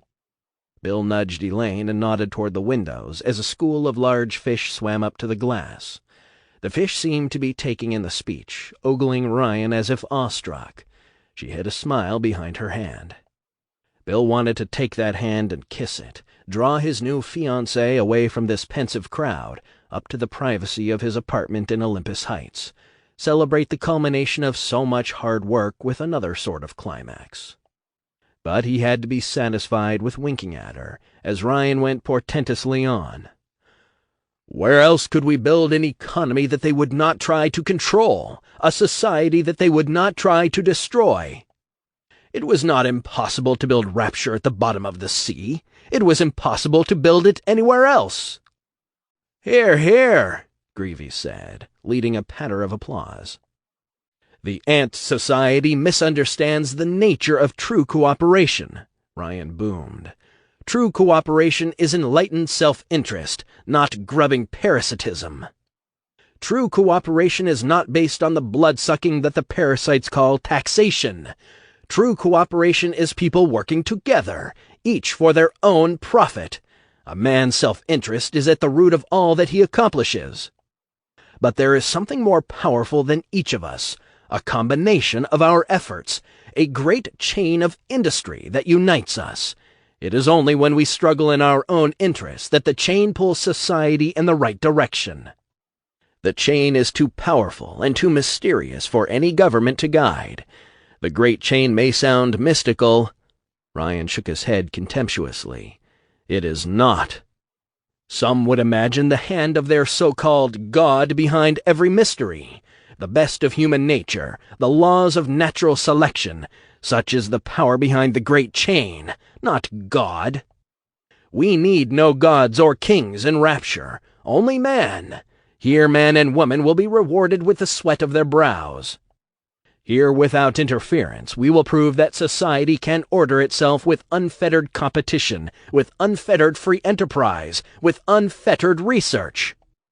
I have scientists in Rapture working on new discoveries that will astound you, and the persecution of the small-minded is all that kept those discoveries from happening till now. Science will advance without the oversight of pompous tyrants who would impose their personal view of morality on us." He cleared his throat and smiled, his tone becoming friendly, fatherly. And now, in celebration of the opening day of Rapture, a song performed by Sander Cohen, written by Miss Anna Culpepper. Anna Culpepper was an unfinished English major, a naive but ambitious young woman whom Ryan had recruited out of her third year in college and who fancied herself a lyricist. Wearing a tux, the impish performer stepped up to the microphone. Bill winced. Cohen got on his nerves. From somewhere canned music played, and Cohen sang along. The paradox of our city is the freedom of the chain that holds you to me, a chain that oh so strangely, so very strangely, sets me at liberty. As the blue world scintillates outside our gates, and the fish gyrate, and the lovely, lovely ocean awaits. It was a sluggish number, taking a long time to reach its chorus, and Bill lost interest, letting his attention wander to the majesty of Apollo Square, Rapture's Grand Central Station. Rapture's architecture and design was a fusion of the style of the World's Fair of 1934, an event that had a great impact on Andrew Ryan, and the industrial grandiosity of the art of the Great Chain.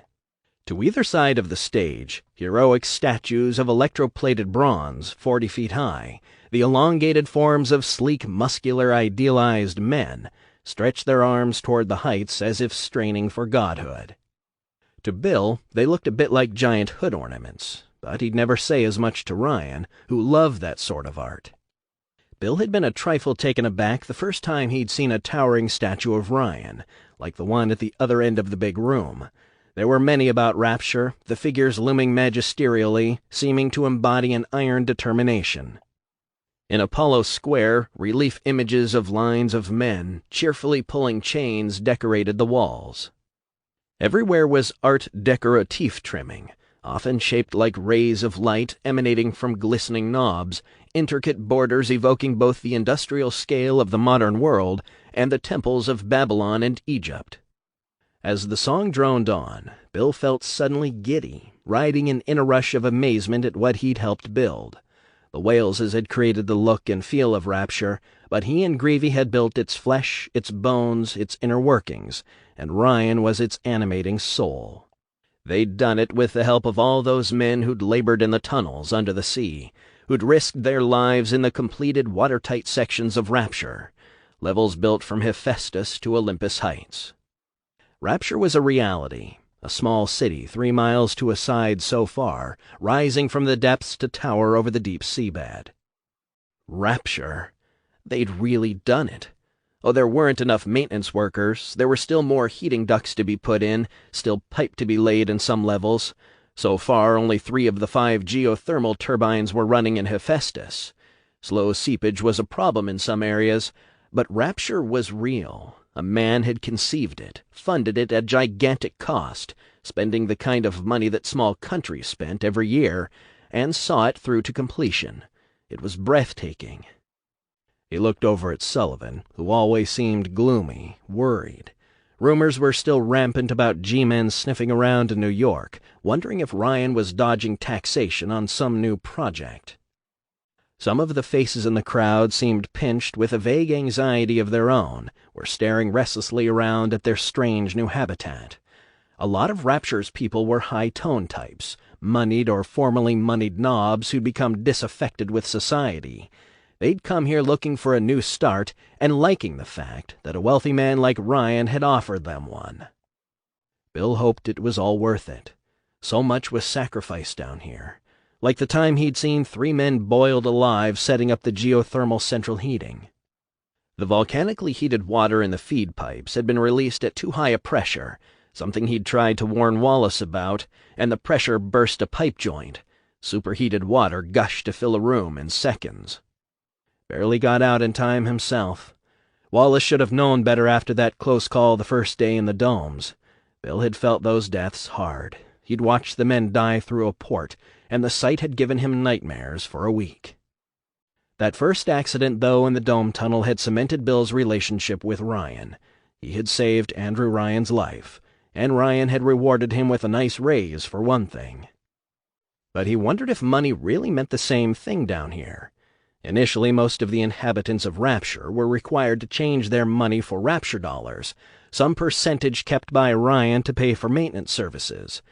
And what would happen to a man when his Rapture dollars ran out? People couldn't wire out for money, or even send letters out of Rapture. Did they really understand how sealed off from the outside world they were?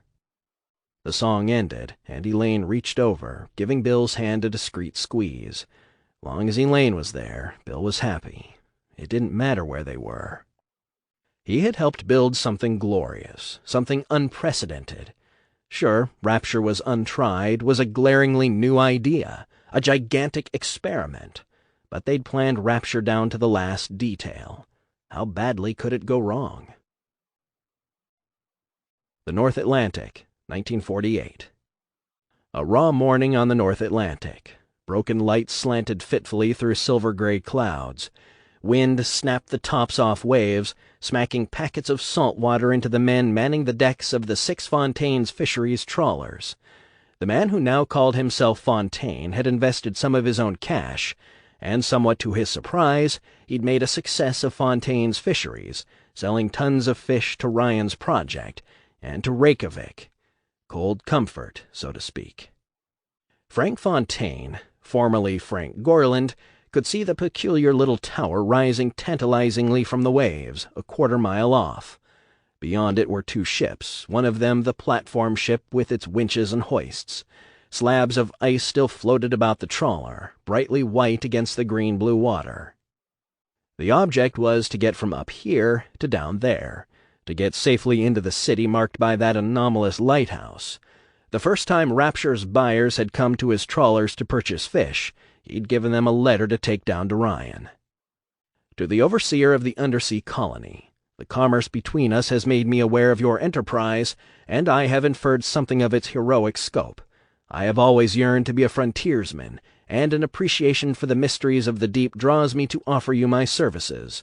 I have a plan for harvesting fish underwater using modified submarines. Up above, this idea is dismissed as crackpot. I hope that you, clearly a forward thinker, will be more open-minded to this innovation and enterprise. Accordingly, I request your permission to relocate to your colony and develop my subaquatic fishery. Yours sincerely, Frank Fontaine. In fact, he'd sent variations of the same letter with 3 different deliveries to Rapture. Standing at the prow of the pitching deck of the trawler, unscrewing the top of his flask, Frank Fontaine asked himself, "Am I after fish or a wild goose?" Sure, he always dreamed about a big paying long con, but this one was threatening to go on indefinitely, and though it was afternoon and supposedly summer, it was cold as a son of a bitch out here. Made a witch's tit seem like a hot toddy. Was it worth giving up Gorland, becoming Fontaine? A city under the sea. It was becoming an obsession. Fontaine looked up at the streaming charcoal-colored clouds, wondering if it was going to storm again. Just being on this damn tub was too much like work. Talking to the men who picked up the fish for Rapture's food supply, Fontaine had confirmed that Ryan had indeed built some gigantic underwater habitat, a kind of free-market utopia, and Fontaine knew what happened with utopias. Look at the Soviets. All those fine words about the proletariat had turned into gulags and bread lines, but a utopia was a pure opportunity for a man like him. When this undersea utopia fell apart, he'd be there, with a whole society to feast on. Long as he didn't step too hard on Ryan's toes, he could build up an organization, get away with a pile of loot. But he had to get down to Rapture first. The trawler lurched, and so did Fontaine's stomach. A small craft was being lowered over the side of the platform ship, a 30-foot gig. Men descended the ladder and clambered aboard it. When it started motoring towards the trawlers, almost a quarter-mile away, it was bristling with men, rifles glinting in their hands. But he hadn't come this far to run. He waited as his crew lined up behind him. Teach Wilkins, his first mate, came to the rail. "Doesn't look good, boss," Wilkins said, as the launch came steadily closer. "What they need all those guns for?" "Don't worry about it," Fontaine said, trying to sound more confident than he felt. The launch cut through the tossing waves and then came about to ease up against the trawler's starboard side. A man in early middle age, wearing a topcoat, rubber boots, and leather gloves, climbed the ladder and swung aboard, followed by 2 burly, watchful younger men in watch caps and slickers, rifles on straps over their shoulders. Looking chilly and gray-faced, the older man braced himself on the bucking deck and looked Fontaine up and down. "Name's Sullivan, Chief of Security for Ryan Industries. You're Frank Fontaine, am I right?" Fontaine nodded. "That's me, owner and operator, Fontaine's Fisheries. Mr. Ryan's been watching your operation out here. Seen you build it up, edge out the competition, make a success of it, and you've done a good job of supplying us. But you're nosy. You've been asking questions about what's down below." He hooked a thumb at the sea and grinned unpleasantly. "You even bribed some of our platform workers with booze." "I just want to be a part of what you're building down there. I sent several letters." "Sure, we got the letters. Mr. Ryan's read 'em." Sullivan looked the trawler over. "You got anything left to drink on this boat besides water?" Fontaine took out the flask, passed it over. "Help yourself." Sullivan opened the flask, drank deeply. He passed it back empty. "Listen," Fontaine said, "I'll do what I have to, anything it takes to make my way, in Rapture." Sullivan pursed his lips. "You know, once you go where Mr. Ryan is, you ain't coming back. You live there, you work there, maybe you do real good there, but you don't leave there. There ain't a whole lot of rules, but that's one of 'em, and that takes commitment, Fontaine. You ready for that?" Fontaine looked out to sea as if he were thinking, puzzling out some great truth. Then he nodded to himself. There'd been a kid at the orphanage. Whenever the nuns asked him if he wanted to please God, the kid had looked at them all misty-like. The kid had ended up a priest. Fontaine put that simple misty-eyed belief on his own face, and he said, "All the way, Chief." Sullivan gave him a long, close look, and then grunted.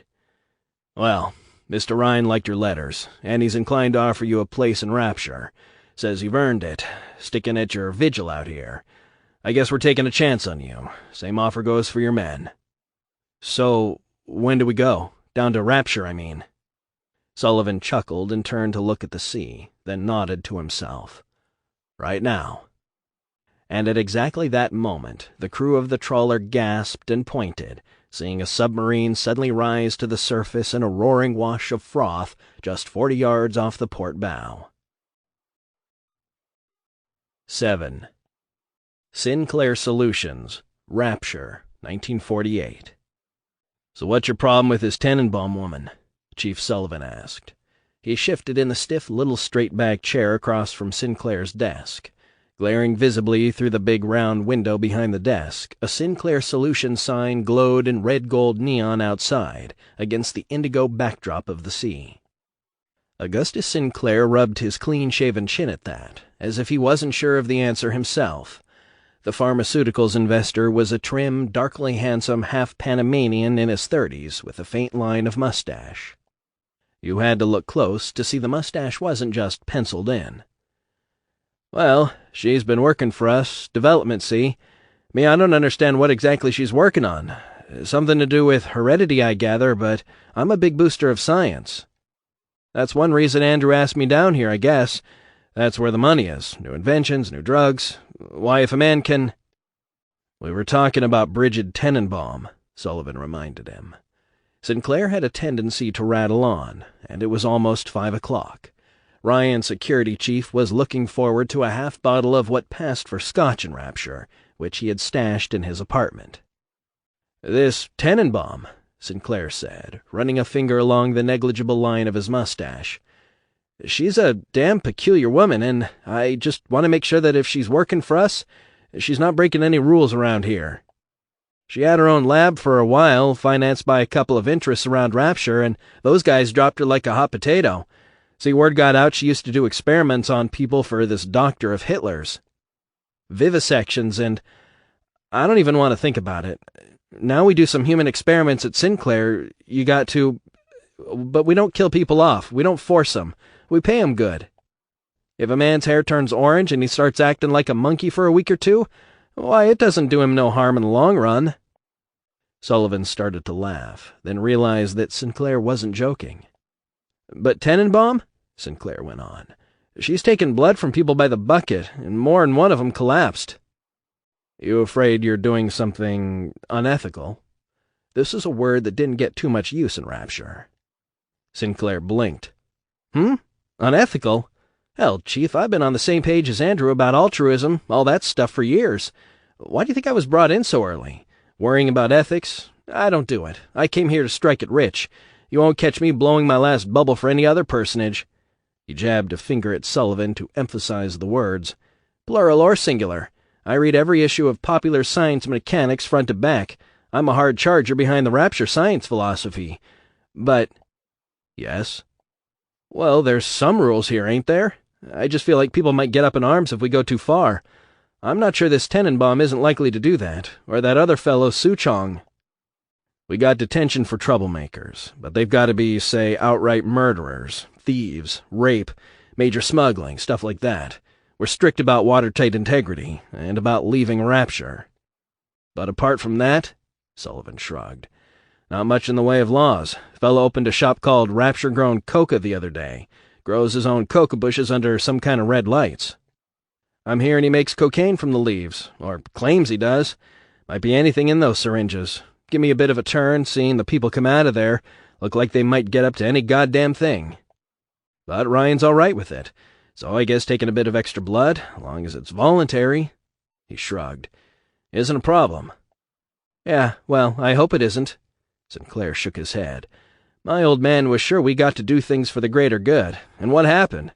I don't hold with worrying about anything but number one. Still, I don't want to get the public up in arms either. You hear any rumblings like that? People talking unions, that kind of thing? Sullivan had been thinking about his scotch, but this stopped him. You heard something, I take it? Mr. Ryan worries constantly about communist infiltrators.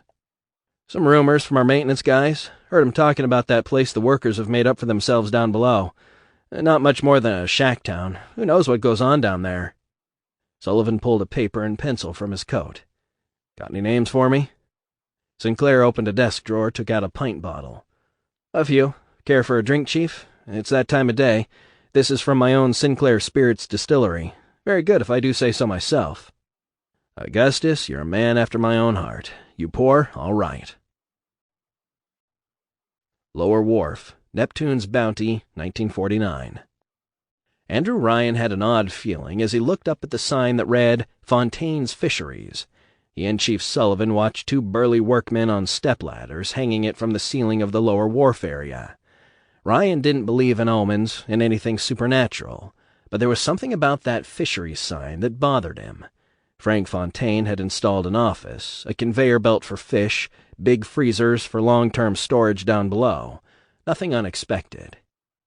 But the feeling of vague dread returned every time Ryan looked at the neon sign, and it seemed to increase, becoming an inner shudder as the neon sign was switched on.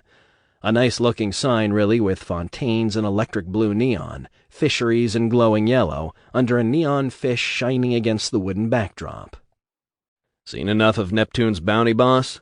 Sullivan asked, glancing at his pocket watch. It was cold in here, they could see their breath, and they'd been inspecting new businesses for hours, trying to get a sense of what was taking root in Rapture. Ryan heard a splashing of water on the pylons nearby and glanced over to see a small tugboat-style vessel pulling up at the wharf, the smoke from its engine sucking into vents on the low ceiling. The lower wharf was an interior space designed to look exterior, with shallow water around the jutting wooden dock and the occasional boat from neighboring chambers where fish and other goods were offloaded. Another peculiarity of Rapture, a boat that wasn't a submarine, putting around deep under the surface of the sea. "Mr. Ryan, how are you, sir?" Ryan turned back to Fontaine's Fisheries to see Frank Fontaine standing at the open door, hands in pockets, dressed in a yellow overcoat and three-piece tailored suit, black shoes decked out in spats, bald head shining in the blue light from his sign, Fontaine's own name glowing over his head. Stepping out beside him, smoking a cigarette and squinting past the smoke, was the thuggish bodyguard Fontaine had brought in recently. Reggie something. Reggie was looking at Sullivan with a kind of smirking contempt. Ryan nodded politely. "Fontaine, you seem to be settling in all right. I like the fishery sign. Neon brightens Rapture up." Fontaine nodded, glancing up at the sign. "Sure, just like the 40 Deuce. I help you, Mr. Ryan? I was just about to check on my fishing sub." "Ah, yes, the fishing subs. I like to keep tabs on them myself." "That right? Got you worried?" Fontaine's tone was cool, a little mockery behind the respect. "Rapture leaks enough," Ryan said wryly. "We don't want too much coming in or too much slipping out. Nobody comes or goes without our authorization." "For a place that likes to keep the rules down, Rapture sure got a lot of 'em," Reggie muttered. "We've got only as many rules as we need," Ryan said. No robbery, and nobody leaves Rapture, or brings in stuff we don't want here. No outside product or religion, no Bibles, holy books of any kind. Luxury goods, we're going to make our own soon as we can. No letters, no correspondence with the outside world. Secrecy is our protection." "I couldn't miss the contraband rules," Fontaine chuckled, "being as you posted them in my office in big black letters, or your man there did." Sullivan grunted to himself. "I think you understand me," Ryan said, carefully keeping his tone civil. "The fisheries could be a weak link." Ryan hesitated, choosing his words carefully. Fontaine was a forceful entrepreneur, and Ryan liked that. He'd even outbid Ryan Enterprises for some shop space, all in the spirit of Rapture. But Ryan needed to let Fontaine know where the boundaries were. "The only thing a fisherman should bring to Rapture is fish." Fontaine winked, flashing a smile. "We have no trouble identifying what's fish and what isn't, Mr. Ryan. There's the smell, the scales." Reggie laughed softly. Ryan cleared his throat. "We're all individuals here, Fontaine, but we're also part of the great chain of industry. The great chain unites us when we struggle in our own interest. If anyone breaks that chain by bringing in contraband, that's a weak link. Even ideas can be contraband." Fontaine smiled. "The most dangerous kind, Mr. Ryan." "I do wish you luck and a prosperous business," Ryan said. "Might feel more like I'm part of things if you invited me to join the Rapture Council," Fontaine said mildly, lighting a cigar with a gold lighter. "Care for a smoke?" "No, thank you." Ryan examined the cigar. "I presume that is a Rapture-made cigar?" "Naturally." Fontaine raised the cigar for Ryan to see. Ryan smiled noncommittally. "You perhaps have the impression the Council is some grand, powerful organization. It's a very loose commission to oversee enterprise, keep a bit of an eye on things without interfering. Time-consuming, to be honest." Ryan wasn't enthusiastic about bringing the glib, forceful Fontaine into the Rapture Council. He liked competition, but not breathing down his neck. "But, I'll take your request under advisement." "Then we're in good shape," Fontaine said, blowing blue cigar smoke in the air. The man seemed relaxed, certain of himself, unworried. And maybe there was something in his eyes that Ryan recognized. A hint, a flicker that suggested Fontaine's willingness to do whatever he had to do to get what he wanted. Olympus Heights, 1949. "Mr. Ryan likes to talk about choices," Elaine was saying, "and I keep wondering if we made the right one, coming to Rapture in the first place." "We did, love," Bill said, glancing around the comfortable flat with some satisfaction.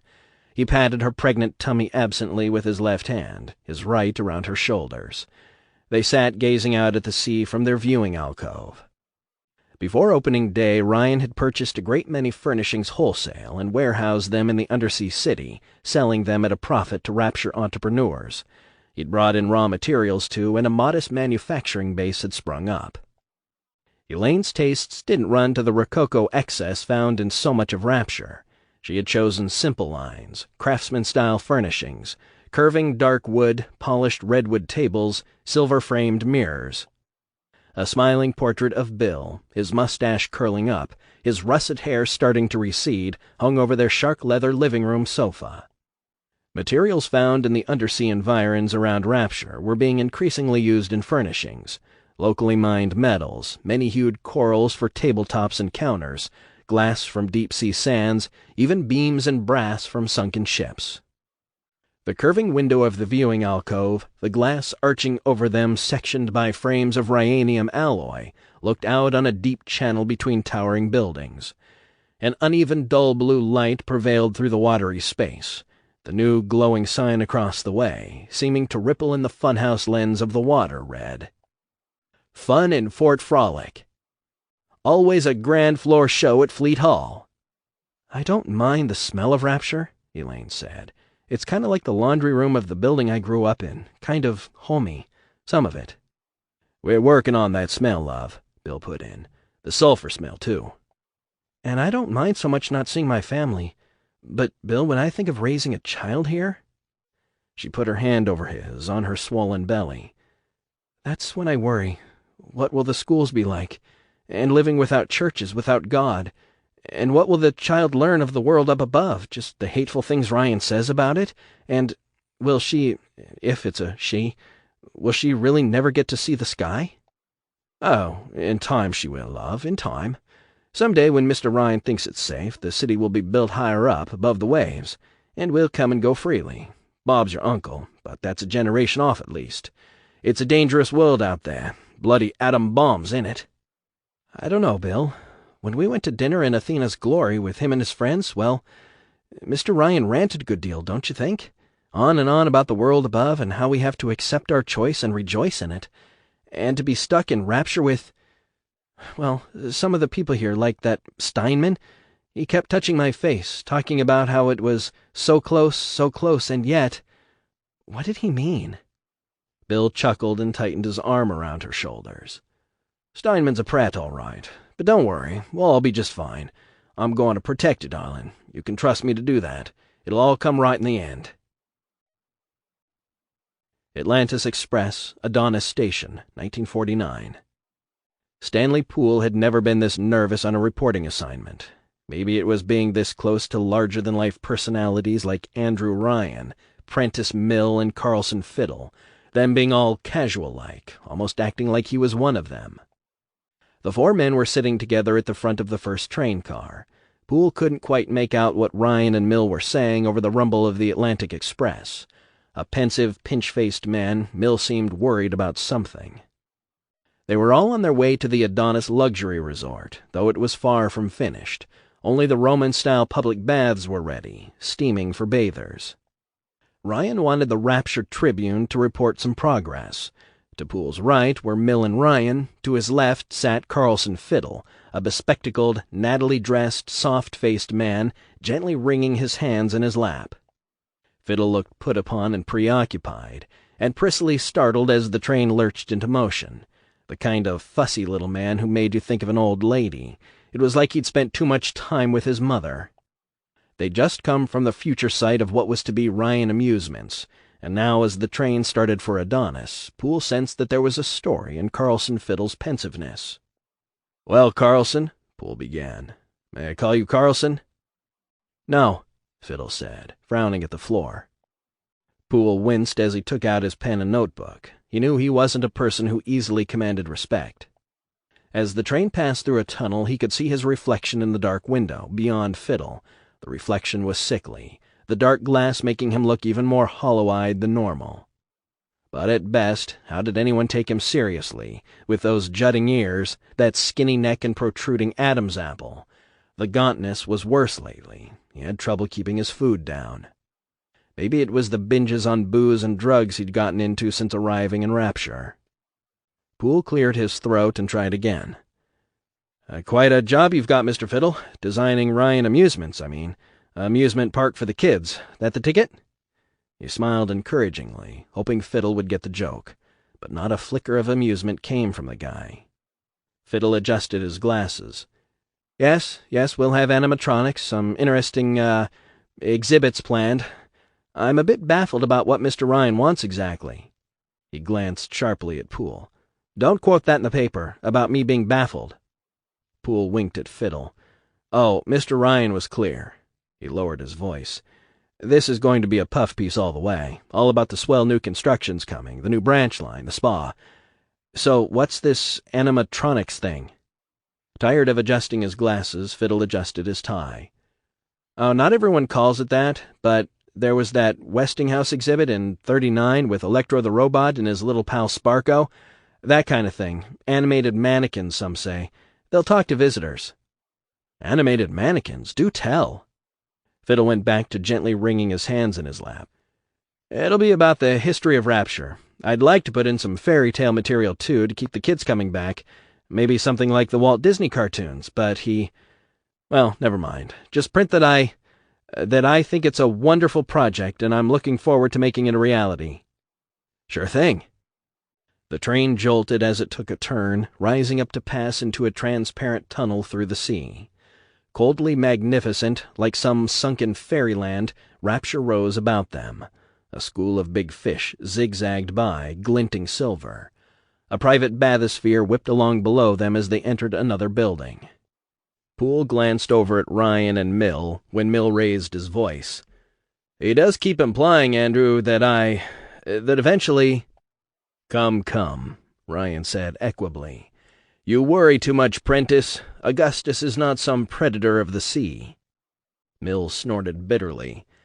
"Then what does Sinclair mean when he says, 'Enjoy the Atlantic Express while you have it'?" "Oh, that's just one businessman using a bit of psychology on another. He probably plans to make you an offer and wants you to worry about a takeover. Keep you off balance. Perfectly normal business tactic." "But it's not a public company." "Perhaps it should be. You need not sell out to Sinclair. You could pump up your liquidity by selling shares freely about Rapture. Rapture is still growing. It's a bubble that will never burst. You will want the capital for investment, Prentice. Ah, here's our new luxury resort." The train slowed as they came into the station near Adonis. Poole, scribbling on his notebook, was somehow aware of Ryan's scrutiny.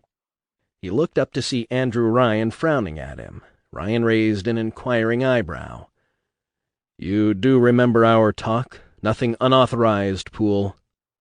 Poole swallowed, tempted to point out that Ryan's heavy hand on Rapture's newspaper was counter to his talk of freedom. But then Ryan was the major shareholder in the Tribune, and Stanley Poole had never heard of a newspaper that expressed an opinion its owners didn't like.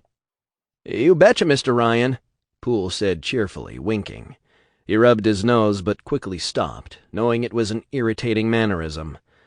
Man, he'd like to get out from under that hawkish gaze of Ryan's, get a bottle from Sinclair Spirits and a little sniff-sniff from Le Marquis d'Epoch, that new liquor and drug shop over in Fort Frolic. "This branch line, Mr. Ryan, mighty impressive. Quite a view." Ryan nodded, his expression becoming neutral. But he kept staring, a look that could be felt like a finger prodding at Poole's forehead. "I do think I may have some special assignments for you in time, Poole, if you prove to be discreet. I'll need someone very discreet indeed." The doors of the train slid open, and Ryan forgot about Poole, turning to clap Prentice on the shoulder, smiling. "The doors were a tad slow to open once we arrived, don't you think, Prentice?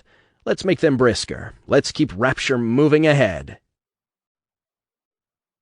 Medical Pavilion, 1949. "Bill, do we have to do this?" Elaine whispered, as she lay back on the examining table, awaiting Dr. Souchong. "Why do I have to see these two? I don't think that Tenenbaum woman is even a doctor. And Souchong, he is some kind of brain surgeon or something. What does he know about obstetrics?" She smoothed out the hospital gown so it covered a bit more of her pregnancy-swollen belly. Bill patted her tummy. "The regular doctor was booked up, love. I mentioned to Ryan you were having some unusual cramps, and he insisted that someone here would see to you. Tenenbaum and Souchong were working with Gil Alexander, who's doing a bit of work for Ryan." He shrugged. Elaine licked her lips and said nervously, "I heard someone say she's got a reputation of being kinda crazy with her experiments." "Haven't heard that. She's just another genius type that Ryan took an interest in. Sure, she's odd. They all are. Can't make people understand what she wants half the time." "Ah," Dr. Souchong said, bustling in, his glasses catching the shine in the overhead lamp. His thin Asian face had a faint gloss of sweat. "Here is soon mother." Bridget Tenenbaum came drifting in after him, a very young woman, superficially pretty, but with bruised-looking eyes, a shapeless bob of brown hair, a distant expression on her face. Both of them wore lab coats, Tenenbaum with a skirt of a shabby brown dress showing under her white coat. "Third trimester, yes?" she said. "Interesting." Her accent, mixing German and Eastern European, was almost as pronounced as Souchong's. "Well fed, yes. Circulation good." Elaine scowled. Bill could see she felt like a lab animal. Tenenbaum hadn't even said hello. But it was true. She wasn't what you'd call a physician. She just happened to be available today. It was all a bit slapdash for Bill's liking. "Yes, she is, what is expression, well along," Souchong remarked, prodding at Elaine's belly. "Yes, I can feel the offspring moving, almost ready for emergence. The creature wishes to come out and feed." Tenenbaum had turned to a nearby table of instruments, moving them minutely, squaring them up so that they were at precise right angles and equidistant. "Mrs. McDonough," Suchong said, examining Elaine's thighs, "does fetus make the reflex movements with extremities?" Elaine rolled her eyes. "Do you mean does the little one kick, Doctor? The child does, yes." "Excellent sign. Long since I have examined a fetus. Difficult to obtain them in a healthy state." He stepped around to her feet, reached out, and pulled her legs apart with a sharp, decisive movement of his hands, like a butcher preparing to gut a chicken. Elaine made a squeak of surprise. "Here, Doc, easy on my girl," Bill said. Suchong was lifting up the hospital gown, and he and Tenenbaum were both leaning over the exam table, frowning at Elaine's private parts. Suchong grunted, pointing. "Interesting distension there, and there, you see? Part of a peculiar metamorphosis of pregnant woman." "Yes, I see," Tenenbaum said. "I have dissected many in this stage." "Enviable. Perhaps you have specimens?" No, all my specimens were taken when the Americans came, but—" "Bill!" Elaine squeaked, snapping her legs shut and pressing the gown down over her crotch. "Right. See any problems, you two?" Bill said. Suchong looked at him in puzzlement. No, she will do very well. It would be interesting to probe a bit." "Won't be necessary, Doc. We're off." Bill helped Elaine down from the table. "Come on, love. Back in here. There's your clothes. Time to get dressed." He heard Andrew Ryan's voice from the lab next door. "There you are, Dr. Suchong. Is all well?" Suchong said, Yes, nothing abnormal. I am glad you came here, Mr. Ryan. Please to look at experiment 37. Bill stepped to the door of the lab with half a mind to tell Ryan how coarsely Elaine had been treated, but he stopped, staring. Andrew Ryan, Suchong, Gil Alexander, a researcher who worked for Ryan most of the time, and Bridget Tenenbaum were gathered around a big motley figure in a sort of glass coffin filled with water. The case was hooked up to a tangle of translucent tubes. Bill had only met Gil Alexander a few times, a serious-eyed man with a thick mustache. He was quite professorial and intelligent, but it seemed to Bill cold-blooded. Stretched out in the glass coffin was a man whose body seemed a patchwork of flesh, and in some places steel. Corpse-pale, the man lay motionless in the bubbling water. Bill thought it could have been a drowning victim. Gil Alexander was adjusting a tube sinking into the supine man's left leg. "A little inflammation. Not bad. We have good induction." Bill found himself staring at the exposed left leg. It looked as if flesh and metal were fused at the thigh. It was all puckered, and Bill thought he saw the skin quiver, as if reacting to a perfusion of bubbles. He wanted to speak up or leave, but there was something that held him, something weirdly fascinating in the scene. "You see, Mr. Ryan," Tenenbaum said, "fusion is incomplete, but I feel if we were to perhaps try viral gene transfer, we make body more capable of unifying with—" "Bah!" Suchong said, glancing at her in annoyance. "You always think genes the way. Viral transfer of genes is entirely theoretical, not needed. Body can be conditioned so that cells bond with metal. We have no way to control genes without breeding program." "Forgive me, Doctor," she said, her voice faintly contemptuous, as she needlessly straightened tools on a nearby table. "But you are mistaken. The way will reveal itself to us when we consider Gregor Mendel." Alexander seemed amused by the simmering between Suchong and Tenenbaum. He smiled, Bill noticed, but said nothing. Ryan made a dismissive gesture as he frowned over the figure in the transparent, liquid-filled coffin. "I'm more interested in the practical uses. I need a process that makes our men capable of longer hours out there." "Core!" Bill burst out, as the legs of the supine man contracted, an armored knee striking the top of the glass case, cracking it. Water spurted up through the crack.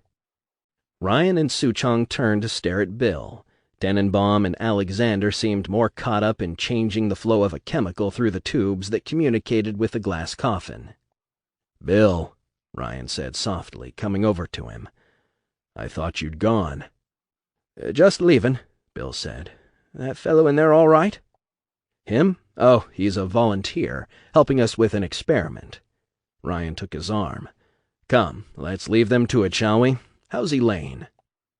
And he escorted Bill from the lab. Fort Frolic, 1949. Bing Crosby crooned, "Wrap your troubles in dreams" from flower-shaped speakers, and Bill hummed along as he escorted Elaine along the upper atrium. There was just time for a stroll before the musical at Fleet Hall. Bill had brought Elaine for a Christmas season outing. Their friend Mariska Lutz was looking after the baby. "It's funny about this place," Elaine murmured, as she and Bill strolled along the balcony walk of Poseidon Plaza in the neon-bright upper atrium of Fort Frolic. Elaine wore a shiny pink satin dress, and Bill wore a white linen suit. Other couples hurried by, dressed up, hair coiffed, faces glowing with laughter. Almost like New York, Bill thought. "What's funny about it, love?" he asked. They were passing the entrance to the surprise games of Chance Casino, with its big knight's helmet projecting between Sir and Prize. The neon sign seemed to radiate sheer insistence in an enclosed space. There was no sky to put them in perspective. "Well, I thought it'd be really different from the surface world. It is, of course, in some ways, but—" She glanced through the windows at the people working the slot machines. "The idea was to bring just the best of the world down with us, but maybe we brought some of the worst, too." Bill chuckled, tucking her hand under his arm. "That happens when a place is settled with people, love. They bring their worst and best with them wherever they go. People've got to have some place to let their hair down. Got to have their Fort Frolic." They went down the stairs to the lower atrium, past Robertson's Tobacceria, and she sighed as they passed Eve's garden. She looked at it askance. A strip club was necessary, was it? Bill shrugged. "Especially necessary, some would say, with all the men we've got here. Men building, working maintenance. Now me, I don't need any such diversion. I've got the best-looking bird in Rapture to admire." "Well, don't expect a strip show." She batted her eyes at him like a flapper in a movie. "Until we get home, I mean." "That's my girl." She laughed. "Oh, I don't mean to sound like a blue nose. Let's get some wine and Sinclair spirits, or maybe something in the Ryan Club. You'd probably rather have ale." "It's wine for my lady, but we've got tickets for the show at Fleet Hall, love. Thought we'd have our drinks after." "Oh, Fleet Hall. I've been wanting to see it. That Footlight Theater place is kind of cramped." "Fleet's big. Mr. Ryan planned for big all through Rapture." She glanced quizzically up at him. "You really admire Mr. Ryan, don't you, Bill?" "What, me? You know I do. Gave me everything I've got, he has. I was installing toilets, love, and he made me a builder of a new world." They passed the liquor and drug emporium Le Marquis d'Epoque, which was quite thronged mostly with young men. He saw someone he knew inside, the rat-faced Stanley Poole, shifting from foot to foot, nervously buying a vial of some narcotic. Bill hurried on, not wanting to talk about the place with his wife, and not wanting to make small talk with the execrable Poole. The piped music had become Fats Waller jazzily banging out the jitterbug waltz. Happy voices echoed from the high spaces of the atrium. People looked a bit ghostly in the reflected light from the neon, but they were happy ghosts, smiling, teasing one another. A young red-haired woman squealed as a young man pinched her. She remembered to slap him, but not very hard. Bill saw one of Sullivan's constables, Big Pat Cavendish, looking like a hotel dick in his cheap suit and badge, swaggering about, hands in his pockets and gun on his hip, leering at a parcel of young girls. Elaine brightened when they came to the Sophia Salon, and Bill resigned himself to standing about with his hands in his pockets, as Elaine poked through their finery in the high-fashion boutique. He bought her a nightgown and a new coat to be delivered to their flat, and then it was time to go back upstairs to Fleet Hall. They hurried out of the boutique and up the stairs, where Bill spotted the architect Daniel Wales talking to Augusta Sinclair, but the younger Wales was in close conversation with a mercurial businessman, and didn't even look up. Bill peered up at the ceiling, thinking about watertight integrity, and was pleased to see no sign of leakage. Some parts of Rapture were more scrupulously maintained than others. This one was pampered like a baby's bottom. It seemed to Bill that Rapture was thriving. The Atlantic Express rumbled efficiently from one building to another. Shops bustled with business. Rapture's galleries and atriums glowed with light. Its Art Deco fixtures gleamed with gold leaf. Crews of workmen kept the carpets clean, picked up trash, and repaired cracks in bulkheads. Looking down at the lower atrium, the increasing crowd and the shining signs, Rapture seemed fully alive, thrumming with economic brio. And just maybe Mr. Ryan, the Wales brothers, Greavy, just maybe they couldn't have done it without Bill McDonough. Bill and Elaine reached Fleet Hall, pausing to admire the grand blue and white sign. The archway was tricked out with radiant lines of white neon. A buzz of mingled conversations came from inside. Bill pressed Elaine's arm to him and bent and kissed her cheek, and they went in. The big ornate concert hall was thronged, and they had seats in the orchestra section. The lights went down, the band struck up, and the musical Patrick and Moira commenced. It was a Sander Cohen production, thankfully without Cohen in it, and Elaine was enthralled. Bill found it all rather sentimental and a tad morbid. The play was about a ghostly couple who found each other in the afterlife, but he was happy to be there with Elaine, pleased she was having a good time. She seemed lost here on occasion. Now he felt like they'd really found their place in the world, deep under the sea. Heat loss monitoring, Hephaestus, 1950. Bill almost had the heat monitor adjusted. Temperature control was just one of Rapture's numerous points of vulnerability, one of many maintenance linchpins that had to be constantly adjusted to keep the city from breaking down. The city under the sea had been settled for just 2 years, a little less, but there was a great deal of repair to be done already. Caught between fire and ice, me, Bill thought. A certain amount of the cold water outside Rapture was drawn in through sea vents to modify the heat from the volcanic gases used to drive the turbines. Water in one was cold enough to kill a man from hypothermia in under a minute, the water in the other hot enough to boil him. Bill had witnessed both tragedies. Bill turned wheels to balance the mix of frigid coolant and volcanically heated water. He glanced out the window into the sea, where a complex of transparent pipes glowed dull red, conveying mineral-rich heated water from geothermal sources. Bill could faintly smell sulfur, though they tried hard to filter it all out.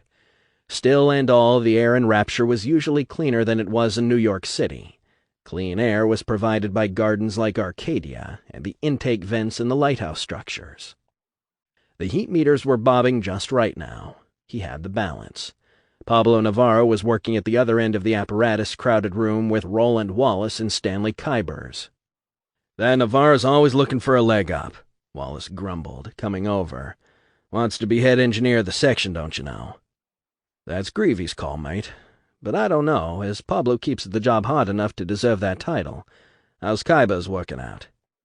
"Getting his work done. Good technical know-how, but those Aussies, they're odd, and he's the sullen sort, don't you know?" "Every Australian I ever knew was a sullen old sod," Bill said absently, eyeing the meters. "Old and steady so far. Anyhow, there was an intercom buzz for you. Mr. Ryan wants you in central control." "Should have told me before. Right, I'm off." Bill checked the meters once more and then hurried out, hoping Elaine would be working in Ryan's office. He found Ryan pacing in front of his desk. No sign of Elaine. "Ah, Bill, I sent Elaine home early." Bill felt a sudden inner coldness. "Is she all right?" Yes, Ryan said distractedly. "Seemed fine. Wanted to look in on the nanny. Perhaps she came back to work too soon after the baby was born. How is the child?" "The little one's right as rain, smiling and waving her arms about like she's conducting a band." Splendid. Bill hoped Elaine was all right, but she had insisted on getting a sitter and going back to work. She seemed to get cabin fever in the flat. Not easy to take the baby in a stroller through the park in Rapture, a bit of a journey to the small park areas. "Bill, would you come with me? I have to have a chat with Julie Langford. I'd like your opinion on the new tea garden in Arcadia, and some other things. Plenty to talk about along the way." They traversed several passages and then entered a transparent corridor between buildings, sauntering untouched through the sea itself. Heat vectored through the floor, protecting them from the North Atlantic's frigidity. "I'm hearing rumblings in Rapture I don't like, Bill. Ryan muttered, pausing to watch a school of bright fish swim frantically by, pursued by an orca. Out there it's all as it should be. The big fish eats the smaller fish. Some fish elude predators and thrive. But here, there are those who disturb the balance. Bill stepped up beside Ryan, the two of them gazing through the glass like two people chatting at an aquarium. "Rumblings, Governor? Which sort? The pipe sort or the people sort?" "It's the people, if you want to call them that." Ryan shook his head and added, "Parasites," his mouth twisting sharply with the word. "I thought we could weed them all out, but people are tainted, Bill. There are rumors of union organizers here in Rapture. Unions in my city. Someone is encouraging them. I'd like to know who and why." "Haven't heard anything quite like that myself," Bill remarked. Stanley Poole caught some union talk in the tavern. There's a pamphlet being passed around complaining about unfairness to the working man of Rapture. People be intense. They naturally need to blow off steam, Gov. Toss around their ideas free-like. Even some ideas we don't like, Mr. Ryan. Unions and whatnot. Now, I won't defend them," he added hastily, "but there's a kind of marketplace of ideas, too, yeah? People need to be able to trade in ideas." "Huh.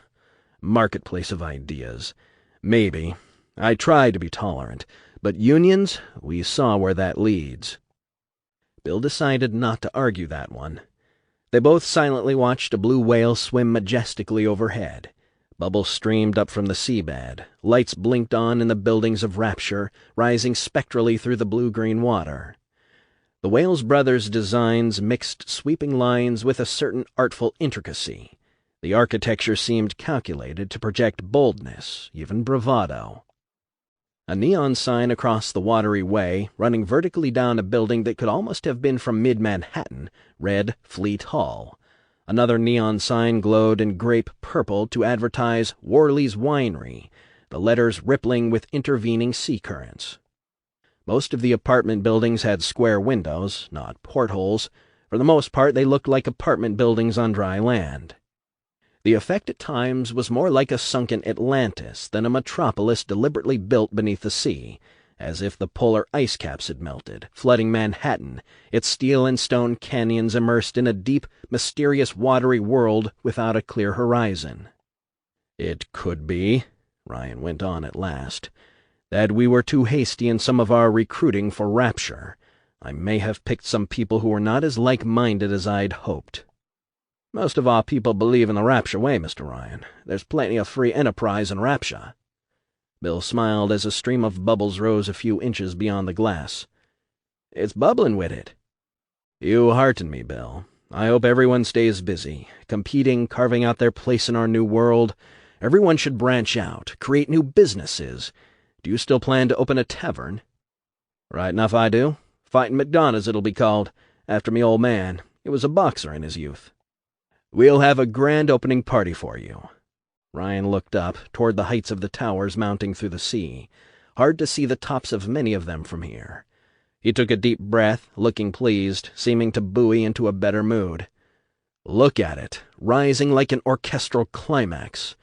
Rapture is a miracle, Bill, the only kind of miracle that matters, the kind a real man creates with his own two hands, and it should be celebrated every day." "Miracles need a lot of maintenance, Mr. Ryan. Thing is, we're short on people to deal with the sewage, the cleaning, and the landscaping in Arcadia.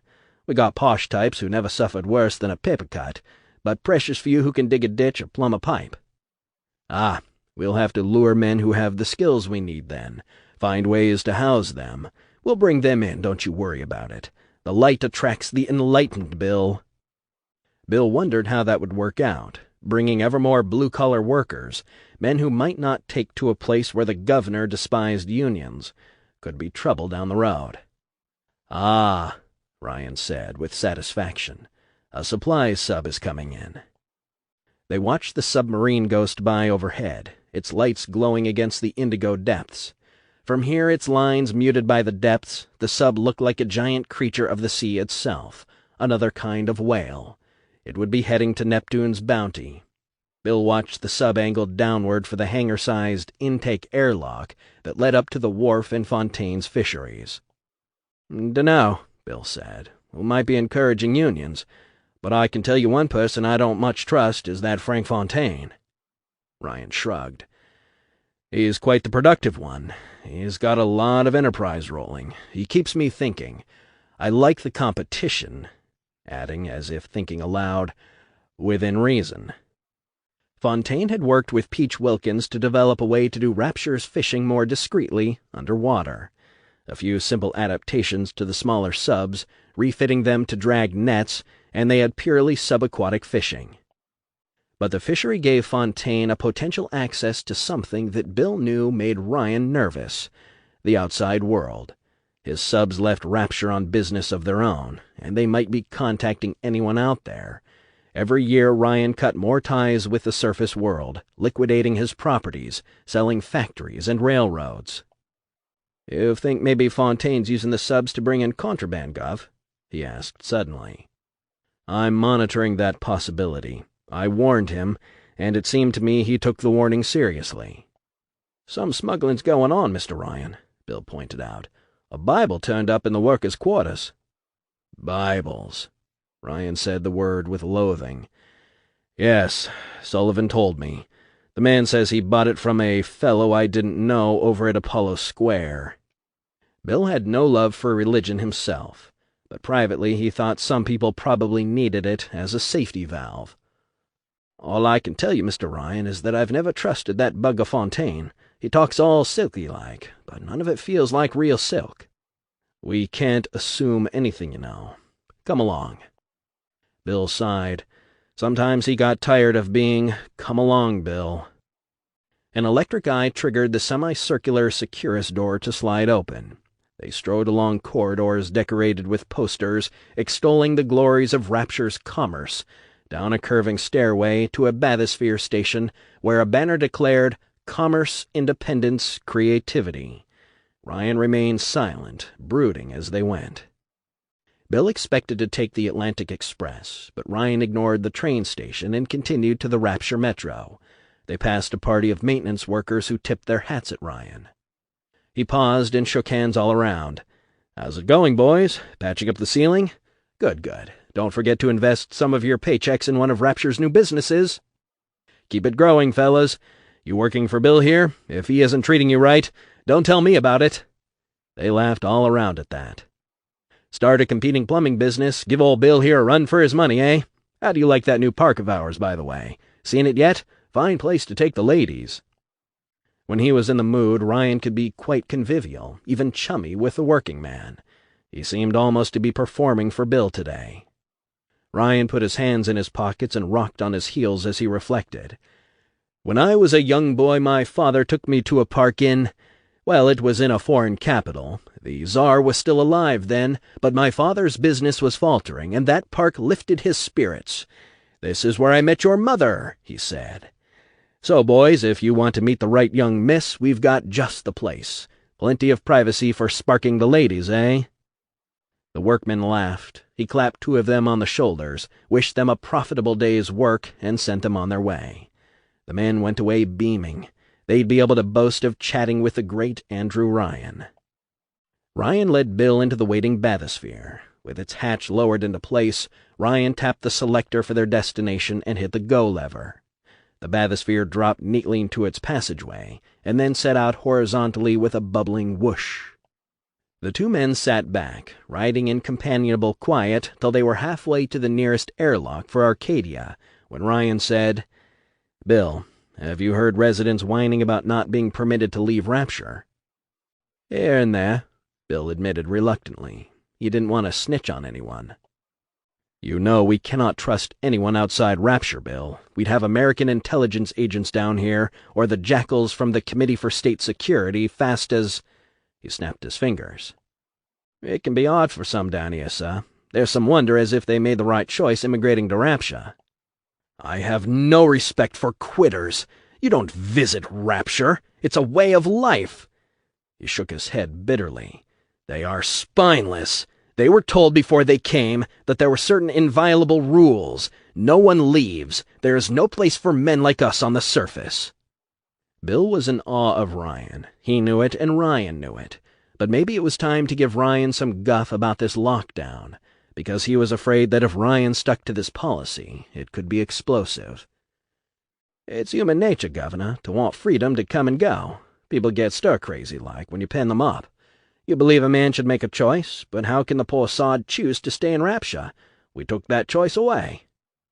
A man has thousands of choices in Rapture, but that one he gave up when he came to this world, a world that I created. I built it with money and resources earned with my sweat. It's all a lot of absurd whining. In time we will expand Rapture across the seabed, and there will be far more room to move about.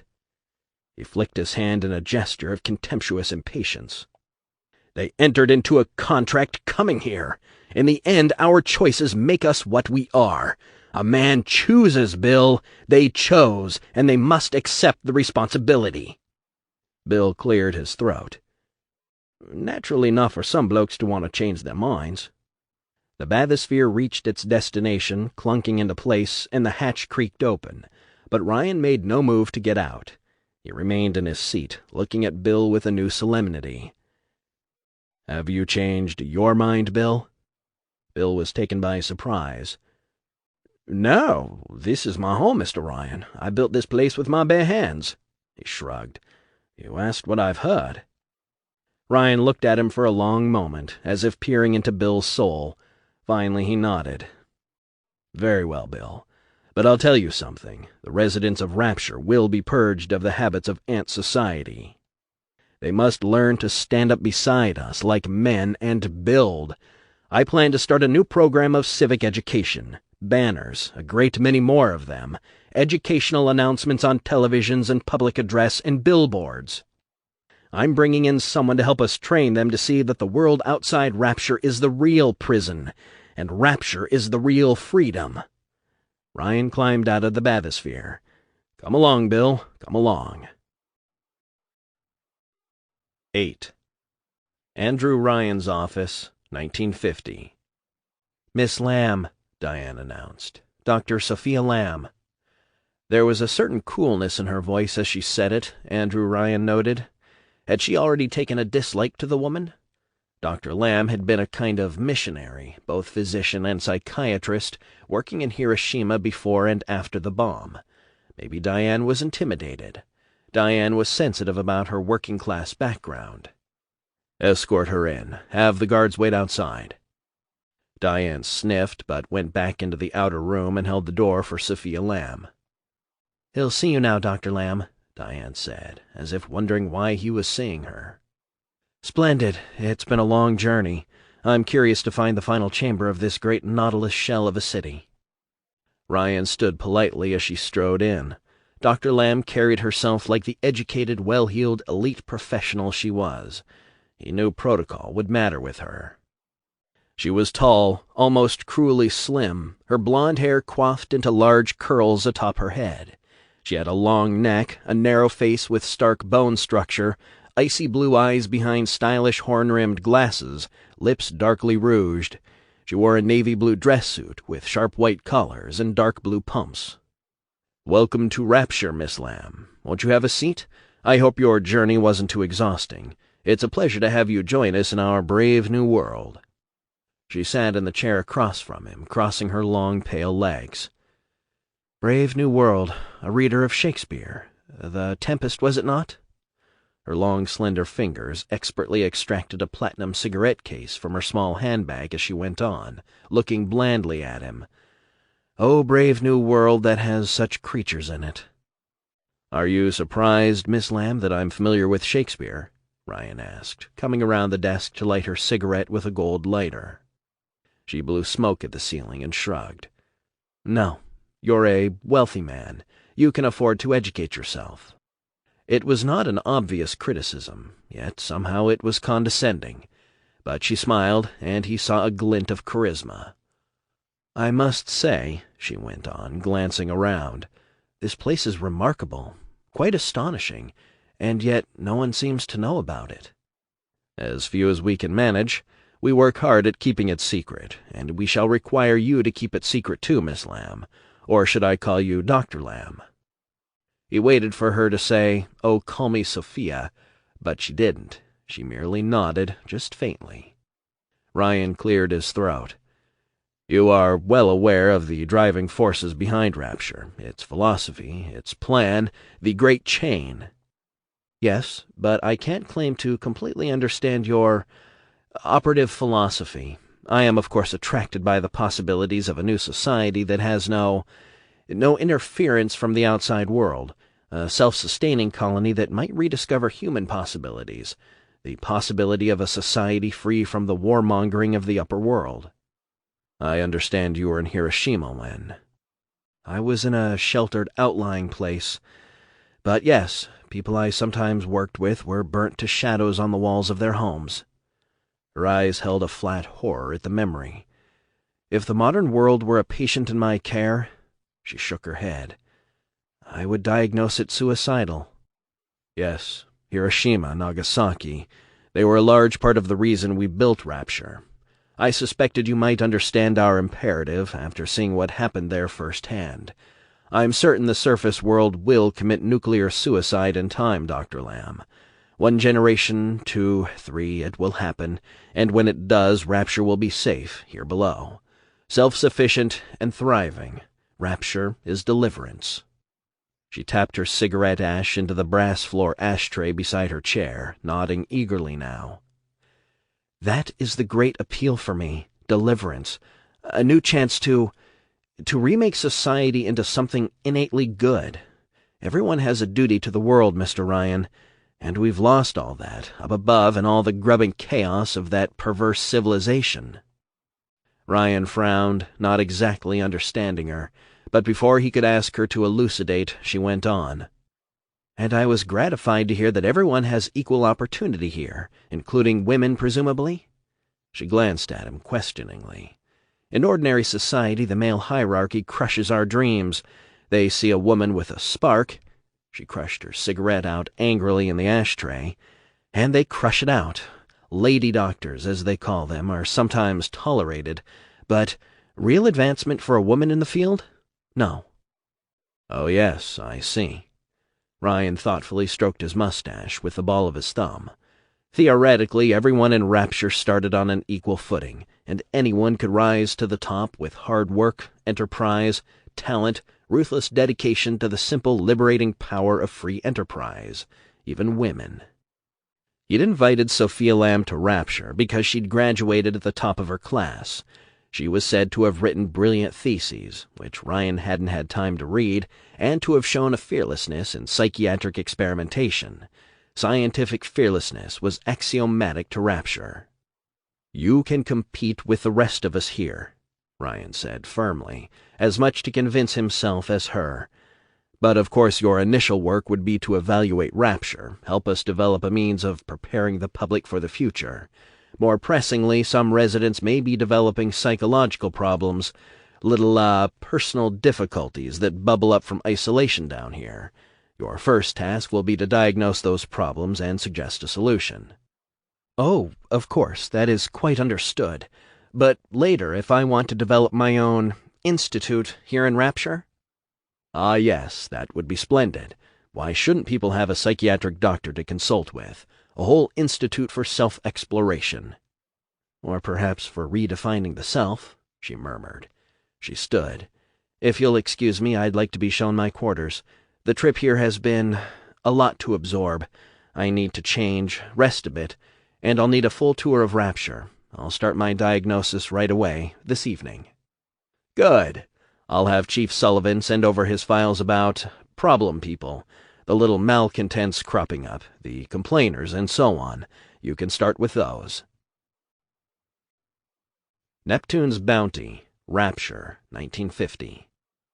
Bridget Tenenbaum was walking down the chilly dock toward the water, thinking that perhaps she might get some fresh fish for dissection. If they were iced, she could extract their genetic material with some hope it might be intact.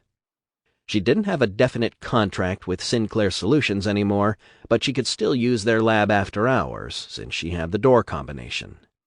The tale of her attempt to extract semen from one of the submariners with a large syringe had gotten her dropped, unreasonably she felt, from Sinclair's research labs. Certainly she'd used bad judgment in implying she wanted something else from the man's evil-smelling genitals. Perhaps she'd thrust the needle into his gonad rather too vigorously. But for him to run screaming from the lab, naked from the waist down, with a syringe dangling from his groin, trailing blood and shrieking, "The crazy bitch put a spike in my goddamn nuts," seemed like an overreaction. Since then, she'd scarcely seen Rapture's founder, nor had she been able to get an appointment with the man. There was always an excuse from that snippy Diane McClintock. Sometimes she wished she were back in the camp, working with her mentor. At least they had real creative freedom. Bridget sighed and tugged her coat closer around her shoulders. It was always nippy down here in the strange underwater docks, a kind of artificial cavern, really, within Rapture, filled with water, where the delivery boats pulled up, loaded with fish and other approved goods brought from the submarine bays. The docks were wooden, the walls and ceiling were metal. The water lapped at the pylons with a strange, hollow, echoing whisper. A constable and a black man who seemed to be a deputy were walking past, both of them looking at her curiously. She saw a couple of dock workers in heavy pea-jackets standing on the pier below her, waiting for a small tugboat-like vessel to pull up so they could offload it. They were amusing themselves as they waited, tossing a ball back and forth. She recognized both of the men. She'd seen them under Dr. Suchong's hands. He'd tried to cure one of them, Stiffy, of a partial paralysis, and the other one saw her first. He was a stubby-nosed man with a wind-burned face, but his red face went white when he saw Tenenbaum. He dropped the ball and clapped both hands to his genitals. "No, you don't, lady. You ain't getting near 'em." He backed away from her, shaking his head. Lady." "Don't be such a fool," she called out wearily, searching for the right English words. "I'm not here for you. I want fresh fish." "You're calling them fish now, are you?" the man demanded, backing away and falling off the dock into the water. He got up, sputtering, spitting water. It was only 4 feet deep here. "Ha, Archie!" the other fisherman called gleefully to him, going to pick up the ball. "You finally got that bath you've been avoiding."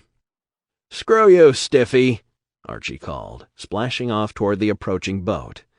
"Ahoy there, give me a hand, I'm coming aboard." "Ha, what are you scared of a skinny little dame for?" Stiffy yelled, laughing. She approached Stiffy, putting on a professional, officious manner so that he wouldn't try to become too familiar. "You throw the ball. It is very unusual for you, no?" she asked, staring at his hands. She'd stood by and observed when Suchong had examined him.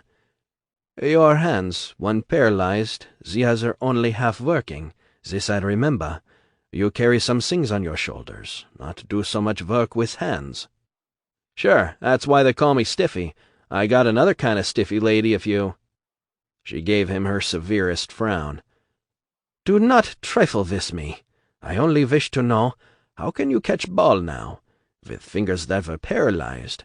Dr. Suchong repaired your hands, yes?" "Suchong? Hell no. Made a lot of excuses. Funniest thing, we had a net full of fish, see? I was scooping 'em out of the net, sorting 'em out, that much I could do anyhow, and there was some kind of sea slug mixed in with them, flopping around. Weirdest-looking little slug you ever saw. Little bastard bit me on the hand." Stiffy chortled. He didn't seem angry about it at all. "I didn't even know they could bite. Well, my hands got kind of swole, but when the swelling went down," he looked at his hands in renewed wonder, "they started to come to life." He tossed the ball in the air and deftly caught it. "You see that? Before that little bastard bit me, I couldn't do that. No way, no how." "You think it was the sea slug that released paralysis?" "Something in that bite. I could feel it spreading out, like in my hand." "Ach, indeed." She peered at his hands, saw the curious bite marks. "If only I had this creature. You can find another such sea slug?" "I still got the same one, chucked it in a bucket of seawater. It was such a crazy-looking little thing I actually thought I could maybe sell it to one of you scientist types. You want to buy it?" "Well, perhaps I do." Sophia Lamb's office, 1950. I guess I shouldn't have brought my kids to Rapture, but they told me we had to come together, the whole family or nothing. They said they needed skills with a boiler I'd be taken care of and make a pile of dough." Dr. Sophia Lamb was watching the middle-aged man in the workman's overalls pacing back and forth in her office, wringing his hands. "Wouldn't you like to relax on the couch as we work on this, Mr. Glidden?" No, I can't, Doc," Glidden muttered. He sniffled, as if trying not to cry. His eyes were bruised looking from fatigue. His thin lips quivered. His big hands were reddened from his work in the geothermal plant. "I need to get back home. You see, my wife, my kids, they're alone in the new apartment, if you can call it an apartment. A dump is what it is. A lot of shifty characters around there. I feel like the kids ain't safe in that place. They're having to share it with another family. There ain't enough housing in this crazy town. Nothing I can afford, I mean. They said there'd be more housing here and better pay. I thought it was a road to riches thing like the Comstock mine. They talked like—" He bit his lip. She nodded, shifted in her chair, and made a note. She'd heard a similar story from a number of workers she'd interviewed as part of her project for Ryan. "You feel you were misled about what would happen here?" "Yeah, Glidden broke off, stopping in the center of the room, staring at her suspiciously. You work for Ryan, right?" "Well, in a manner of speaking." "So no, I wasn't what you'd say misled." He licked his lips. "They were straight with me." "It's all right. You can say what you really think," Sophia said, reassuringly. "It's true that these therapeutic sessions will be summed up in a report, but I'm not naming specific people in my report. It'll be about trends." "Yeah? How come this therapy thing here is free? I wouldn't have come except my wife says I'm all tense and like that, but free? Nothing's free in Rapture." "Really, you can trust me, Mr. Glidden." "So you say. But supposing I get fired because of this, maybe they blackball me. So I got no work, and then what? You can't leave Rapture. You can't leave. Not even you, Doc. You think I'll let you leave if you want to? No." "Oh, well, Her voice trailed off. She hadn't given much thought to leaving Rapture. There seemed so many possibilities here. But what if she did try to leave? What would Ryan do? She was afraid to find out. "I'm in the same boat, so to speak, with you, Mr. Glidden," she smiled. "Or under the same boats." He crossed his arms in front of him and shook his head. He wasn't going to say anything else. She wrote, "Subjects are typical in mistrust of Ryan and feeling of alienation, social claustrophobia at boiling point for some, financial status a key factor. Higher incomes show less anxiety." She underlined higher incomes and then said, "You can go, Mr. Glidden. Thanks for coming in." She watched Glidden rush from the room, and then she went to her desk, unlocked a drawer, and took out her journal. She usually preferred it to the audio diaries. She sat down and wrote, "If the Rapture experiment fails, as I suspect it will, another social experiment could be carried out in this strange undersea hothouse. The very conditions that make Rapture explosive, its sequestering from the outside world, its inequities, could be the source for a radical social transformation. It's something to consider. The danger of even contemplating such a social experiment is enormous, however. I must not let this journal fall into Sullivan's hands." Sophia put the pen down and wondered if what she was contemplating was too risky. Politics, power, an idea that was becoming an idée fixe. Possibly it was sheer madness. But madness or not, it had been growing like a child within her all the time she'd been in Rapture. She'd been quietly gestating the notion that what Rapture could destroy, men like Glidden, it could also save, if it were guided by a new leader. She could turn Rapture sharply to the left, from within. Dangerous thinking, but the idea would not go away. It had a life of its own. Pumping Station 5, 1950. Bill McDonough was switching on Drainage Pump 71 to pump out the insulation and ventilation spaces in the walls of the Mermaid Lounge when Andrew Ryan walked into Station 5. Rapture's visionary genius was smiling, but seemed a bit distant, distracted. "Bill, how about taking a quick inspection walk with me, as we're both near Little Eden, or are you handling an emergency?" "No emergency, Mr. Ryan, just a bit of an adjustment. There, that's done it." Soon they were strolling along the concourse of Little Eden Plaza, walking past the gracious facade of the Pearl Hotel. People ambled by, couples arm in arm, shoppers with bags. Ryan seemed pleased by this evidence of thriving commerce. Some of the shoppers nodded shyly to Mr. Ryan. One rather matronly woman asked for his autograph, which he patiently provided before he and Bill hurried on. "Anything you're particularly concerned with round here, Mr. Ryan?" Bill asked, as they walked past the Plaza Hedon apartments. "There's talk of chemical leakage, and we had some kind of complaints at a shop in the area, so I thought I'd look into both at once. I don't care much for complaints, but I like to know what's going on and had some free time." They came to a corner that was covered with what appeared to be a thick green-black chemical leaking from a seam in a bulkhead. It smelled of petroleum and solvents. "There it is, Bill. Were you aware of it?" "I am, sir. That's why I was adjusting the valves in Station 5, trying to cut back on flushing so I could reduce this here toxic overflow. There's a factory upstream, you might say, or anyway upstairs from here, turns out new signs and the like. Augustus Sinclair owns the place, what I remember. They use a lot of chemicals, dump them in the outpipes, but they corrode the pipes and the solvents work their way out to the sidewalk. What might be worse, the rest of it gets dumped out of Rapture, Mr. Ryan. I checked on it. These chemicals, they go out into the ocean and down current. Could be they'll get all mixed up with the fresh fish down there. We could end up eating these chemicals when we eat those fish."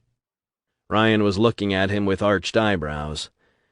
"Really, Bill, how ridiculously alarmist. Why, the ocean is vast. We couldn't possibly pollute it. It would all be diluted."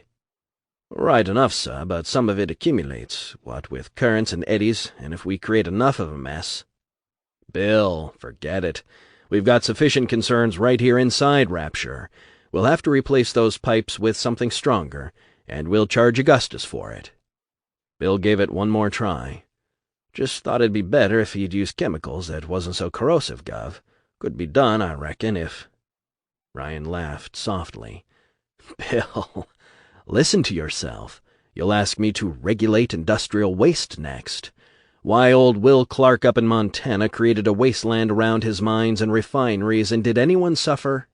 He cleared his throat, seeming to recollect something. "Well, perhaps some did, yes, but the world of commerce is restless. It's like a hungry child that keeps growing and never quite grows up. It becomes a giant, Bill, and people must get out of its way or be stepped on by its 10-league boots. Oh, I'll look into stronger drainage pipes outside factories to prevent a mess on the sidewalk. Ryan Industries will build Rapture, and Rapture will build the factories. Come along, Bill, this way. Ah, here's the other problem." They'd come to a shop in Little Eden Plaza called Gravenstein's Green Groceries. Across the street, more of a wide passageway, and a little ways down was another larger business called Shep's Shop Mart. Reeking garbage of all sorts was piled up high in the gutter around Gravenstein's. Bill shook his head, seeing every kind of garbage imaginable, most of it decaying. The fish heads were especially pungent. Shep's, by contrast, looked immaculate. A small man in a grocer's apron rushed out of Gravenstein's as they approached. He had a hatchet face and flap-like ears, intense brown eyes, curly brown hair. "Mr. Ryan!" he shouted, wringing his hands as he ran up to them. "You came. I must have sent 100 requests, and here you are at last." Ryan frowned. He didn't respond well to implied criticism. "Well, why have you let all this trash pile up here? That's hardly in the spirit of the great chain." "Me letting it pile up? I didn't. He did. Shep did it. I will pay any reasonable price for trash pickup, but he—" Gravenstein pointed across the street at the big man stepping out of Shep's. Gordon Shep wore a big blue suit, his swag belly straining out of the jacket. He had a jolly face, an unpleasant gold-toothed grin, and an enormous cigar in his hand. Seeing Gravenstein pointing at him accusingly, Shep crossed the street, shaking his head disparagingly, and managing a good deal of swagger despite the obesity. He pointed at Gravenstein with his cigar as he walked up. "What's this little liar here yelling about, Mr. Ryan?" Ryan ignored Shep. "Why should this man be responsible for your trash, Gravenstein?"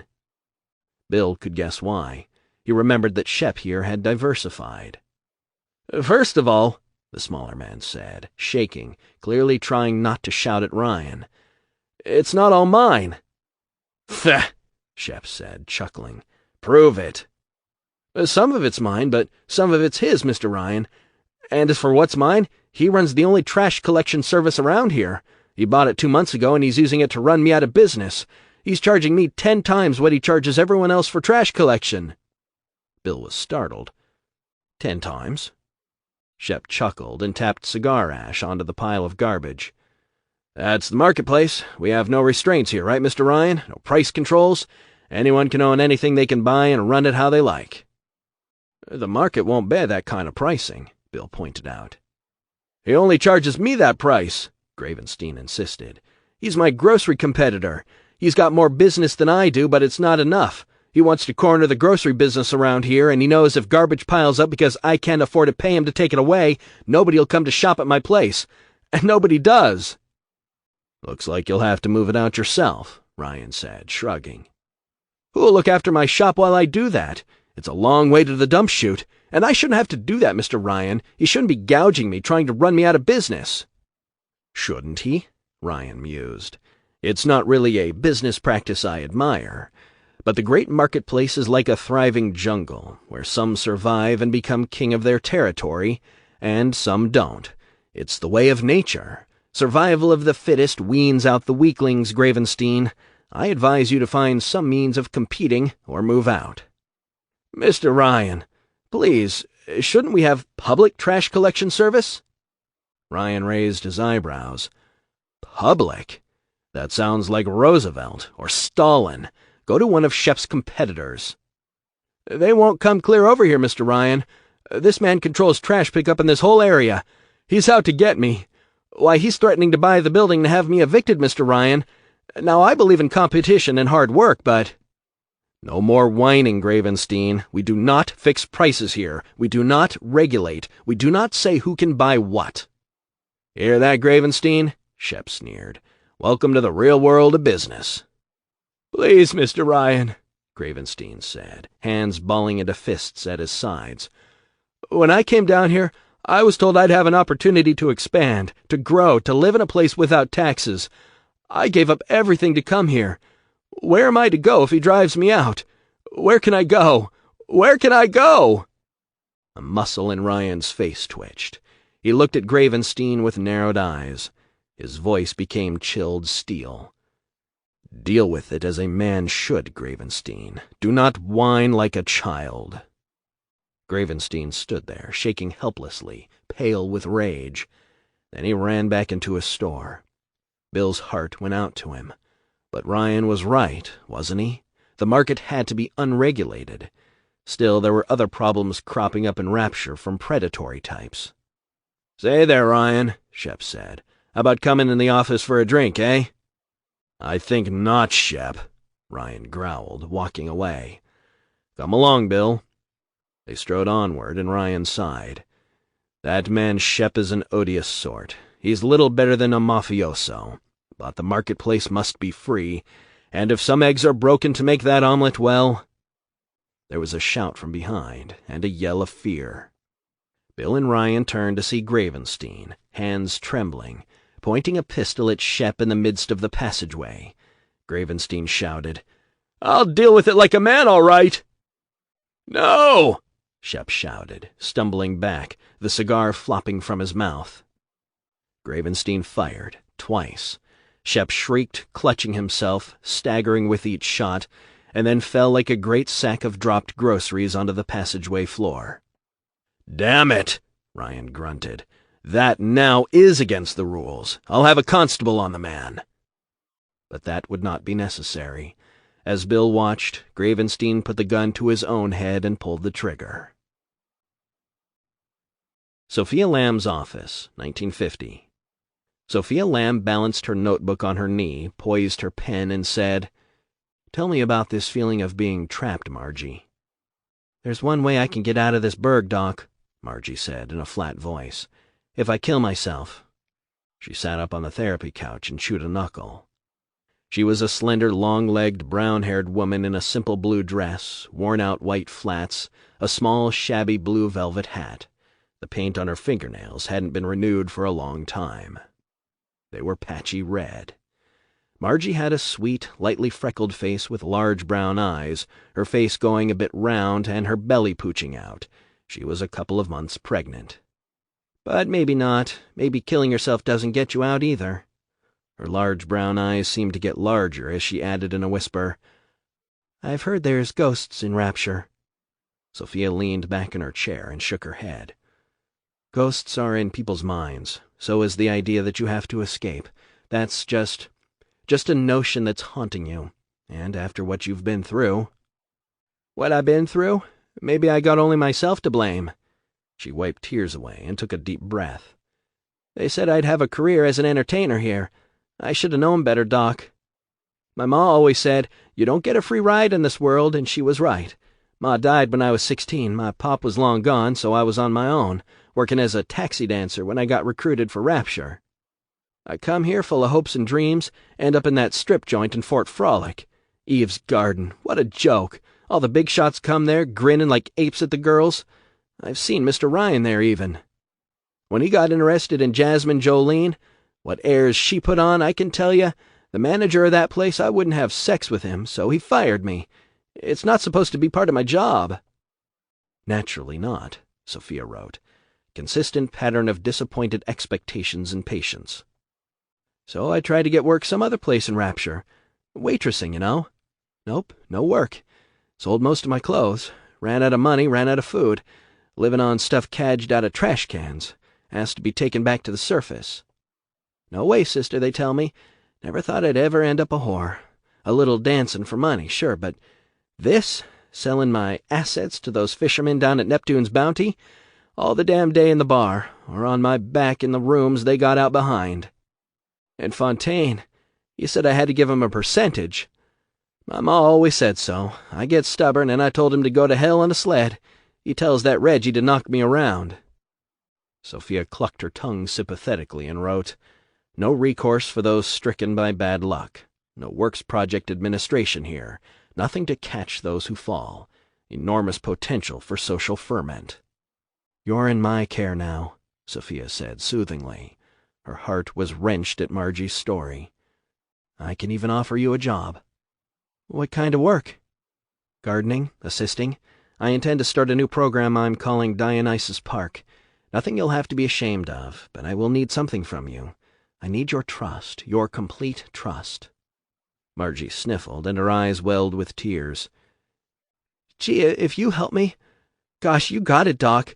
I'll trust you from here to the stars." "Good," Sophia smiled. "If you could get people to trust you, really trust you, you would get their loyalty, too."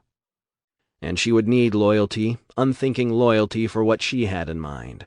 A gradual revolution, first in mind and then in fact, transforming Rapture from within.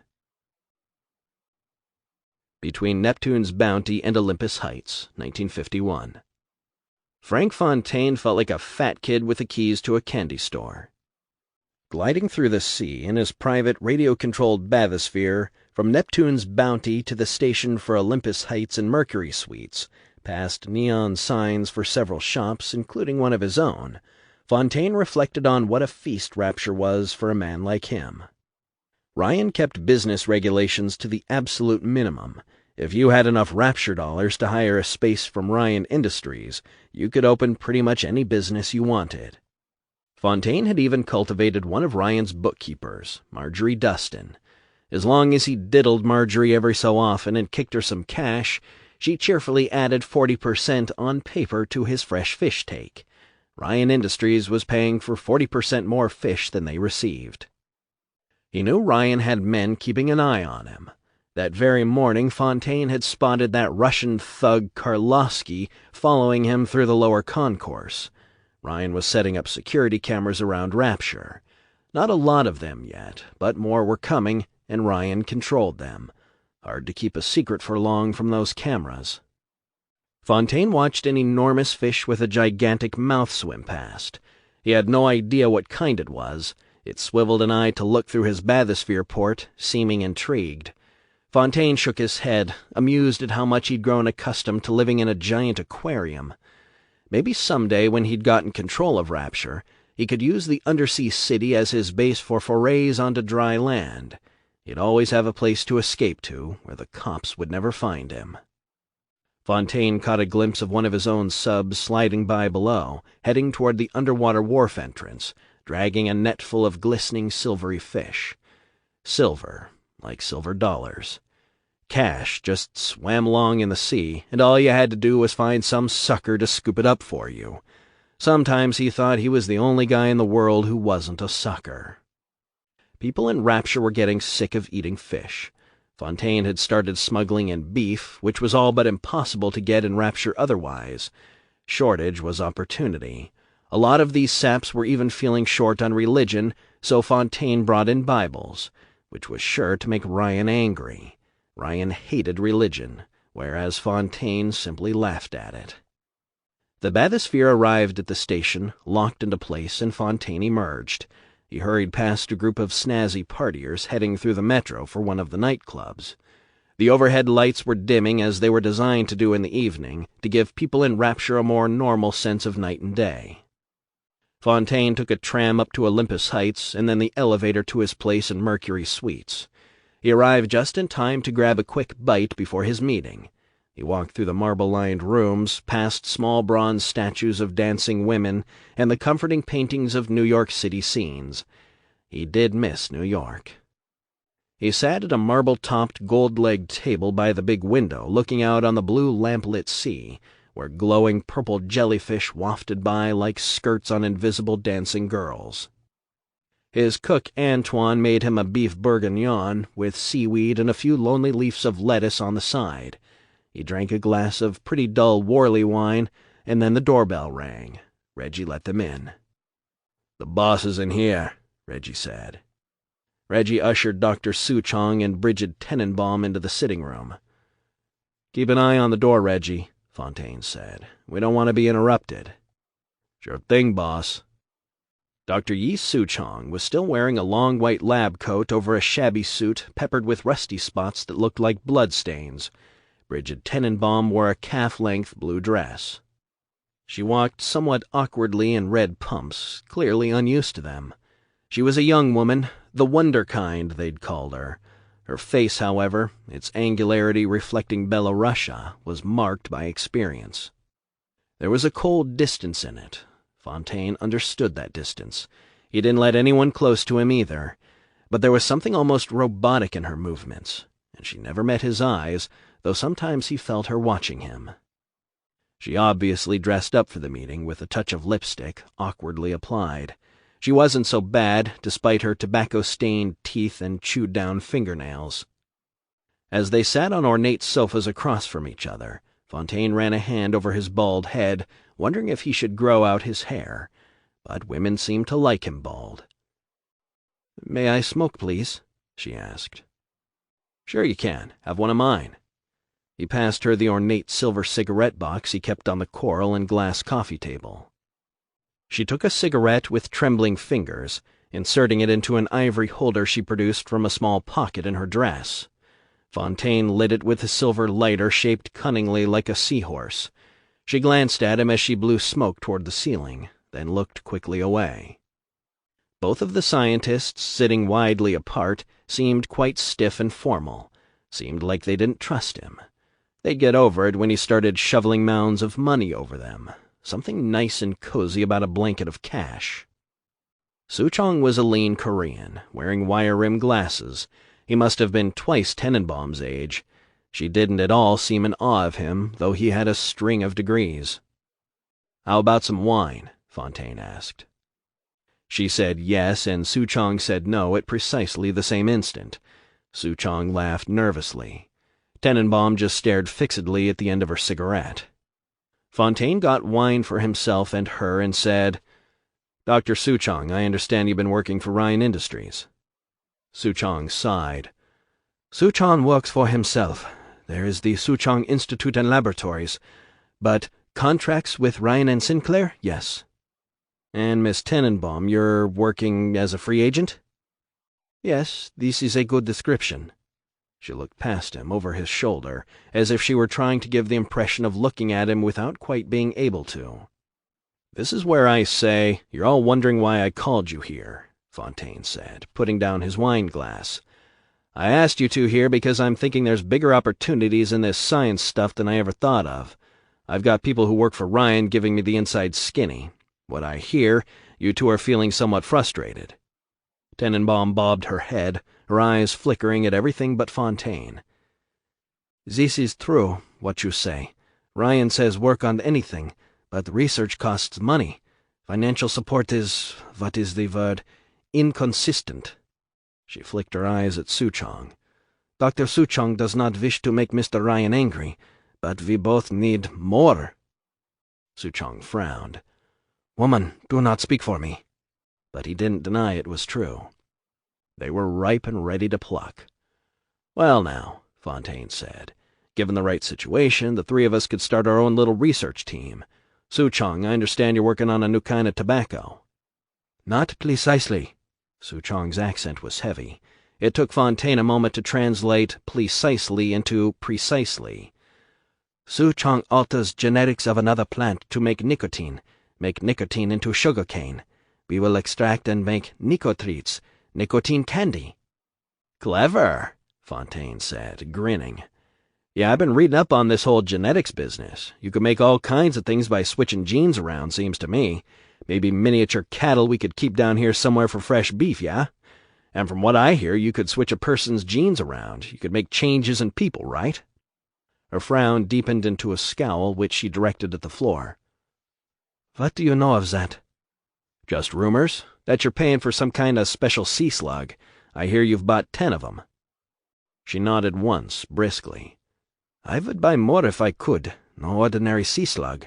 This species is a living miracle. I asked Ryan to help fund these experiments. He was not listening." She sniffed, taking her cigarette butt from the holder and dropping it vaguely toward the ashtray. It fell onto the table and smoldered there. She gnawed at a nail, her eyes unfocused, seeming halfway in another world, oblivious as Fontaine reflexively put the cigarette out in the ashtray. Making a sudden awkward pushing gesture with her hand, she went on. "Ryan, he put me off. Maybe later. All this sort of thing." "You on the point of a breakthrough?" "Perhaps." She glanced at Suchong. He shrugged. Fontaine smiled. "Then it's something I want to invest in. I'll pay well for a stake, and Ryan doesn't have to know about it. When you're ready, you can come and work for me completely, both of you. I figure this genetics dodge could be the wave of the future, and I've got a few things in mind. The two of you could work on it. Suchong could bring you into his lab, and I could pay your salary, for now. Maybe get this guy Alexander involved. Only I don't want Ryan to know about any of this. I want it on the quiet, see? He'll move in and take anything we come up with otherwise, and he'll find some excuse to keep all the rights to himself." Tenenbaum smiled crookedly. "Meanwhile, Ryan pays for Suchong's expensive lab, yes?" "Why not let him pay for the big stuff?" Fontaine said, toying with his wine glass. "I'm doing good here, but Ryan controls more resources in Rapture. He's got deeper pockets. For now." "Suchong needs more research money, yes," said the Korean abruptly, "but also needs something else." He put his hands on his knees, leaned stiffly forward, his eyes washing out behind his glasses as they caught the sea lights from the window. "Yes, we both think of altering human genes. Difficult to do without humans. What Suchong really needs is young humans. Their cells have very much more possibility. But everyone crazy about children. Overprotect them." He made a face. "Vile creatures, children." "Don't much like kids, eh?" "Suchong grow up in a household where my father is very poor servant. Only children there, the brats of rich men. They treat me like a dog. Children are cruel, must be trained like animals."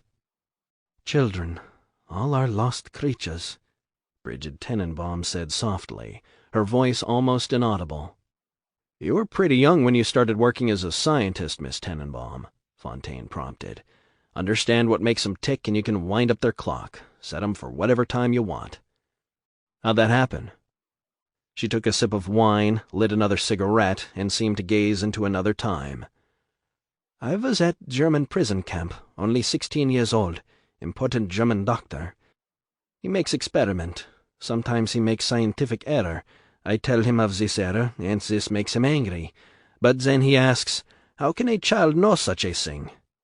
I tell him, sometimes I just know. He screams at me, then why tell me? She smiled stiffly. Well, I said, if you're going to do such things, at least you should do them properly. She took a drag on her cigarette and made a ghostly little smile, and a ghost of cigarette smoke rose from her parted lips as she let the smoke drift slowly out of her lungs. Suchong rolled his eyes. She tells that story many times. Fontaine cleared his throat. I don't know as I can get you the kind of experimental subjects you're talking about right away, Doc, Fontaine said. Might draw too much attention, but what I can get you is some grown-up guys who've run afoul of the rules around here. A couple of guys disappear from detention, who's going to care? We'll give out they escaped and got drowned trying to get out of the city. Suchong made a single brisk nod. That can be useful. So, supposing you could find a way to control genes, Fontaine said, toying with his wine glass. Is it true what I heard, that genes control how we age? Again, Suchong said no, and Tenenbaum said yes at the same moment. Suchong grunted in irritation. This is Tenenbaum theory. Genes only one factor. Genes, they are almost everything, Tenenbaum said, sniffing. But I mean, you could help a man stay young, Fontaine persisted. Maybe change his body in some way, give him more hair, stronger arms, a longer, If we could sell that and give a guy, more talents, more abilities. Yes, Tenenbaum said. This is something my mentor talked about, to enhance a man's powers, make him der Übermensch, the Superman, a Superman or woman. Many risks in this. But yes, with time and much experimentation. When Suchong get money and experimental subjects, Mr. Fontaine? Suchong asked. Fontaine shrugged. I'll get you the first research payment tomorrow. We'll work out a contract, just between us. Fontaine paused, reflecting that if he had to give them shares in the business, it might cost him a lot of money in the long run. But once he had the basic products started, the technology going, he could hire other researchers cheaper. And then he could get rid of Suchong and Tenenbaum, one way or another. He smiled his best, most convincing, most open-hearted smile at them. Never failed to lure the suckers in. I'll get you the contract and the money fast, but we've got to do it carefully. Free enterprise or not, Ryan watches everything. 9. Lower Wharf, Neptune's Bounty, March 1953. Chief Sullivan didn't like being out on the lower wharf when the lights had been dimmed this much. He could still see to get around, but the shadows around the pylons multiplied and seemed to squirm at the edge of his vision. This wasn't a safe place, even in broad daylight. A couple of guys had disappeared on this wharf over the past week. One of them had been found, or what was left of him, his body carved up pretty good. Seemed to Sullivan, when he'd examined the body, that those nice straight cuts had been made by scalpels. Sullivan's boots creaked on the planks as he walked to the end of the wharf.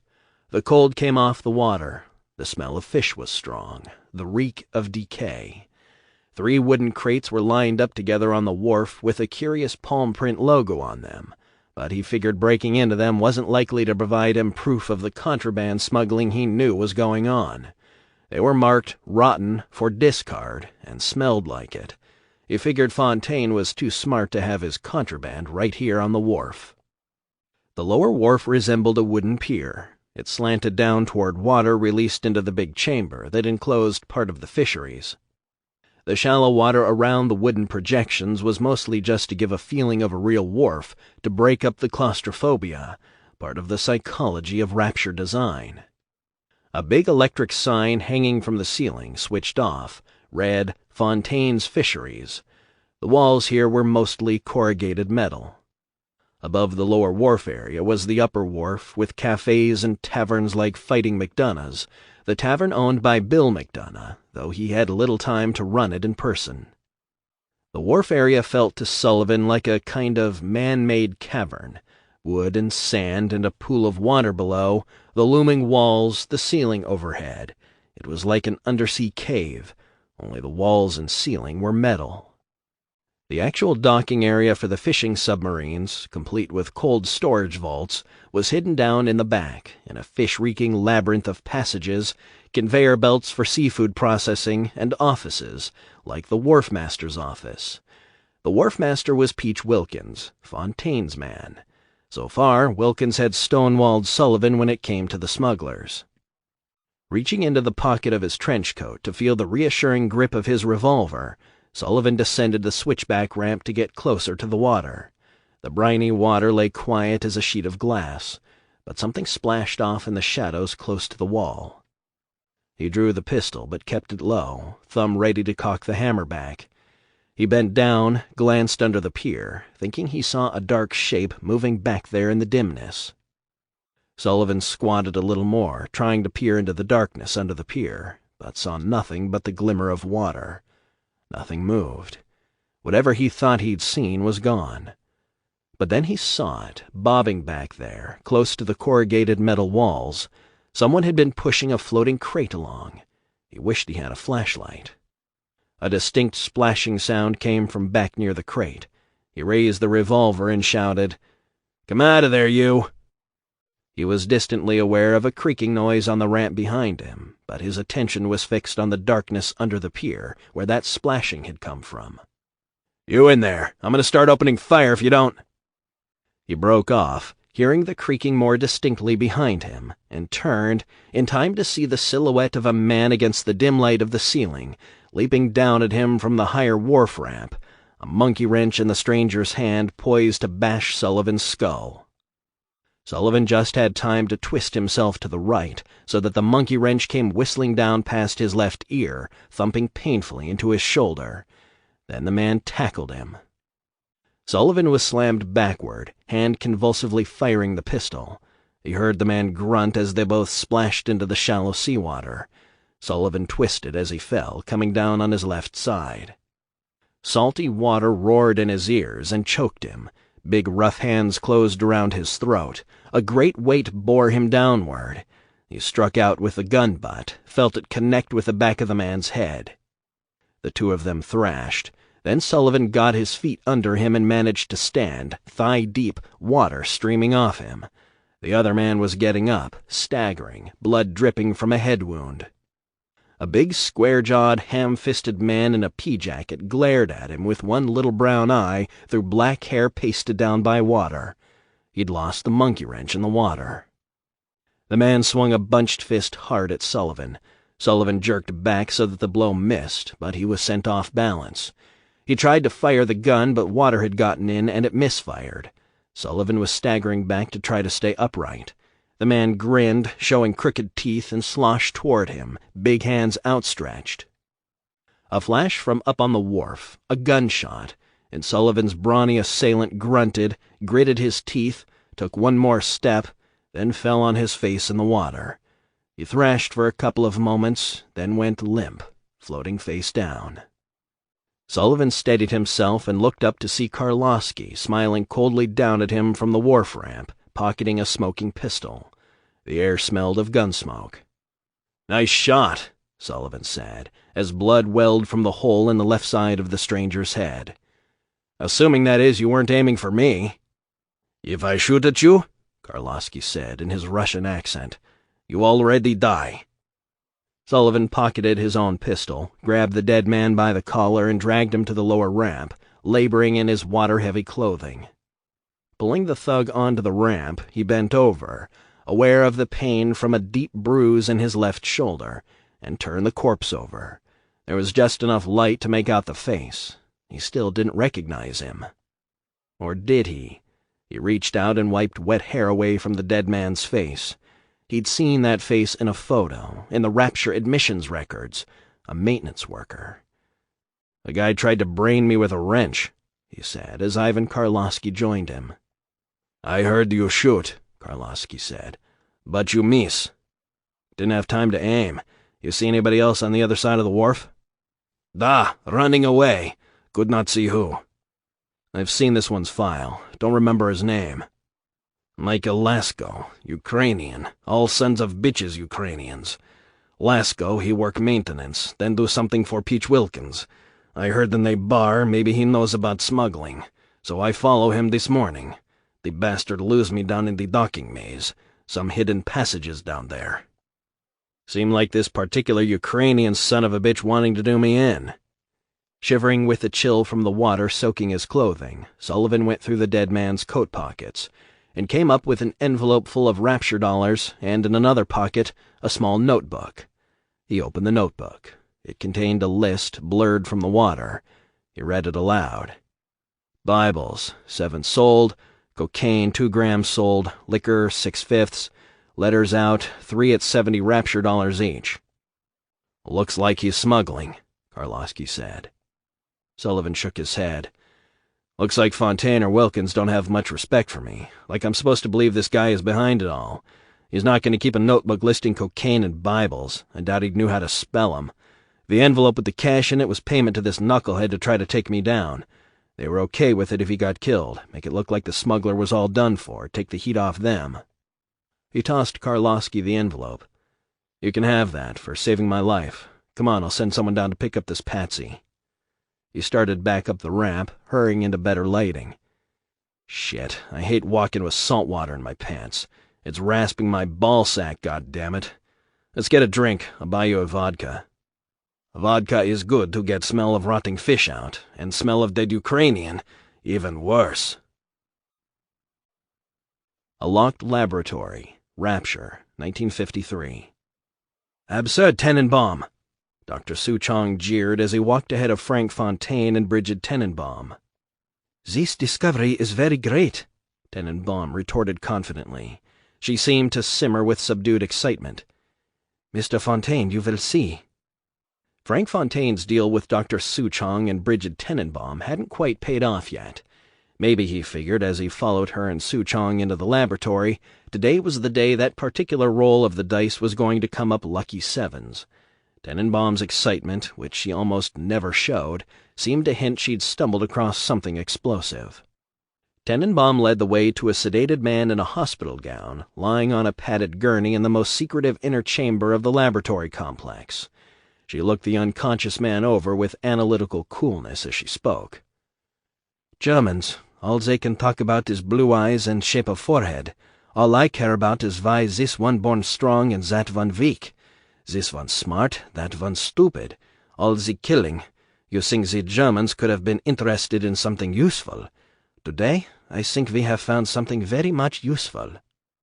The sleeping man on the gurney was bound to it with leather restraints. He was quite an ordinary-looking man of medium height, brown hair, blotchy skin. Fontaine had seen him playing poker and fighting McDonough's, Willie Brougham. On the white metal table beside Brougham was an enormous syringe with a thick red liquid in it. Occupying most of a shelf beyond the table was a 5-gallon aquarium tank bubbling with seawater. Immersed in the tank, pulsing repugnantly on a bed of sand, was one of Tenenbaum's slug-like wonders. It was about 8 inches long, with a primitive armor fringing its edges. It had striated, grainy skin, faintly incandescent blue panels on its humped back, teeth gnashed at one end on its elongated body. A small tapered tail twitched at the other. This Tenenbaum, she believes genes answer to everything. Souchong thinks genes are important, but the control of subject's mind, conditioning of synapses, these things are more important. Who controls such, controls all. I like that, Fontaine said. Conditioning is something real interesting to me. Read about it in some magazine. The Nazis were experimenting with it. Tenenbaum cleared her throat and said, Now this man, Brougham, he is wounded. I will show you injury. She lifted up the gown of the man on the gurney, and Fontaine winced to see a nasty, puckered, ragged tear in the man's flesh, about 7 inches long, haphazardly taped shut just above the groin. He tries to use fishing hook to steal fish from fishery tanks. Ryan's men catch him, slice him with his own hook. Now we have extracted special material from slugs, purified it. This material is made of special stem cells, unstable, highly adaptable. Please observe. She picked up the syringe and jammed it in the flesh just above the man's groin. Brougham's back arched, his body reacting, but he didn't wake. Fontaine winced at the sight of the 3-inch needle piercing deeply into the man's gut. "Now," she said, "observe the wound." Fontaine did, and nothing happened. "Ha!" Dr. Souchong said. "Maybe it not work this time, and your great theory. Poof, Tenenbaum!" Then the skin around the wound twitched, reddened, and the serrated flesh inside the wound seemed to writhe about and seal shut. In a minute, only a faint scar remained of the ragged gash. It had healed before their eyes. "I'll be damned," Fontaine said. "I call it Adam," said Brigid Tenenbaum, "because from Adam in the myth came life for mankind. This too brings life. It destroys damaged cells, replaces them with new ones, transferred by plasmids, unstable genetic material. Now stem cells can be manipulated, their genes changed. We can make them this, make them that. If it can do this, heal instantly, what else can it do? Transform a man, a woman? Into what? Many things. Endless possibility." Souchong chewed at a thumbnail, staring at the experimental subject. Then he pointed. "You see there, on his head, some lesions." She shrugged. "Hardly visible. A few minor side effects. Some may have much more. Your man with the miracle hands, that one behaves a little strangely now, and there are some curious marks on his arms, like cancer, uncontrolled cell growth." "So that's the key," Fontaine mused. "These stem cell things and this Adam, you can use it to change things up in a man, give him special abilities like we discussed?" "Precisely," she said proudly. Fontaine could tell she was speaking to him, though she never looked at him. She would turn her head his way, but her eyes were always fixed on some point over his left shoulder, as if she were talking to an invisible person behind him. "Growing hair, growing a bigger pecker, bigger muscles, bigger breasts for the ladies, bigger brains for the highbrows." "It is all possible with Adam." "Huh," Souchong said.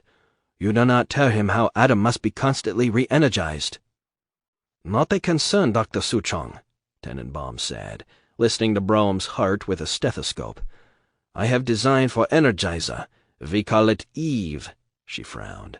"But the sea slug can only make so much Adam and Eve. These sea slugs, we believe they are also parasites. We find on sharks other creatures. Maybe they can be attached to human beings. A person could become a factory for Adam. Then we have more Adam for experiments." She scratched thoughtfully in her unwashed hair. "Working with my mentor, all he thought of was how to find greater power in men, to breed them, to change them. Working at his side, I was thinking of another researcher, a greater one." "Ha ha!" That was the first time Fontaine had ever heard her laugh, a brittle, almost inhuman sound. "So this Adam thing," Fontaine went on, looking at the healed skin on the sedated man. "If you could get enough sea slugs, maybe some people to work with as, what would you call them, hosts, you could mass-produce this stuff?" She nodded to the imaginary person behind Fontaine. "In time, yes." "But," Dr. Souchong shook his head, "Souchong believe Adam could be addictive. My study of human beings shows me anything that makes easy change in people, the people quickly become addicted. A man feels bad, takes drink of alcohol, very quickly feels a little better. He becomes addicted to alcohol. Same with opium. Maybe same with Adam. Quick fix in man, addictive. Organism develops need for it. Souchong observe agitation in this man Tenenbaum found on dock. Sometimes he is, what is it you people say? He is high." Addictive? Even better. Fontaine thought of the time, risk, and expense of bringing in Poppy from Kandahar. Yeah, he could feel it. His cultivation of Souchong and Tenenbaum was paying off. "Keep on this," Fontaine told them eagerly. "I'll make it worth your while, worth all our whiles." Medical Pavilion, 1953. Sitting pensively behind his inner office desk in the medical pavilion, Dr. J.S. Steinman was bored and tired of fighting his own impulses, and only just now beginning to understand why he'd come to Rapture. Steinman took a cigarette from the box on the coral desk, lit it with a silver lighter shaped like a human nose, and got up to open the curtains on his office porthole so he could gaze out at the sea, at kelp and sea fans waving in the current. Restful, that view. Nothing like New York. Always hectic in the Big Apple, people interfering with a man. It was the implied condemnation he resented, the small-minded judgment of his greatness. How to explain what it was like to reach out for the planet Venus in hopes of making it his pocket watch? How could he explain that he was sometimes visited by the goddess Aphrodite? He had heard the goddess's voice so clearly. "My darling Dr. Steinman," said Aphrodite, "to create like the gods is to be a god. Can only a god fashion a face? You have done it again and again. You have taken what was lumpen and made it exquisite. You have taken the mediocre and made it the marvelous. But in every man and woman's face a secret is hidden, the lost perfection, masked. Under the face of a woman whom low, vulgar people regard as beautiful is another face, the perfect face, the platonic ideal, hidden under the surface beauty. If you can liberate the perfect face from the almost perfect, you become a god. What is more important than beauty? It was I, Aphrodite herself, who inspired the poet Keats. Truth is beauty, beauty is truth. The hidden symmetry underlying the ugly irregularity of surface reality. And here is the paradox. Only by passing through the dark gate of chaos, through the shadowy valley of so-called ugliness, is the quest at last completed and the hidden perfection found. Oh, how the goddess had thrilled him. Yes, it was true that he'd heard her voice while taking ether, cocaine and ether by turns, in fact, but it had been no mere hallucination. He was sure of that. So when Ryan had approached him, saying that innovative surgeons would be needed in Rapture, he'd heard Aphrodite whispering to him again, "Here it is. Here is the chance. Here is the opportunity. Here is the secret realm you've dreamed of, where you can at last unearth perfection, a refuge where the small-minded scorners cannot find you." Steinman blew a plume of blue smoke toward the ceiling vent and turned to look at himself in the office mirror. He knew very well he was a handsome man. The elegant chin, the striking ears, the dark eyes, that understated, perfectly clipped mustache like an accent mark over a bon mot when he uttered a witticism. And yet there was another face under that one waiting to come out. Did he dare to find his own perfect face? Could he do surgery on his own face, perhaps using a mirror? Could he— "Doctor, Miss Pleasance is waking up." He glanced up at the doorway, where his assistant waited for him. Miss Chavez, a small, pretty Puerto Rican woman in a white uniform, white shoes, nurse's cap. She didn't seem surprised to find him gazing into the mirror. Chavez was a petite little creature with a heart-shaped face, Cupid's bow lips. Could he find that perfect face underneath Miss Chavez's features? Suppose he were to reduce the pterygoideus muscles by half, then doubly tighten the temporalis muscle, and he might just bisect the eyelids. All in good time. "Ah, yes, go ahead and begin unwrapping her face, Miss Chavez. I'll be right there." Miss Sylvia Pleasance was engaged to Ronald Greevy, son of the Reuben Greevy who worked closely with Ryan. They were an influential family in Rapture. He stubbed his cigarette out on the seashell ashtray on his desk and walked down the hall. Stretched out in the recovery room, Miss Pleasance was wearing a nightgown and socks. She had a sheet draped modestly over her. Look at those fat little arms. Too bad he couldn't cut into those fat little arms and reduce them, perhaps down to the bone, even expose the bone in places, like ivory jewelry. Nurse Chavez had cranked the upper part of the patient's bed to a 45-degree angle and was beginning to unwind the bandages. Miss Pleasance's large green eyes were gazing out at him from the gaps in the mummy-like facial wrap with a mixture of fear and anticipation. Her red hair spilled almost stylishly over one side of the bandage. He thought once more that there might be a certain appeal to leaving the bandages on, forever. One would see only the hair and eyes, and mystery, like a mummy. Sylvia Pleasance's face was slowly revealed. Nurse Chavez gasped and clapped her hands together. Isn't she lovely, Doctor? You've done a wonderful job." He sighed resignedly. It was true, all quite lovely. He hadn't done anything experimental with this woman. He was trying not to do anything unusual in his new practice, just give them what they wanted. But it was hard. The temptation had been strong. She had a conventionally attractive, delicately sculpted face now, with dimples on her pale cheeks, a matching dimple in her chin. It was a sweetly rounded visage, but with all the unpleasant chunkiness gone. Her fiancé would probably be pleased. She looked rather like an adult Shirley Temple. How tiresome. But the Pleasance woman cooed over her reflection when Nurse Chavez gave her the hand mirror. "Oh, Doctor, it's perfect. God bless you." Yes, he muttered, approaching, taking her chin in his hands, turning her head from side to side, looking at it under the light from the gooseneck lamp. Yes, only I cannot escape the feeling that there is more, far more to be done, some hidden perfection lurking underneath this pretty little mask. "What?" Miss Pleasant seemed startled. She swallowed and drew back from him. She frowned and looked at herself again in the hand mirror, turned her head this way and that. "No, this is what I wanted. Exactly. I'm amazed at how you got it. I wouldn't alter it a jot, Doctor." He shrugged. "Just as you like.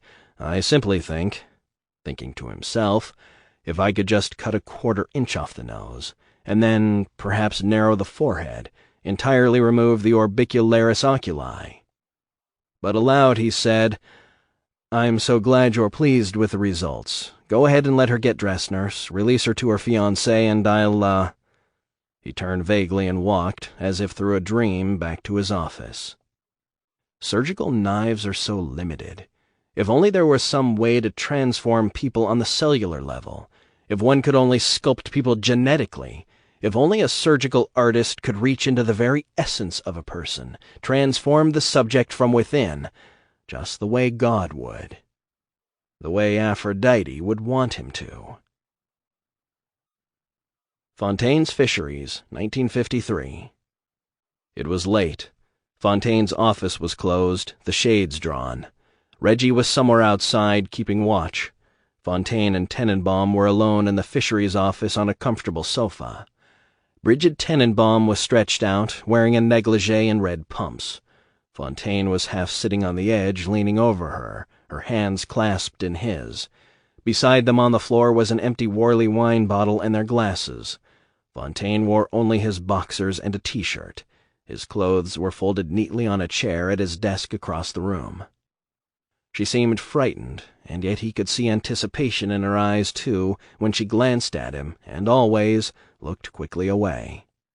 "You look kind of scared," he said. "You sure about this?" I do not like to be touched," she said. "But I need it, when the feelings of desire come. What I dream of is a man who simply takes me. I will make some token resistance, but it will not be real. I must fight a little. I can only do it that way." "Well, kid," he said, using his voice of reassurance, "you came to the right shop."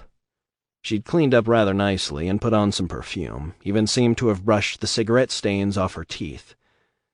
"So this is something you haven't done exactly, but you imagined?" he asked. "Yes, I'm afraid to touch, but I must be touched." "What they call a contradiction in terms. That's you, eh?" "Perhaps. Now, please, put the blindfold on me." "Oh, yeah." He took the black blindfold from his pocket and tied it over her eyes. "There, you can't see me now."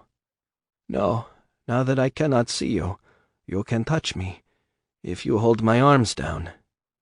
He pressed her arms back by her wrists to either side of her head and stretched out on her, pressing his hips to hers.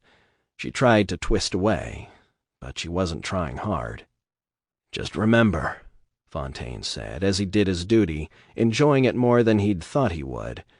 "You want it done your way? You do your work my way. You work exclusively for me." Ryan Amusements, 1953. Bill McDonough felt a bit foolish taking the journey to the surface ride alone. It was made for Rapture's children, really, to satisfy their curiosity about the surface world, supposedly. In a few years, his child would want to go on a ride in Rapture's only amusement park. Bill wanted to know in advance if what he'd heard about the ride was true. If it was, the ride would probably upset Elaine. He'd been here before to do some maintenance work, but he hadn't taken the tour. He'd bought a ticket and everything. Now he climbed into the ride car, shaped like an open bathysphere, and settled back. It lurched into motion and then creaked along its track into the tunnel. The car rumbled slowly past an animatronic mannequin of Andrew Ryan sitting at his desk, looking almost fatherly. The mannequin moved and gestured in a herky-jerky way and talked. "Why, hello there. My name is Andrew Ryan, and I built the city of Rapture for children just like you, because the world above's become unfit for us. But here, beneath the ocean, it is natural to wonder if the danger has passed." "Crikey," Bill muttered. The Ryan robot gave him the willies. Then the car moved on to the mechanical tableau that warned about taxation on the surface world. Up on his left was a farmhouse, where a farmer tilled his field and his happy wife and child stood behind him. Then a giant hand, truly gigantic, moved clutchingly into the tableau, reaching down from above. It had suit sleeves on it, like the suit worn by a bureaucrat.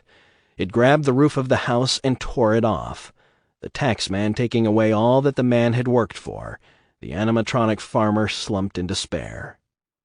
"On the surface," said the deep voice of Andrew Ryan, booming from hidden speakers, "the farmer tills the soil, trading the strength of his arm for a land of his own. But the parasites say, no, what is yours is ours.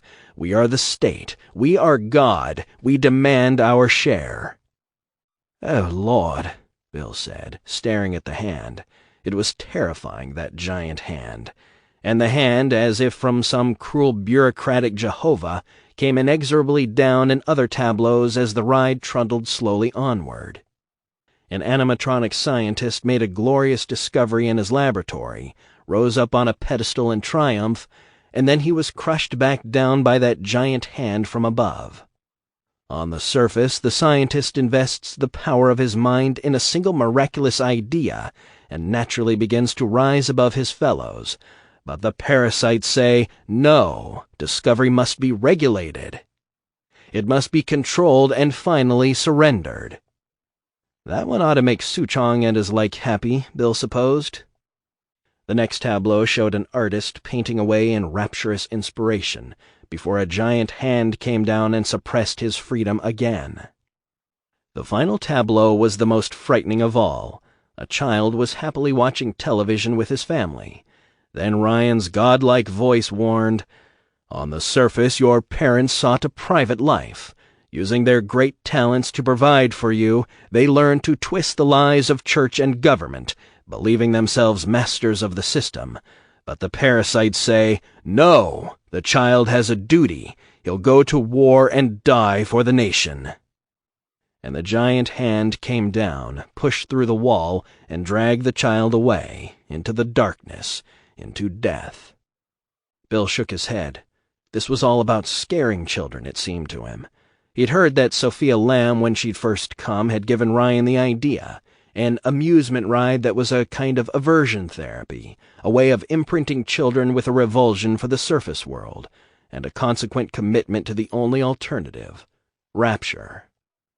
Between the big tableaus, animatronic Ryans appeared, lecturing, hectoring, warning the child about the horrors of the surface world. As the ride ended, he heard Cohen's song, "Rise, Rapture, Rise," playing.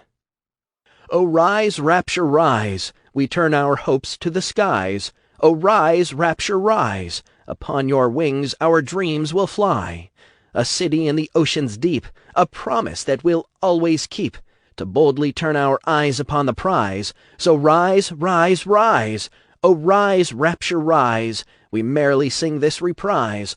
Oh, rise, Rapture, rise! To help us crush parasites despised." Bill sighed. He was going to do whatever he could to keep Elaine away from here. She wouldn't understand.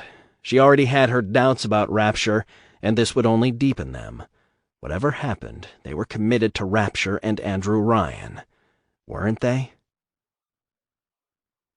Dionysus Park, Rapture, 1954. "How can a house divided stand, Simon?" Sophia Lamb asked gently as they sat in the sculpture garden of Dionysus Park. Simon Wales sat beside her on the carved coral bench, smoking a pipe, seeming troubled. Margie and several of Sophia's other followers were scattering fish-gut fertilizer around the plants at the other end of the park's gallery of sculptures. Across from them was an example of unconscious art, a sculpture by one of her followers showing a squirming octopus, but the creature had a human face that was oddly like Andrew Ryan's. Rapture is designed for conflict, for competition, but can this marvel of a community survive that division bottled up down here? We need unity to make Rapture thrive. And that means a communal concept, not a competitive one. Simon glanced around nervously. "Really, you shouldn't use those kinds of... Well, Ryan would regard that as red propaganda. Could be dangerous. They're building a new detention center, and I have a feeling Ryan might want it for, people who talk about undermining his master vision." Sophia shrugged. "If I must go to prison, so be it. The people need me. More are coming every day, Simon. The vision of wholeness is taking hold. Rapture must be a single society, not some schizophrenic social organism forever wrestling with itself. Look at what's been happening. People forced into prostitution, living on top of one another. How is that better than the surface world?" "If he suspects what you're up to." She chuckled. "He's convinced I'm on his team. I advised him on how to set up that little child-training amusement park. It's absurd, really. I doubt if it does anything but frighten children, but he believes it'll train them to accept Rapture. I gave him an edited report on all my—" She glanced at him. "I can trust you, can't I, Simon?" He looked at her with a stunned expression and swallowed hard. "But of course. How could you doubt it? You know how I feel." "Mommy, look," Eleanor said, pipingly. Sophia glanced over to see her small daughter, just 3 years old, in her pink pinafore, dragging one of the audio diaries behind her. "I'm going to play with the Mr. Diary you gave me." Sophia nodded. "Wonderful, my love." His voice lowered. Simon asked, "Don't you think it's time she had some contact with other children, Doctor?" No, they're under the influence of the poisonous paradigm of Andrew Ryan. I will keep her right here, train her in safe isolation, make her a paragon of the society to come." "And," he cleared his throat, "what happened to her father?" As to that, it's a private matter." Eleanor was sitting in the grass, talking to the tape recorder as if it were a friend. She clutched a small screwdriver in her hand. "Hello, Mr. Diary, want to play?" She mimicked its voice. "Actually, I'm quite busy right now, Miss Eleanor. Maybe later." "Well, all right, but do you mind if I take you apart while I wait? I promise I'll put you back together." "Wait, you can't do that. No, wait, Eleanor." And to Sophia's surprise, Eleanor commenced stabbing at the tape recorder, breaking it apart with a screwdriver. 10. Laboratory Complex, 1954. "Some plasmid effects proved to be more difficult than we expected," Bridget Tenenbaum said, leading Fontaine down the hallway. Suchong was leaning out an open door, gesturing for them to come. "Suchong is ready now for demonstration." Feeling a bit sick inside, but determined to see this through, Fontaine followed Tenenbaum to the lab's experimentation room. As they entered, Fontaine saw it was the same experimental subject as last time, the fellow Brougham. But now he was awake, though not entirely awake. His eyes were open and flicking about. They were in Lab 3 of Fontaine Futuristics, an almost bare room but for a cabinet, a brushed steel table of instruments, and an examination bed fitted with restraints. Steel walls were textured with rust and rivets. The room smelled of antiseptics and seawater leakage. He heard it dripping between the walls. A single naked electric light bulb glowed in the middle of the ceiling. The floor was covered with what looked to Fontaine like a thin carpet of black rubber. "You guys don't go in for extras, do you?" Fontaine observed. "Maybe a little decoration." "We will add more equipment later," Dr. Suchong said, bending over the table. "Decorations are superfluous." He selected a syringe and set about drawing a glowing blue fluid from a beaker. The man on the table looked at the syringe with frightened eyes. He writhed and made a mewing sound. "In time, Suchong will add computers, such other devices." "Computers?" Fontaine asked. "What's a computer?" "Like adding machine," Suchong said, putting alcohol on Broham's shoulder. "But faster, smarter. Mr. Ryan has designs. We can take to Fontaine Futuristics. Now, injecting the solution we call Eve, it will activate the atom we have already incorporated into him." He injected Broham's shoulder with Eve. The man strapped to the table groaned and tried to pull away. Suchong relentlessly drove the syringe plunger home. "We are ready," Suchong said. "Please back away from subject." All three of them backed away from the man on the exam table, all the way to the door. The subject was muttering to himself, visibly quivering in the leather restraints, shuddering, shaking, till shaking became convulsing. He shrieked, and his back arched, bones audibly creaking. Fontaine was afraid the guy was going to snap his own spine. "It's coming out of me! It's coming out of me! It's coming out of me!" Brougham shrieked. Then there was a sizzling sound, the smell of ozone and burning flesh, and blue electricity arced up, passing from the man's restrained hands to his head, the arc crackling for a moment, and then it snapped up at the electric light, which burst and went out. The room went dark, black as the pit of hell. "What the devil?" Fontaine said. As if the devil in question were responding to Fontaine, a reddish-blue glow surged up again, much brighter now, illuminating the room. The exam room strobed in and out of visibility, Broham's hands hissing great fat sparks that blackened the walls. The only light source was the eerie glow generated by the man on the table. A hissing sound filled the room. The glow in the man's eyes began to pulse. Fontaine shook his head, not at all certain of what he had gotten himself into. He realized he should have brought Reggie, maybe Lance, too. "Doctor!" Tenenbaum shouted. "The tranquilizer!" Fontaine saw for the first time that Suchong had something ready in his hand. It looked like a gun, but when he fired it at the man on the exam table, it made a soft spitting sound, and there was no muzzle flash. The man yelped, and Fontaine saw that a dart of some kind had shot into the man's hip, where it waggled with his movements. Those movements calmed, and the light diminished as the electrical glow ebbed away. "You see," Suchong said, "when mind shuts down, his power too shut down." "We should have insulated that light bulb," Tenenbaum said, reaching back to open the door, as the last of the electrical shine vanished. The light from the hall indirectly illuminated the chamber, and the three of them approached Brougham, who once more seemed semi-conscious, moving his head gently from side to side. The experimental subject seemed relatively unhurt, to Fontaine's surprise, though the man's hospital gown was reduced to charred threads. "He should have gotten burned, shouldn't he, with all that electricity shooting around in him? And maybe he's all burned inside himself." Tenenbaum shook her head as she examined the experimental subject, taking his pulse. "No, he is not burned. This is part of plasmid phenomenon. He emanates the electricity, but is not harmed by it. Not exactly harmed." "So what's the practical use of this stuff?" Fontaine demanded. "How are we going to make money on it?" Tenenbaum shrugged. "Can be used to start engines, galvanize equipment that is missing power, yes?" Looking closer, Fontaine saw there was a mark on Brougham, around his eyes. Not exactly scar tissue, but more like a thickening of the skin, a cancer-like growth across his face. Radiating outward from his eyes was a fanciful mask of thickened red tissue. "You notice the extraneous tissue," Dr. Suchong said, nodding. "Does not seem lethal, but it is curious.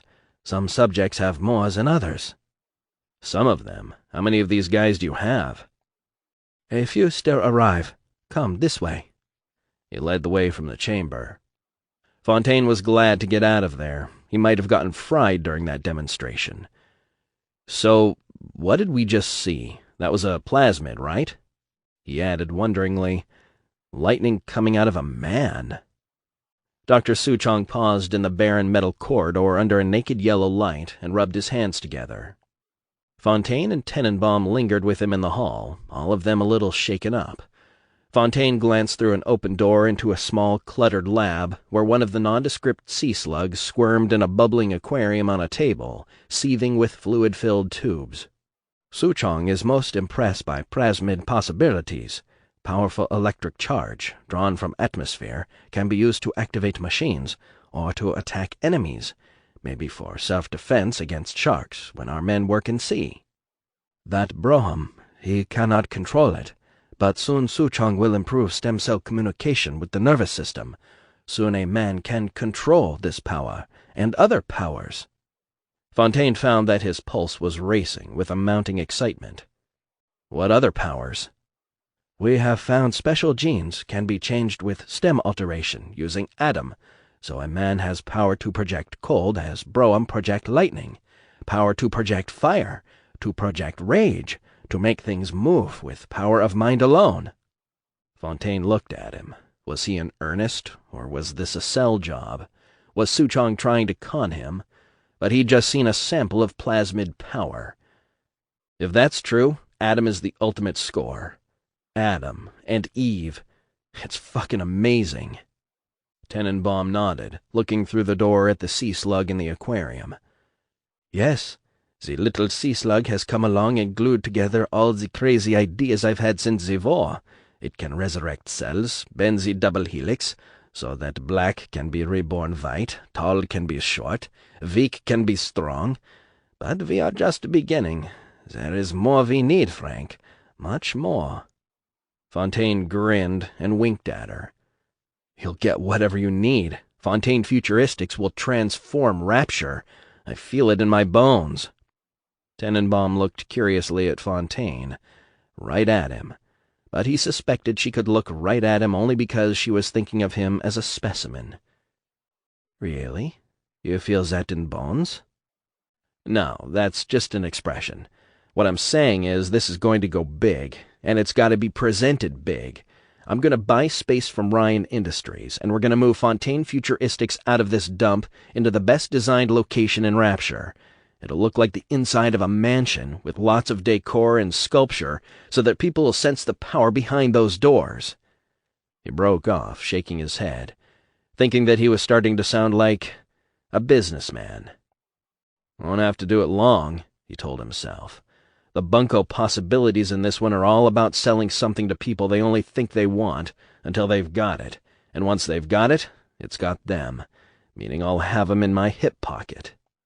Suchong glanced at the sea slug and licked his lips. Something was troubling him. But, Mr. Fontaine, there is danger. He looked gravely at Fontaine. Danger in using Adam and in developing plasmids. You should know before proceeding. Come this way. You shall see. They went down a metal-walled corridor, feet clumping on wooden planks. The air at this end smelled like raw chemicals and curdled human sweat. They came to a steel door stenciled, "Special Studies, Keep Out." Suchong put his hand on the knob. Perhaps we should not go in," Bridget Tenenbaum said suddenly, not looking at either of them but holding the door shut with the flat of her hand. She stared at the closed door. "Why?" Fontaine asked, wondering if they were planning to lock him up in there.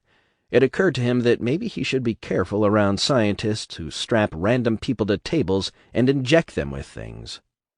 "It is dangerous inside, perhaps diseased." Fontaine swallowed, but he made up his mind. There can't be any part of this I don't know about. It's all my business. He wanted plasmids, bad, but he needed to know what the risks were, if this was something that exposed him too much. She nodded once and stepped back. Suchong opened the door. Immediately a disturbing, unnatural smell emanated from the room. It was a scent Fontaine would expect from exposed human brains when the top of the skull was sawed away. His stomach lurched, but he followed Suchong one step, just one, into the room.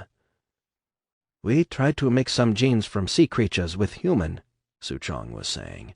give man powers of certain animals. But the musty, ill-lit rectangular chamber was about 35 feet by 30, but it seemed smaller because of the shifting heap of the thing that dominated it. Clinging to the walls opposite Fontaine was something that might have once been human. It was as if someone had taken human flesh and made it as malleable as clay, bones and flesh made pliable, and plastered it onto the wall. Beaded with sweat, the mass of human flesh seemed to simply cling there, spread over 2 walls and a corner. A bloated face muttered to itself at the center of the creature near the ceiling. Several human organs were exposed, including a heart and kidneys, damp and quivering, dangling like meat in a butchery from crust-edged gaps in its body, the creature's big limbs. "What the hell?"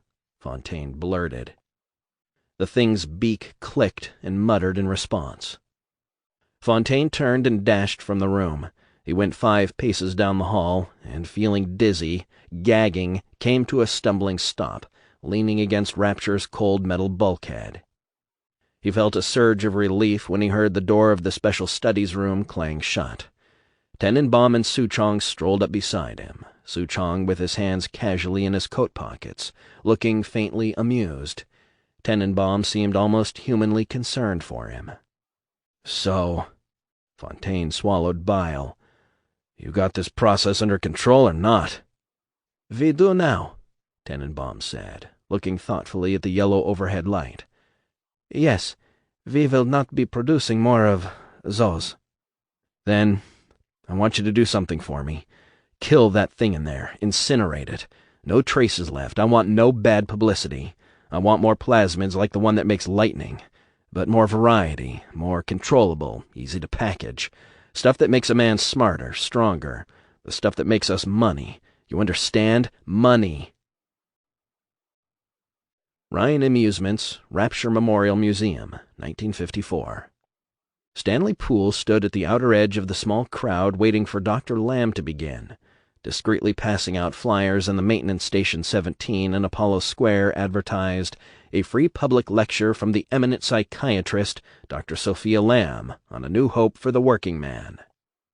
The lanky swan-necked blonde in the modish horn rims stepped up in front of the museum's Rapture Grows tableau with its stylized images of Rapture's founding workers. She gazed at the little crowd like a prophetess, her benevolent expression condescending but motherly, her smile infinitely knowing. She pressed the button to start the museum tableau's recording. A friendly male voice intoned, "After the platform is secured, work progresses at an astounding rate. Designed to be the foundation of Rapture, workers toil around the clock to create the metropolis you see today." "Do you hear that?" She clasped her hands behind her back and chuckled ironically, making eye contact with the small crowd, mostly low-level workers, all listening raptly, though Poole realized that Simon Wales was there too. "That recording," Sophia Lamb went on, "is a compact little insight into Rapture. Workers toil around the clock to create the metropolis. And in the Laying the Foundation exhibit right over there, what does the recording say?" Her voice was mockingly arch as she recited, "Engineers work to overcome obstacles such as diamond-hard rock, obstinate sea life, and unexpected casualties. Think about it, my friends. How much needless suffering have we taken for granted?"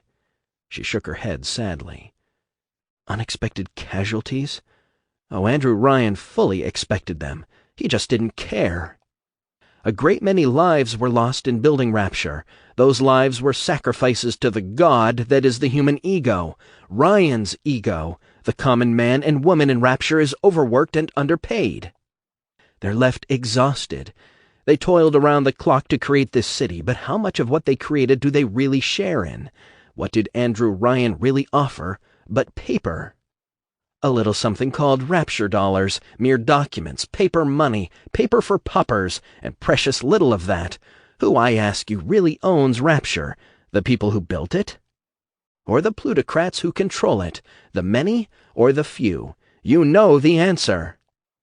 A good many in the crowd were nodding. Some frowned, unsure, but most seemed convinced. They'd been thinking something of the sort themselves, Poole supposed. Here was someone who said it right out loud. Dr. Sophia Lamb, a psychiatrist using her psychology on the common man. "This woman Lamb is becoming troublesome, Poole," Ryan had said. "See what she's up to. Stay discreet." If Ryan could hear this, Poole thought, he'd blow his carefully barbered top. Sophia Lamb paused thoughtfully, then pointed at the ornate walls. "Rapture looks like a great big palace at times, doesn't it? It abounds in luxury, but where's housing for those who maintain it? You're crowded into places like Maintenance 17, but that's traditional in a palace, isn't it? There are the luxury quarters for the elite, and then there's the little cubbyholes under the stairs where the servants live. Palace servants have always outnumbered kings and queens, yet we blindly continue to serve them. My vision of a new, united Rapture is revolutionary. Yes, revolutionary. I say it proudly, and yet all I'm bringing is a new spirit of cooperation, my friends, a new shape for love. Cooperation in a place like Ryan's Rapture is transformative, and the word I'm bringing is a sacrament, the beginning of a new church of cooperation. I have had an inspiration that seems to come from some cosmic place of certainty, and it is telling me that Rapture's foundation on competition is cracking. Competition is division, my friends. A house divided cannot stand." As she spoke, Poole noticed she became more intense. Her nostrils flared, her eyes flashed, her hands fisted. She radiated charisma, just as Ryan did. But her magnetism was somehow powerfully maternal. Poole glanced at Simon Wales and noticed he seemed totally captivated by Lamb. She went on, declaring loudly, "We must evolve to heal Rapture, and we will heal it by redesigning it from within. We will create a true utopia, and utopians fit to live in utopia. We will build a unity that will thrive, even as the surface world fails. But the new Rapture will not be based on greed. It will be a collective based on sharing. What is the collective? It is the body of Rapture. Therein will lie its truth, an end to the burden of mindless competition, a turning to cooperation, altruism, community, and communality." Holy cow, Poole thought. Ryan was going to flip. The boss was caught between a rock and a hard place. Ryan was officially against censorship, so how could he censor this woman? But from what Poole had heard about the secret structures being expanded in the Persephone Project, Ryan had a plan for taking care of Red organizers. As the speech ended, he turned away and spotted someone at the back of the crowd he hadn't noticed here before, a man with dark glasses and a hat covering his bald head. Poole knew him, despite the man's attempt at going incognito. It was Frank Fontaine, and Fontaine had a mighty thoughtful look on his face. Frank Fontaine wasn't aware of Poole watching him. He was mesmerized by Sophia Lamb. The woman's amazing, Fontaine thought. What a con artist. She was a grifter with 2 or 3 college degrees. He had to admire her. "What is the collective?" she'd said. "It is the body of Rapture." Good stuff. You could plug almost any feeling you wanted into that. Conning one guy at a time wasn't much challenge. But a whole crowd, conning a whole population? Man, that was a thing of beauty. This Lamb woman knew how you got the people on your side. Figure out what was bothering them and use it as a kind of harness, and pretty soon they're pulling your wagon for you. Smart. But that's traditional in a palace, isn't it? There are the luxury quarters for the elite, and then there's the little cubbyholes under the stairs where the servants live. Palace servants have always outnumbered kings and queens. Smart. Give 'em something to repeat to one another. We're like the palace servants living under the stairs, see? This Dr. Lamb was going to be too much competition, of course. In time, he'd have to see to it that Ryan got the info he needed to arrest her. Meantime, she was inspiring him, along with the crowd, only not the same way. He'd do it all his way, of course. She was kind of the female version. His own version of radical leadership would be very different. Maybe it was too early to really get going on it, but he could start to plant the seeds, get it growing, and in time, harvest. Andrew Ryan's office, 1954. Bill found Andrew Ryan at his desk. "Mr. Ryan, I have that maintenance report." Ryan glanced up. "Oh, Bill, have a seat." He looked back at the folder in his hands as Bill sat down across from him. The folder was marked confidential. "I just want to have another look at the end of this one. I had Stanley Poole look into some things. This Lamb woman is a problem." He flipped a page. Bringing that woman in was bad judgment. He grunted to himself, closed the folder, pushed it aside, and opened another. "Yes. Poole's also found out something about Fontaine's new venture he's calling Futuristics. Seems quite pregnant with possibility. Take a load off while I sort through this." Ryan made notes, nodded to himself. Then he looked up at Bill, smiling. "I get so caught up in the day-to-day business. I forget to really take a good look at the people around me. You look a bit careworn, Bill. That's natural. How's Elaine?" Bill smiled, relaxing a little. He liked to see this side of Ryan. "Grand, Mr. Ryan. Knows how to make a man happy, that one." "Good, good. I, too, will settle down when the time comes. I dream of having a son one day, you know. Someone to take what I've built in his hands and keep it thriving, build on it. An investment in the future. What a wonderful place to grow up Rapture is, too. A wonderland for kids, I should think." Bill wasn't so sure of that. Not at all. But he only smiled musingly and nodded. Sullivan came bustling in. He nodded to Bill and stood beside the desk with the tense air of a man who is fitting this stop into a tight schedule. "You called me, sir?" "Ah, Chief, there you are, yes." He pushed the folder toward Sullivan. "I need you to jump with both feet into this. Have you heard something about a new development called plasmids?" "Plasmids? No, sir. What the blazes are they?" "Some kind of product. Look at this."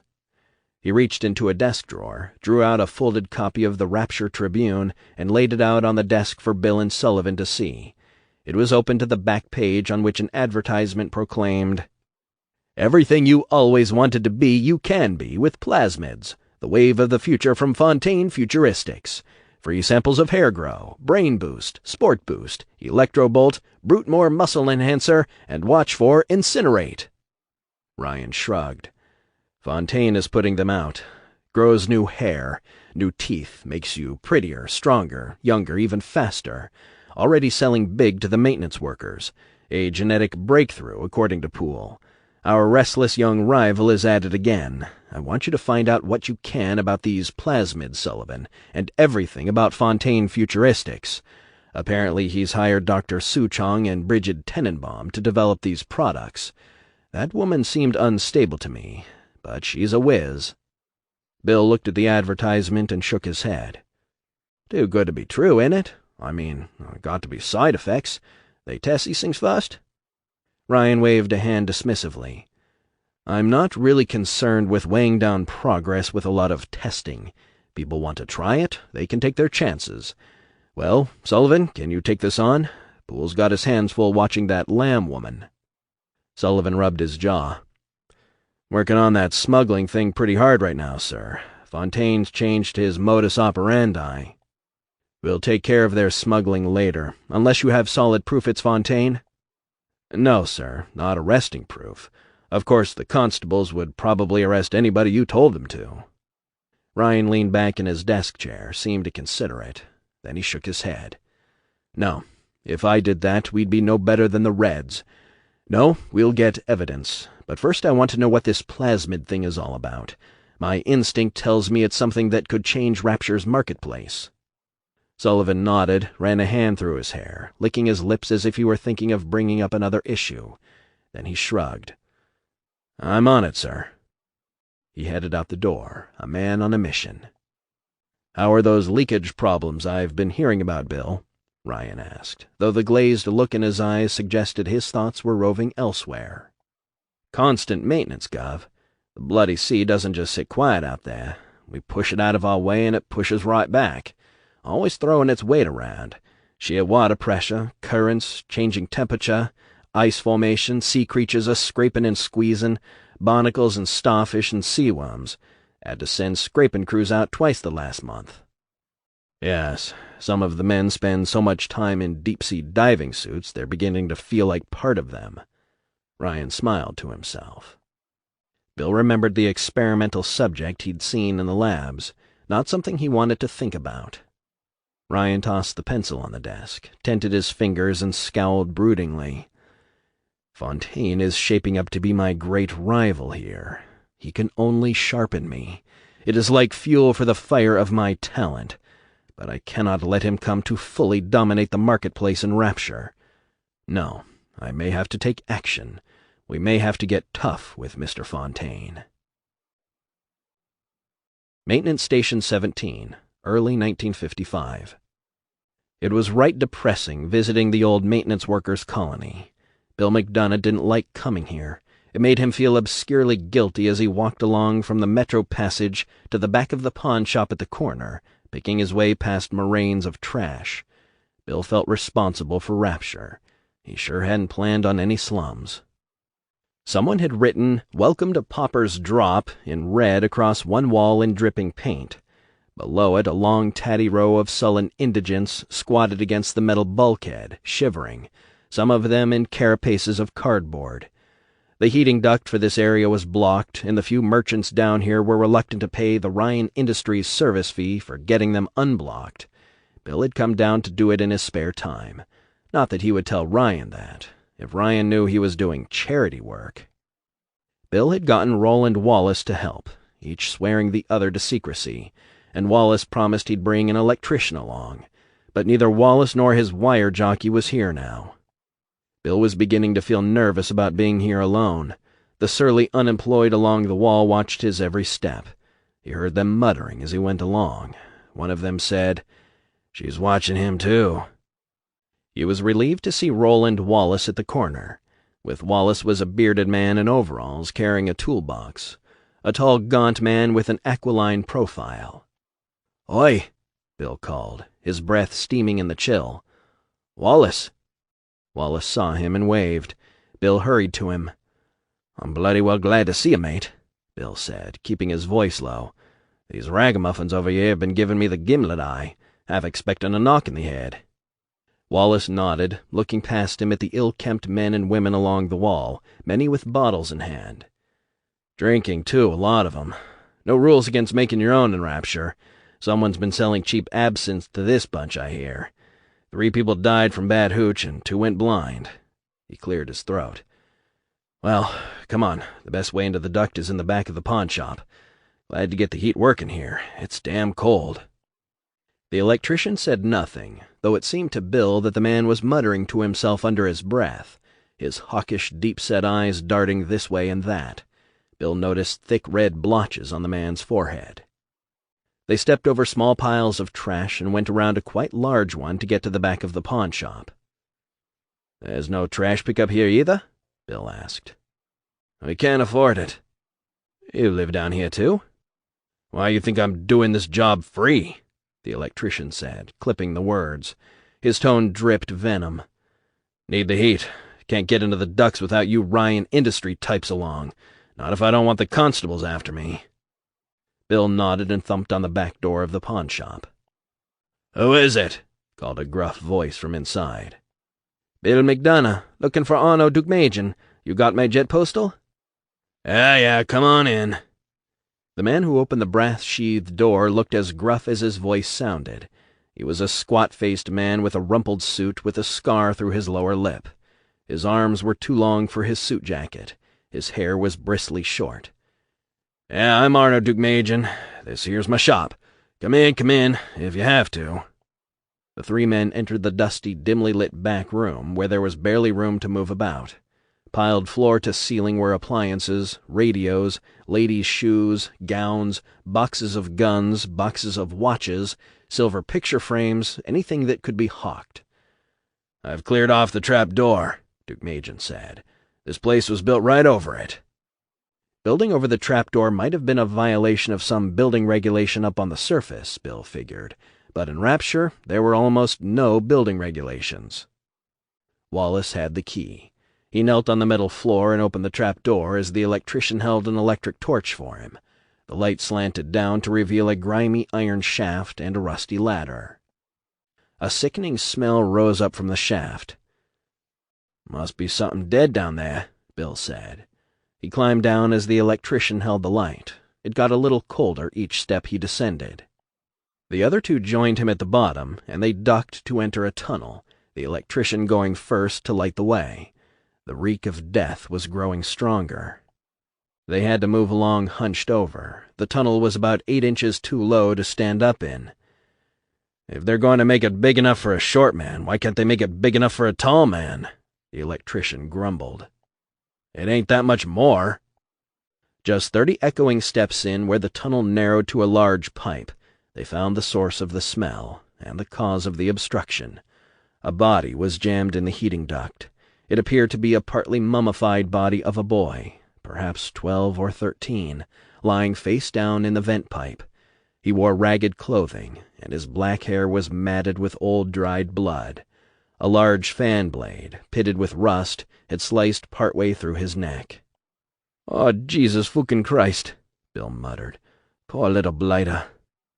Wallace was gagging. It took him a few moments to get his composure. Bill had seen enough death in the war and in the building of Rapture, and he was almost inured to it. Almost.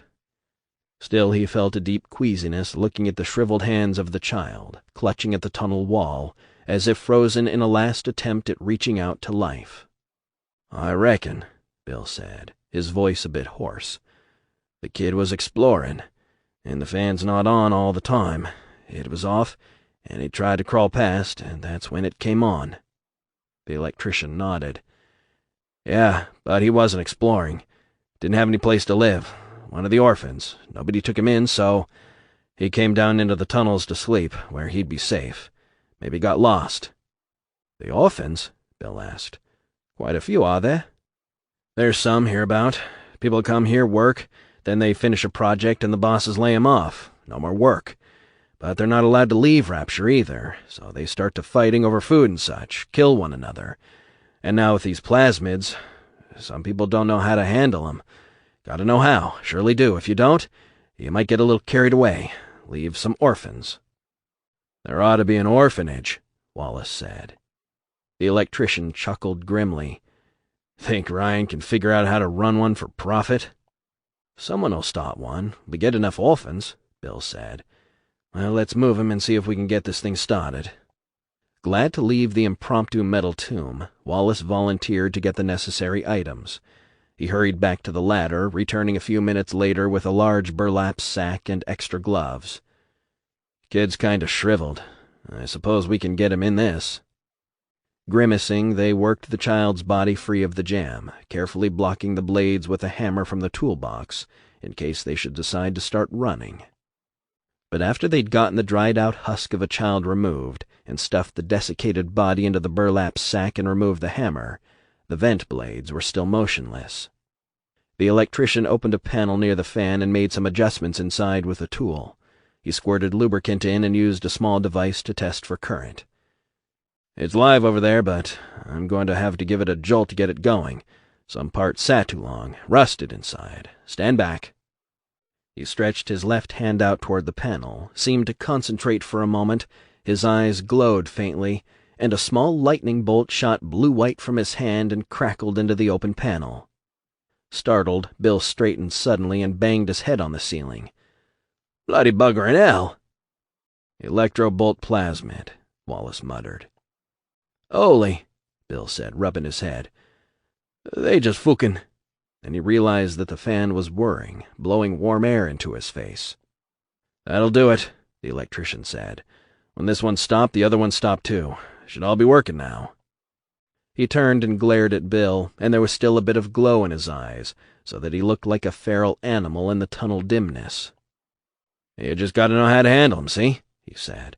"The plasmids." Then he picked up his tools and started back to the ladder. 11. Maintenance Station 17, Sinclair Deluxe Hotel and Apartments, 1955. "You don't mean you spent it all, Rupert?" demanded Rupert Mudge's wife, just as he'd figured she would. with that disgusted look on her face that he was getting so very sick of seeing. She was a hip-heavy, short-legged bottle blonde with permanent frown lines in the corners of her mouth that made her face look like a wooden puppet. She wore a tattered red and yellow flower print dress and the work boots she used in her house-cleaning job. "I'm outgrowing that woman," Mudge thought, as he ran a hand through his luxuriant hair. He'd gone from partly bald to this glorious brown mane thanks to Fontaine's plasmids. He shook his head, harder than he needed to, so he could make all that hair fly about. And then he reached for his new atom. He already had a good charge of Eve going to activate it. "You take that plasmid stuff back to Fontaine's," Sally grated between grinding teeth. "I worked hard for that money." "Ah, Christ, Sally," said Mudge, injecting the plasmid. "A man's got to put on a good appearance out there in the world. I need—" His teeth started chattering as the stimulant effect of Sport Boost hit him. The room was swirling slowly around him, pulsing with energy. It was like he was the center of the universe. It scared him and exhilarated him both. It almost made the shabby little studio apartment they rented in the so-called Sinclair Deluxe seem like something worth living in, if it weren't for the cracks in the walls, the naked light bulb, the leaks in the corners, the smell of rotting fish. Sally, I need to show people I'm fast and strong. I'm gonna get one that makes you smart." "Ha! I wish you'd taken the smart one first. Then you'd have been smart enough not to blow our little stash of moolah on any of this. You don't need that fancy hair. You don't need those muscles." "These muscles are gonna get me a new job on the Atlantic Express. They're gonna put up a new line." "But I heard more people are taking the trams and the bathyspheres. The Express might be what you call it obsolete. They aren't gonna rehire you know-how after you went flippy on the foreman." "Ah, that big lug flew off the handle for nothing." "You were on one of those crazy plasmid things and you went nutso on him. You threw a wrench at his head." "Plasmids. You gotta get used to 'em is all. I wasn't used to it yet. All the fellas are using 'em." "Sure, and most of 'em are going broke from it. They sit around jabbering high on the damn things. Not a single one as doesn't have side effects. What's them marks on your face there?" "What? You never got a pimple?" "That ain't no pimple. It's like skin growing where there oughtn't to be any." "Woman, shut your trap and bring me some dinner." "Shut my trap? I've been working all day scrubbing floors in Olympus Heights for the high muckety-mucks, and I gotta come back to a dump and hear bring me some dinner? Why don't you try earning your dinner? How about them apples? The apples we ain't got. How am I gonna pay for the food if you spent all the money on plasmids? You know Ryan doesn't allow no soup lines around here." "I heard the Fontaine's starting up some kind of soup kitchen." "I wouldn't go near that man if I was you. Maisie says he's a crook." "Now, what does that loopy bimbo know? Fontaine's okay. I thought maybe I could get some work over there. I'm strong now, look at that." He flexed his bicep, and his shirt ripped with the expanding muscle. "That's from Brutemore. Plasmids of the future, see?" She sat down on the sagging sofa bed across from him. "That's what worries me, the future." Her voice was soft now, and that had a way of upsetting him even more than when she yelled. "I wish we could afford a place with a window. Not that there's much to see but fish. A person gets sick of looking at fish." His knee bouncing with nervous energy, Mudge looked around the small, dingy apartment for something to sell at the pawn shop. He wanted another Sport Boost, just to make sure. He didn't like to run short on plasmids. All he had was another Brutemore in the icebox. The radio, maybe. Could he sell that? She kind of prized that radio. Only luxury they had left. "Funny, Mr. Sinclair calling this Flophouse Deluxe," Sally said. "Must be his sense of humor. But we won't have even this if you don't get off your tuchus and work. What I make can't keep us in a home, especially with you jabbing yourself with those crazy goddamn potions." "Ah, stop running your yapper." Maybe he'd take his last hit of Brutemore, see how it did with the Sport Boost real fresh in his system. He wondered if he could get Sally to take some breast grow. He got up, went to the icebox. He'd hidden the Brutemore behind an open half-empty can of beans. He injected it standing right there, with his back to Sally. A glowing red energy suffused him. He could feel it move through his body. It was like individual cells growing from inside. Sally kept rattling on. "This area wasn't supposed to be no permanent place to live. Supposed to be temporary housing for train maintenance. Not much better than one of those shack towns we had in the Depression when I was a kid out in Chicago. You know what they're starting to call this part of Rapture under the train station? Pauper's Drop. Can you beat that? Pauper's Drop, Rupert. That's where you've taken me. I should have listened to my old man. He warned me about you. What are you doing over there? Look at you. You look like you're getting all swollen up. It ain't natural." He spun to face her, and look at the expression on her face. Sally knew she should have kept her mouth shut. Her scrambling away like that was a clue. She was trying to get to the door. "Should have kept your mouth shut, woman," he roared. The metal walls seemed to vibrate with the sound. "Your old man warned you, did he? I'll show you something that old fool never thought of." She was tugging at the door handle.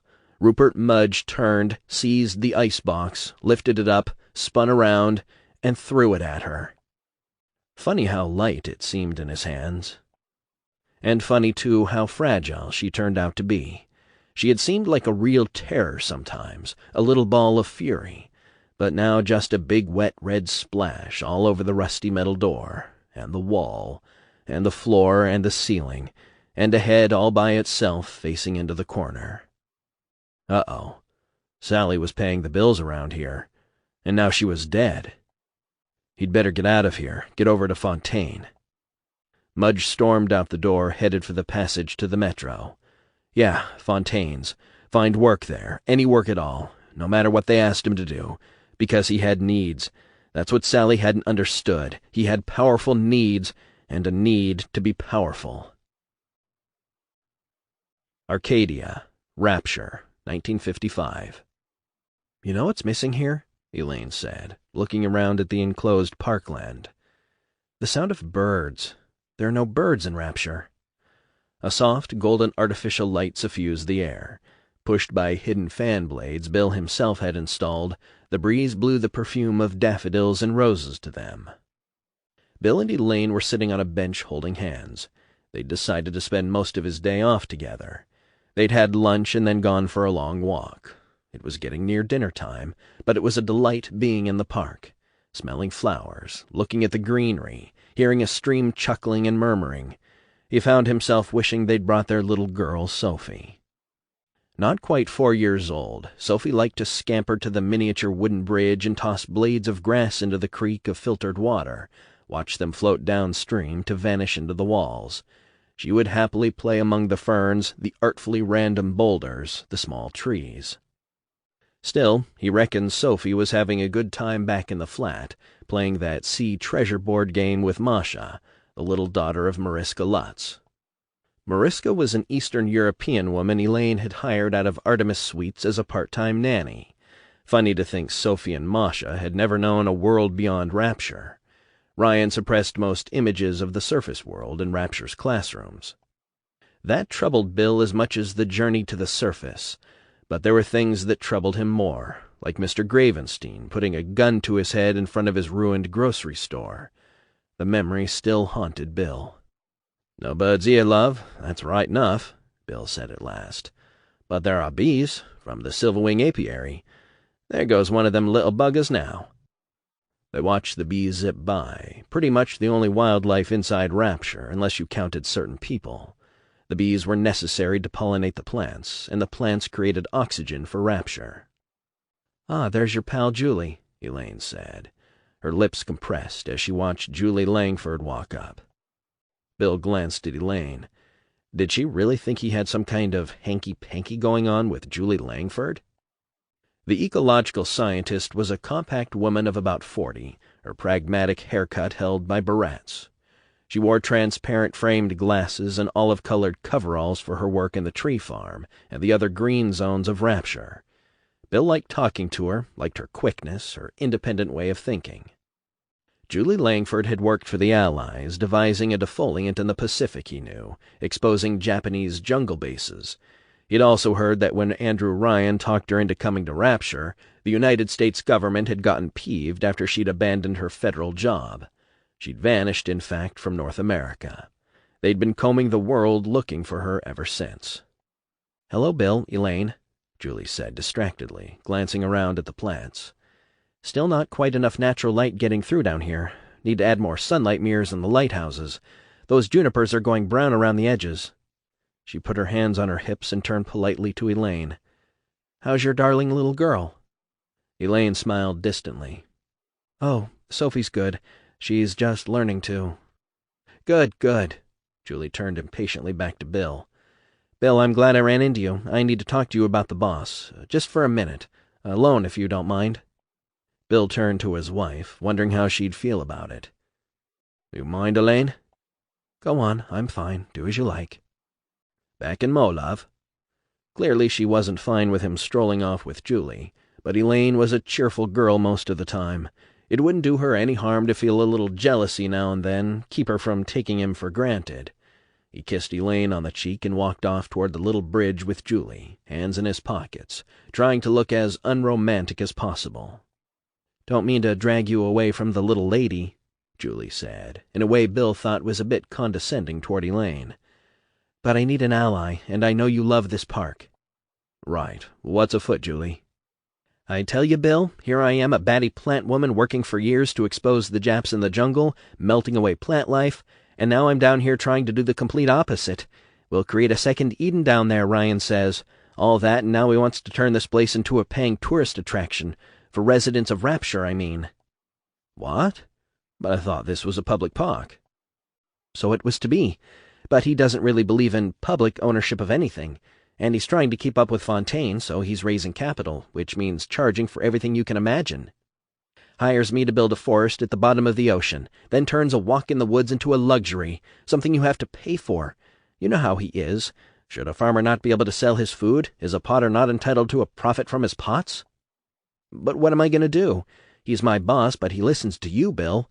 Maybe you can talk him out of this. We need some kind of free public space in Rapture, a commons. People just need it. They need the breathing room." Bill nodded, glancing at his wife, pleased to see Anya Anyer's daughter had stopped to talk to her. Elaine was smiling. She liked Anya, a smartly dressed little woman in a pageboy haircut, prone to free thinking. Anya designed shoes and clothes and had her own boutique, one of Rapture's success stories. Bill turned back to Julie. "But yeah, what am I to do, Julie? You know about his own private forest fire." "What? No." "Oh, yeah. Tells me I once bought a forest. Then they, he says, claimed the land belonged to God, demanded I establish a public park there. A public park where the rabble can stand about gopping, pretending they've earned that natural beauty, land that I owned. Congress under that bastard Roosevelt tried to nationalize my forest, so I burnt it to the ground." "Not truly." "Oh, yes, truly. You think you could be talked into making anything into public property?" She made a soft little grunting sound and shook her head. "Maybe not." She gestured at the gem-like parkland around them. "Once he told me God did not plant the seeds in Arcadia, I did. But I designed all this with a little help from Daniel Wales." "I think we ought to trust Mr. Ryan. He's known what he's been about so far." "Yeah, well, it doesn't end there. He's even talking about a surcharge for oxygen. He says the air in Rapture is only there to breathe because Ryan Industries provided it." "Ah, Jesus." Bill lowered his voice. "Here comes that bloody prat Santa Cohen." Sandra Cohen approached over the little bridge, arm in arm with two bored-looking young men wearing hunting outfits, though they carried nothing to hunt with. Cohen wore Tyrolean lederhosen, suspenders, and a mountain climber's hat with a purple feather.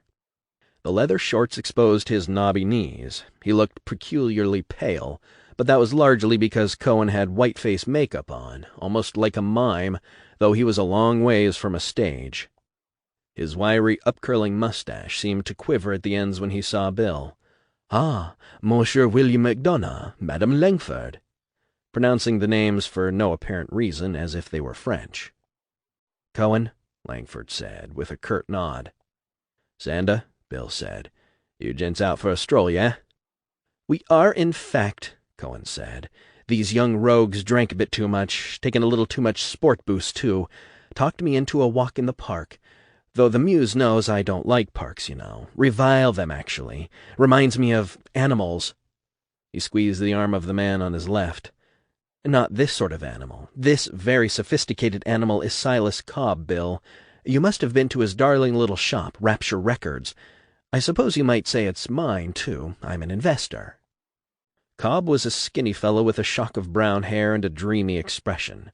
He snorted and said, "Yeah, he pays the rent for my darling little shop, which just happens to have everything Mr. Cohen here ever recorded." He brightened as he added, "And some other people, too. Sinatra, Billie Holiday." Cobb was still drunk, swaying in place.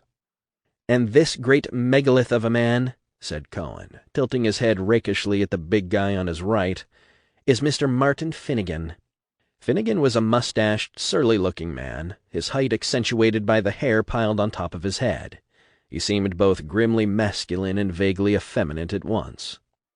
"Martin worked backstage at the theater on Broadway, where I performed my Young Dandies.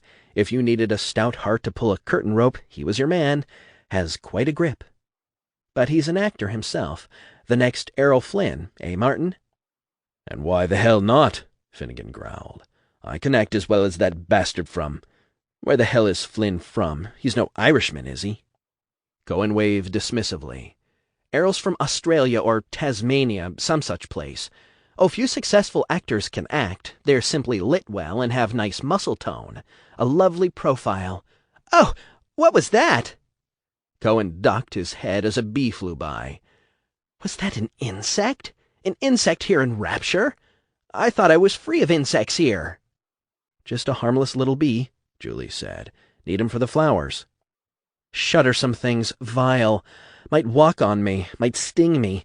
I detest nature. It won't obey. It cannot be organized.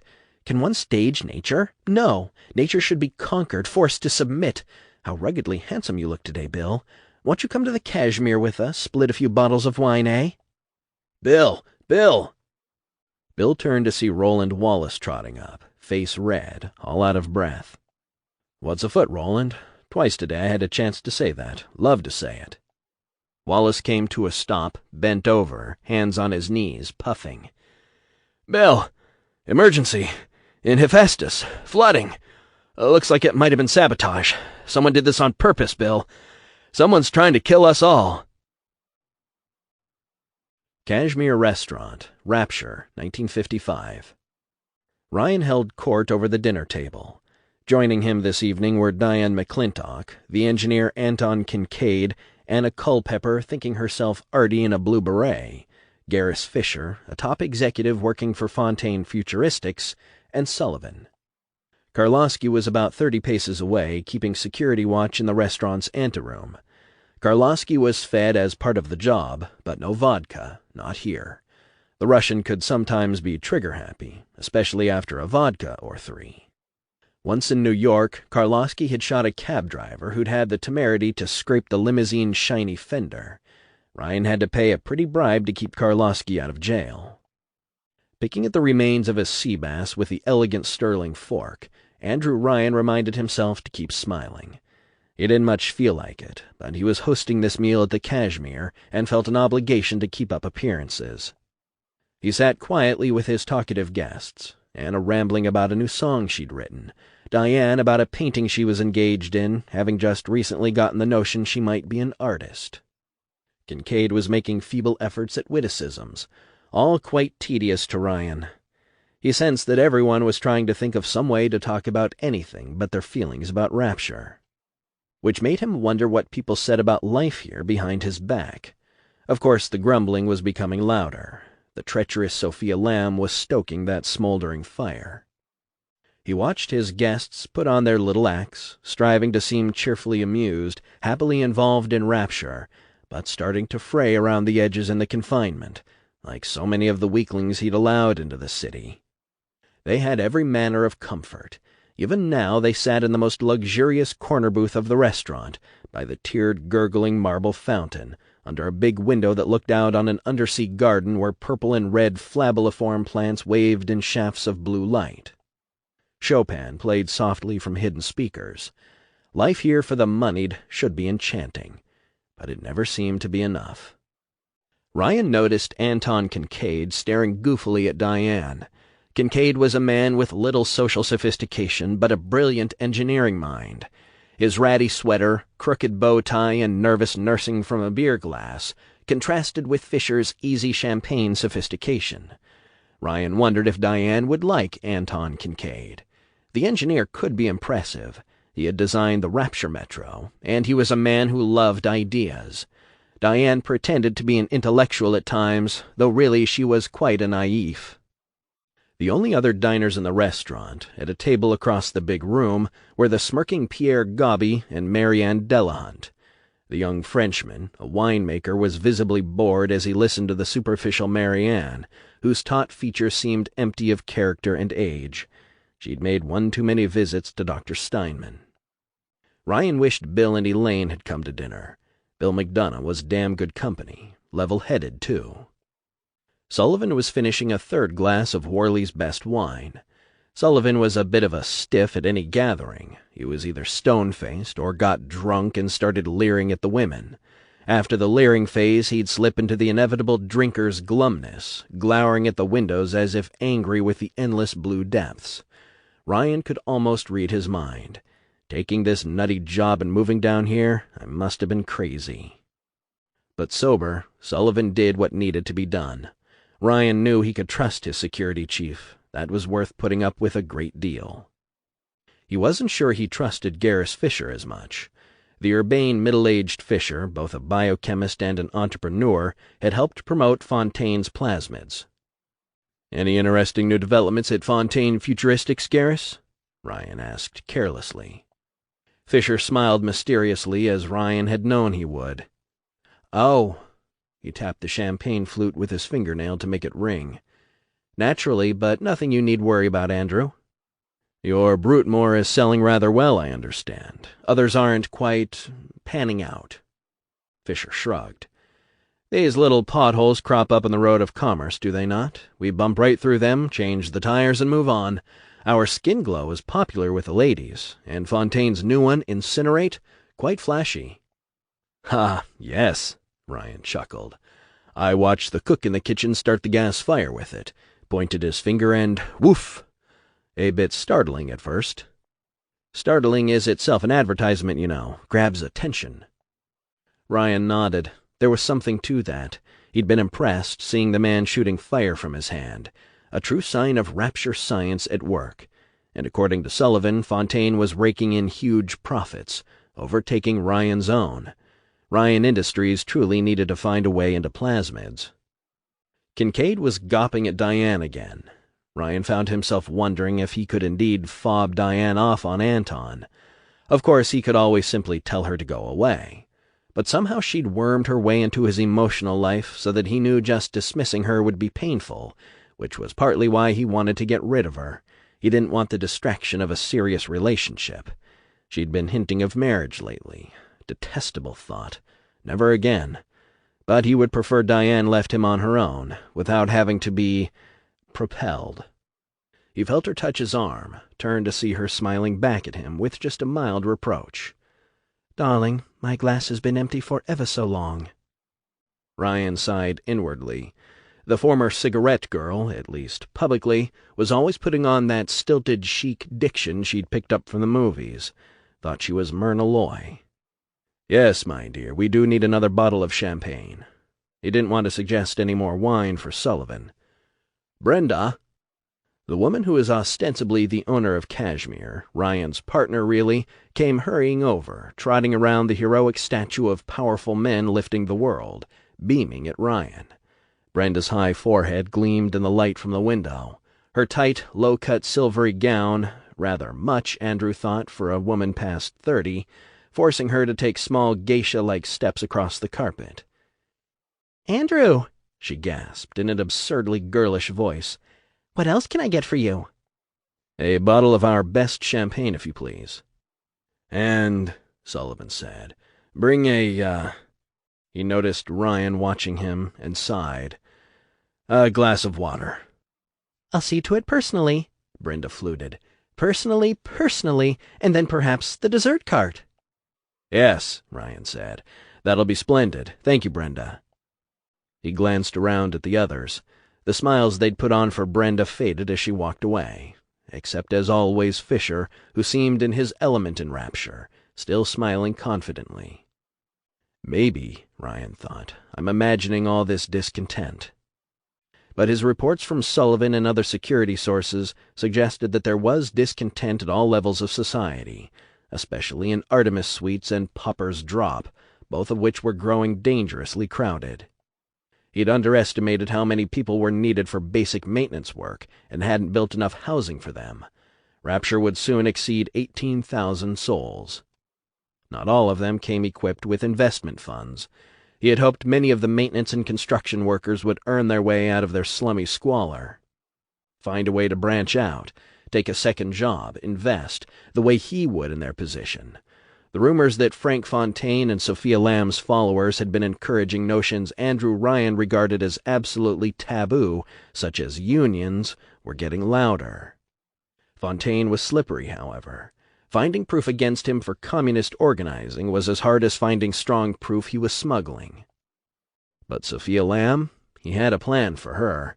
He'd get her to debate him in public. When Rapture's better element heard her Marxist sophistry flagrantly blared on the radio, no one would object if she simply disappeared. "I was thinking," Diane said, "that we might have some public performances, me and Sander and a few of them others." She remembered her new grammar, cleared her throat. "And a few others, in the park and in the atriums, get people out more. You've made all these large, lovely, high-ceilinged spaces for people. But what do? They huddle like little gophers in their warrens." Ryan found himself yearning for the simpler, less affected company of Jasmine Jolene. Perhaps he could slip away to see her tonight. "Mr. Ryan!" Karlovsky's thick accent broke in on his thoughts. Smelling of tobacco and too much men's cologne, Karlovsky was standing at his elbow. Ryan turned briskly to him, hoping this was an excuse to slip away early. "Yes?" "There is problem in Hephaestus. Sabotage, they say." "Sabotage?" Strange that he should be almost pleased to hear of this, but it was just the excuse he needed. He stood. "Do not discommode yourselves," he told the others. "I'd better go look into this." "I'll come too," Kincaid said. "Not your area of engineering, Anton. I'll see to it. Perhaps you can escort Diane home for me after?" "Oh, yes, delighted. Surely, yes." Ryan hurried away with Karlovsky, guessing that Bill McDonough was already dealing with the emergency. Bill McDonough was up to his waist in icy water, wondering how he was going to deal with this emergency. He had sloshed across the valve control room and found the right wheels to turn, but his numb fingers were losing strength. He only had 2 out of 4 shut down. He managed the third and fumbled at the fourth. He should have closed the hatch to the valve room, but if he did, he risked drowning in here. He'd switched on the bailing pumps and hoped the machine could keep up with the inflow till he could get this broken pipe plugged. Roland Wallace was also wading in through the water, wearing rubber waders up to his armpits and gloves. Wallace pressed close at Bill's side, reached into the cold water, and helped turn the last 2 valves. The valve wheels turned gratingly, and it seemed to take forever, but at last the flow was blocked. The water stopped rushing into the room, and they found their way to the pumps, activated them, waiting for the room to drain, both with chattering teeth. "You see the tool marks where they tore the pipes out?" Wallace asked, pointing. His voice was raised to be heard over the grinding and sucking sound of the pumps. Bill nodded, rubbing the feeling back into his hands. The broken coolant pipe was jutting out, the metal ragged at the ends, the harsh angle and the marks on the wall suggesting strong force. "You got no argument from me, mate. Sabotage." The floodwater had almost pumped out when Bill saw the package taped to the ceiling vent. "What the hell is that, Roland?" "What? Oh, I don't know, but it's got some kind of clock on it." "Jesus, it's a bomb! Get out!" Wallace threw the bolt, opened the metal door, and they stepped through not a split second before a whoomph sound came from behind them, with a flash and a sharp smell of gunpowder. "Fuck!" Bill sputtered. He peered through the smoky air, back through the open door, and saw a blackened mark on the vent where the bomb had gone off, but no other appreciable damage. Instead, the room was littered with what looked like large pieces of confetti, which were starting to stick to the wet floor and walls. Coughing from the acrid smoke, He stepped in, scooped up some of the confetti, and hurried back out. There were words on the strips of paper. Printed in large black letters on one was, "Rapture Oppressors," and on another was, "Be Warned." They were all like that, one phrase or the other. "Be warned, Rapture Oppressors," he said, looking over the slips of paper. "A bomb with nothing but paper in it?" Wallace said, puzzled, scratching his head. Bill remembered hearing as a kid about the old anarchist bombers active from the late 19th century. Mad bombers, they'd called them, but confetti wasn't their style. "Just a way to get our attention," he suggested. "A little sabotage, yeah? And a bit of a bomb, but not enough to make people go all out to find the bombers. Like it says, a warning, in it." "But the implication is that a bigger bomb will come," Wallace pointed out. "Otherwise, why a bomb at all?" "God's truth, that. Think they're oppressed, do they? That's supposed to tell us what they want? Bloody vague, I call it." "What's vague?" Ryan asked, hurrying in. "What's happened?" "Here, Mr. Ryan, you oughtn't to be here," Bill said. "There could be another bomb." "A bomb?" Wallace shrugged. "More like a firecracker, sir, spreading confetti with some kind of political warning on it. Not much damage." Bill handed him the slips of paper, and watched Ryan's face go red, his hands trembling. "So it's begun," Ryan sputtered. "Communist organizers, probably that Lamb woman's followers." "Could be," Bill said. "Or maybe someone who wants us to think that's what's going on here." Ryan looked at him sharply, crumpling the paper up in his fist. "Meaning what, exactly, Bill?" "Dunno, Gov, but—" He hesitated, knowing Ryan's mixed feelings about Frank Fontaine. Ryan seemed to like Fontaine, didn't seem to want to bring him down. "Someone like Fontaine might use this political muck to shift power around in Rapture." Ryan looked doubtful. "Someone, yes, but Fontaine?" Wallace cleared his throat.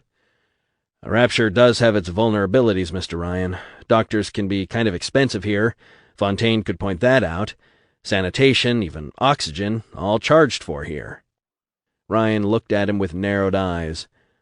"What of it? I built this place. Ryan Industries owns most of it. People have to purchase property, compete their way to comfort here." Wallace gulped, but went bravely on. "Sure, Mr. Ryan, but people working for most merchants here aren't getting paid much. There's no minimum wage, so it's kind of hard to earn enough to save, and, The resourceful will earn. We have possibilities here others don't have. No restriction on science. No interference from the superstitious control systems people call religion. These malcontents have no case. And I must say, Wallace, I'm surprised to hear these communist ideas from you." Wallace looked genuinely alarmed at that. Bill hastily put in, "I think all he's saying, Gov, is that the appearance of unfairness gives these commie blokes a chance to get their snouts in. So we've got to be on the watch for 'em." "That's it," Wallace said quickly. "Just on the watch." Ryan gave Wallace a long, slow, silent appraisal. Then he looked back at the remnants of the message bomb. "We'll watch all right. I'll put Sullivan on this, with all speed. Right now, let us find a safer place for a convocation." Right, Gov. For one of those. Out this way, sir." Bill had told himself for his family's sake that everything was going to work out, but he could no longer ignore the stunningly obvious. Rapture was cracking at the seams. 12. Artemis Suites, 1955. "I was working in the lighthouse today," Sam said glumly. Sam Lutz was tired. His back ached as he sat beside his wife and watched their daughter play beside the family bunk beds. Sam and Mariska Lutz were sitting on their bottom bunk in the crowded number 6 of Artemis Suites, a suite intended for a few people, but which the Lutzes shared with 9 other families. They ignored the argument and bustle and jostling from the rest of the apartment, and watched Masha playing on the floor by the bunk with 2 stiff little dolls Sam had made for her from scrap wood. One of the dolls was a boy, one a girl, and little Masha, a pale black-haired child with flashing black eyes like her mother, was making them dance together. "La, la, la, la, la, the rapture of rapture, your heart it will capture. Oh la la la la," she sang, her reedy voice providing the music for the dance. Some song she'd heard piped over the public address in one of the atriums.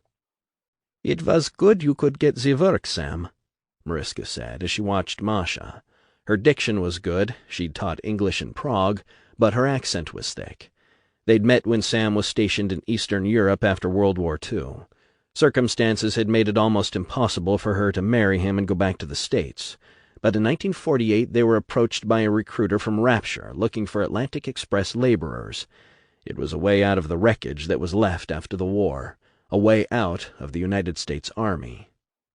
Only Rapture wasn't an out. He felt trapped here.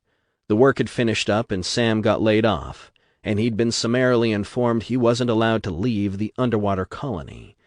There was beauty in Rapture, sure, but people like Sam didn't have much chance to appreciate it. It was like Sophia Lamb said, most people here were like the backstairs servants in a palace. "Yeah, I needed the work, sure," Sam admitted. "But it was just 2 days' worth. Not enough to get us out of here.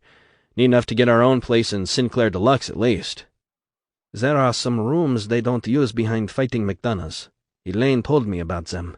Maybe they would let us have them cheap. The McDonough's are nice." He grunted. "Maybe, but not sure I'd want the girl there. McDonough's night manager hires out those rooms to women from Pauper's Drop. Desperate women, if you know what I mean." "And is it so much better here?" "No." Then realizing that gloom could be catching, he smiled and patted her hand, leaning close to whisper, "Someday I'll take you home to Colorado. You'd like Colorado." "Maybe someday." She twined her fingers with his, looking around nervously. "Best not to speak of such here. We have food and shelter now." Sam snorted. He looked at the other people shuffling back and forth in the close, malodorous suite, and all the other rooms and suites in the Artemis building were just as crowded, just as prone to tension. Little Toby Griggs appeared to be arguing with big, chunky Babcock again. Something odd about those two. It was as if in a moment they'd transform into two cats arching their backs and hissing. Then Babcock turned and walked away between the bunk beds. Griggs followed. There were 2 rows of bunk beds in what should have been the living room, 7 more against the 2 long walls in the bedroom, junk piled in the corner. Not enough storage. He hoped the toilet wasn't plugged up again. Smelled like it might be. And someone had been putting graffiti on the walls. "Ryan doesn't own us," it said. "Become the body of the lamb." That would have to come down before the constable saw it. "Oh, if you were up in the lighthouse," Mariska said suddenly, "you saw the sky. That must have been nice." Her eyes were wide at the thought of seeing the sky again. "Yes, I only had a few seconds to look at it. They had us busy fixing the entry bathysphere. We had to bouse up 300 yards of steel spool and set it in place. Not easy with just 3 of us and only a hand-cranked winch, and it was cold up in that lighthouse shaft. It's winter on the surface. I remember crossing this ocean in a troop ship this time of year, cold as hell and the waves higher than the ship, all of us seasick." He made a mental effort to force memories of the war out of his mind. It was helped by Toby Griggs and Babcock arguing loudly on the other side of the bunks. He tried to ignore them. You had to screen most people out in these conditions if you wanted to stay sane.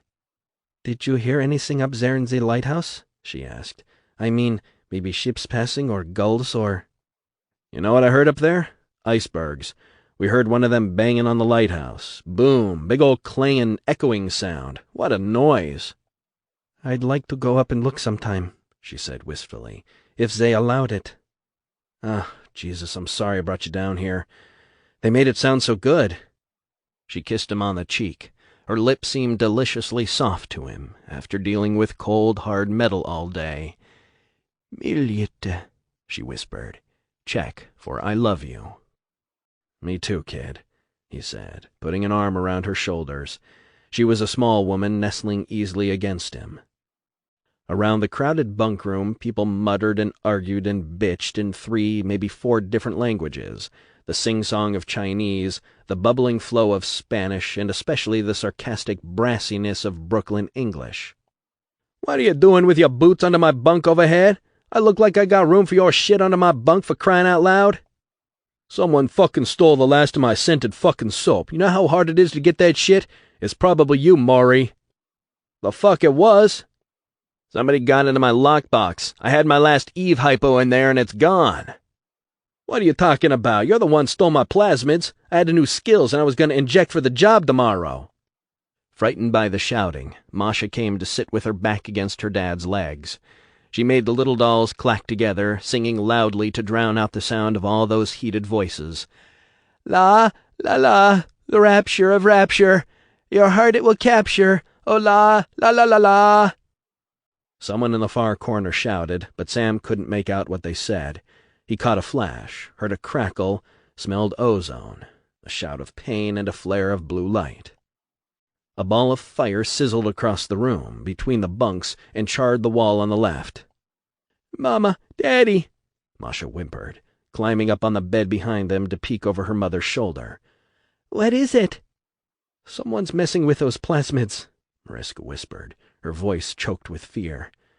"They're way over there, little one, on the other side of the room. We'll be safe here." "Stay at the bunk," Sam told her firmly.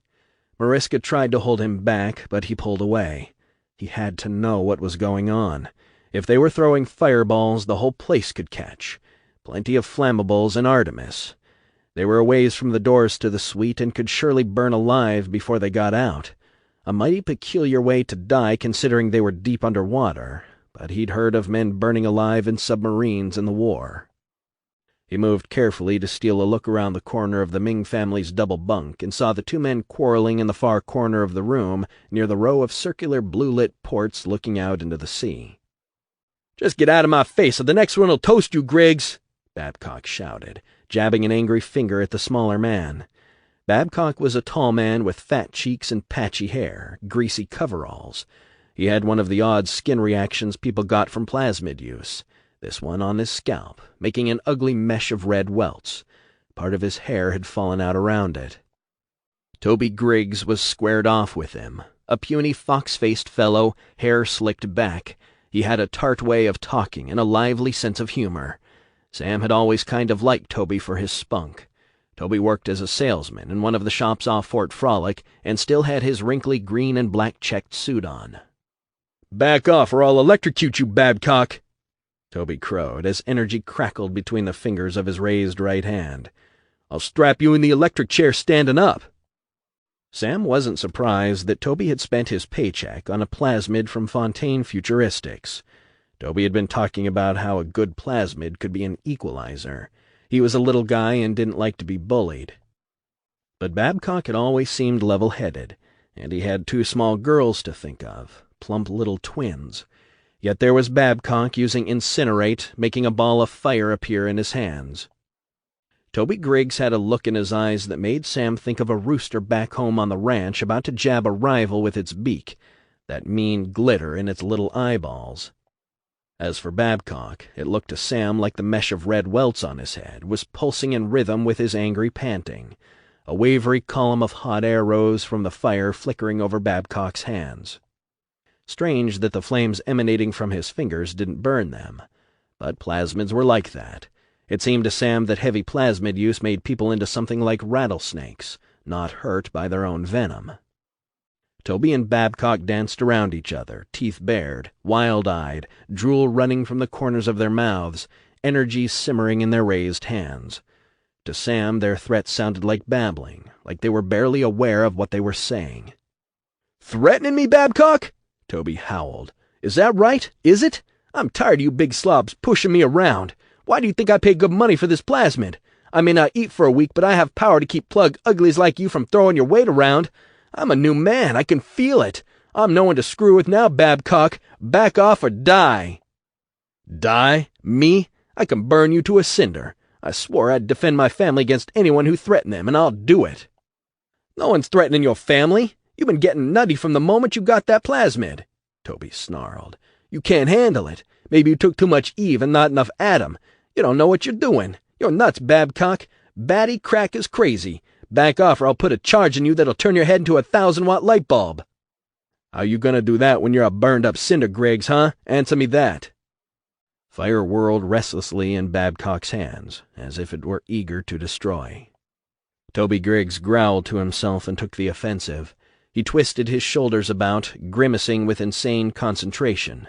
Electricity writhed from his fingers, crackling through the air at Babcock, just as Babcock's wife, a pudgy, mousy-haired woman in slippers and a loose blue frock, came rushing up to him on her short legs, throwing her stubby arms around him. "No, Harold!" she yelled. "Don't do that! You'll get us killed!" Then she let out a pealing shriek as the electro-bolt struck her and Babcock at once, an extra big bolt of blue-white lightning, everything Toby Griggs could summon up. Onlookers screamed as Babcock and his wife went rigid. The two of them were doing an absurd little dance together, locked in a fatal embrace as the current raged through them, sparking blue from their bared teeth. Mrs. Babcock's hair stood on end. Her dress caught fire. Their eyes smoked and then boiled out of their heads, their faces contorted. The charge burst, and sparks flew into the walls and floor as Mr. and Mrs. Babcock, flesh fused in a grotesque mock of marriage, fell in a limp, smoldering heap. "Oh, my God!" Sam muttered, staring at them. "They're dead! Toby Griggs, what have you done?" You all saw it," Toby said shrilly, backing away from the gathering crowd between the bunks. "He threw a fireball at my head. He was raving completely out of his gourd. He was on the plasmid high. He can't handle his plasmids, and he tried to kill me. Then Toby bolted, dodging past grasping hands out the front door of the suites. Two little girls, the 5-year-old Babcock twins, came tiptoeing up together, clutching each other in life as their parents clutched each other in death. "Mommy?" quavered one little girl. "Daddy?" quavered the other. Two little girls, all alone now, orphans, two little sisters. Fontaine Futuristics, Rapture, 1955. "We have too few sea slugs," said Bridget Tenenbaum, squinting into a microscope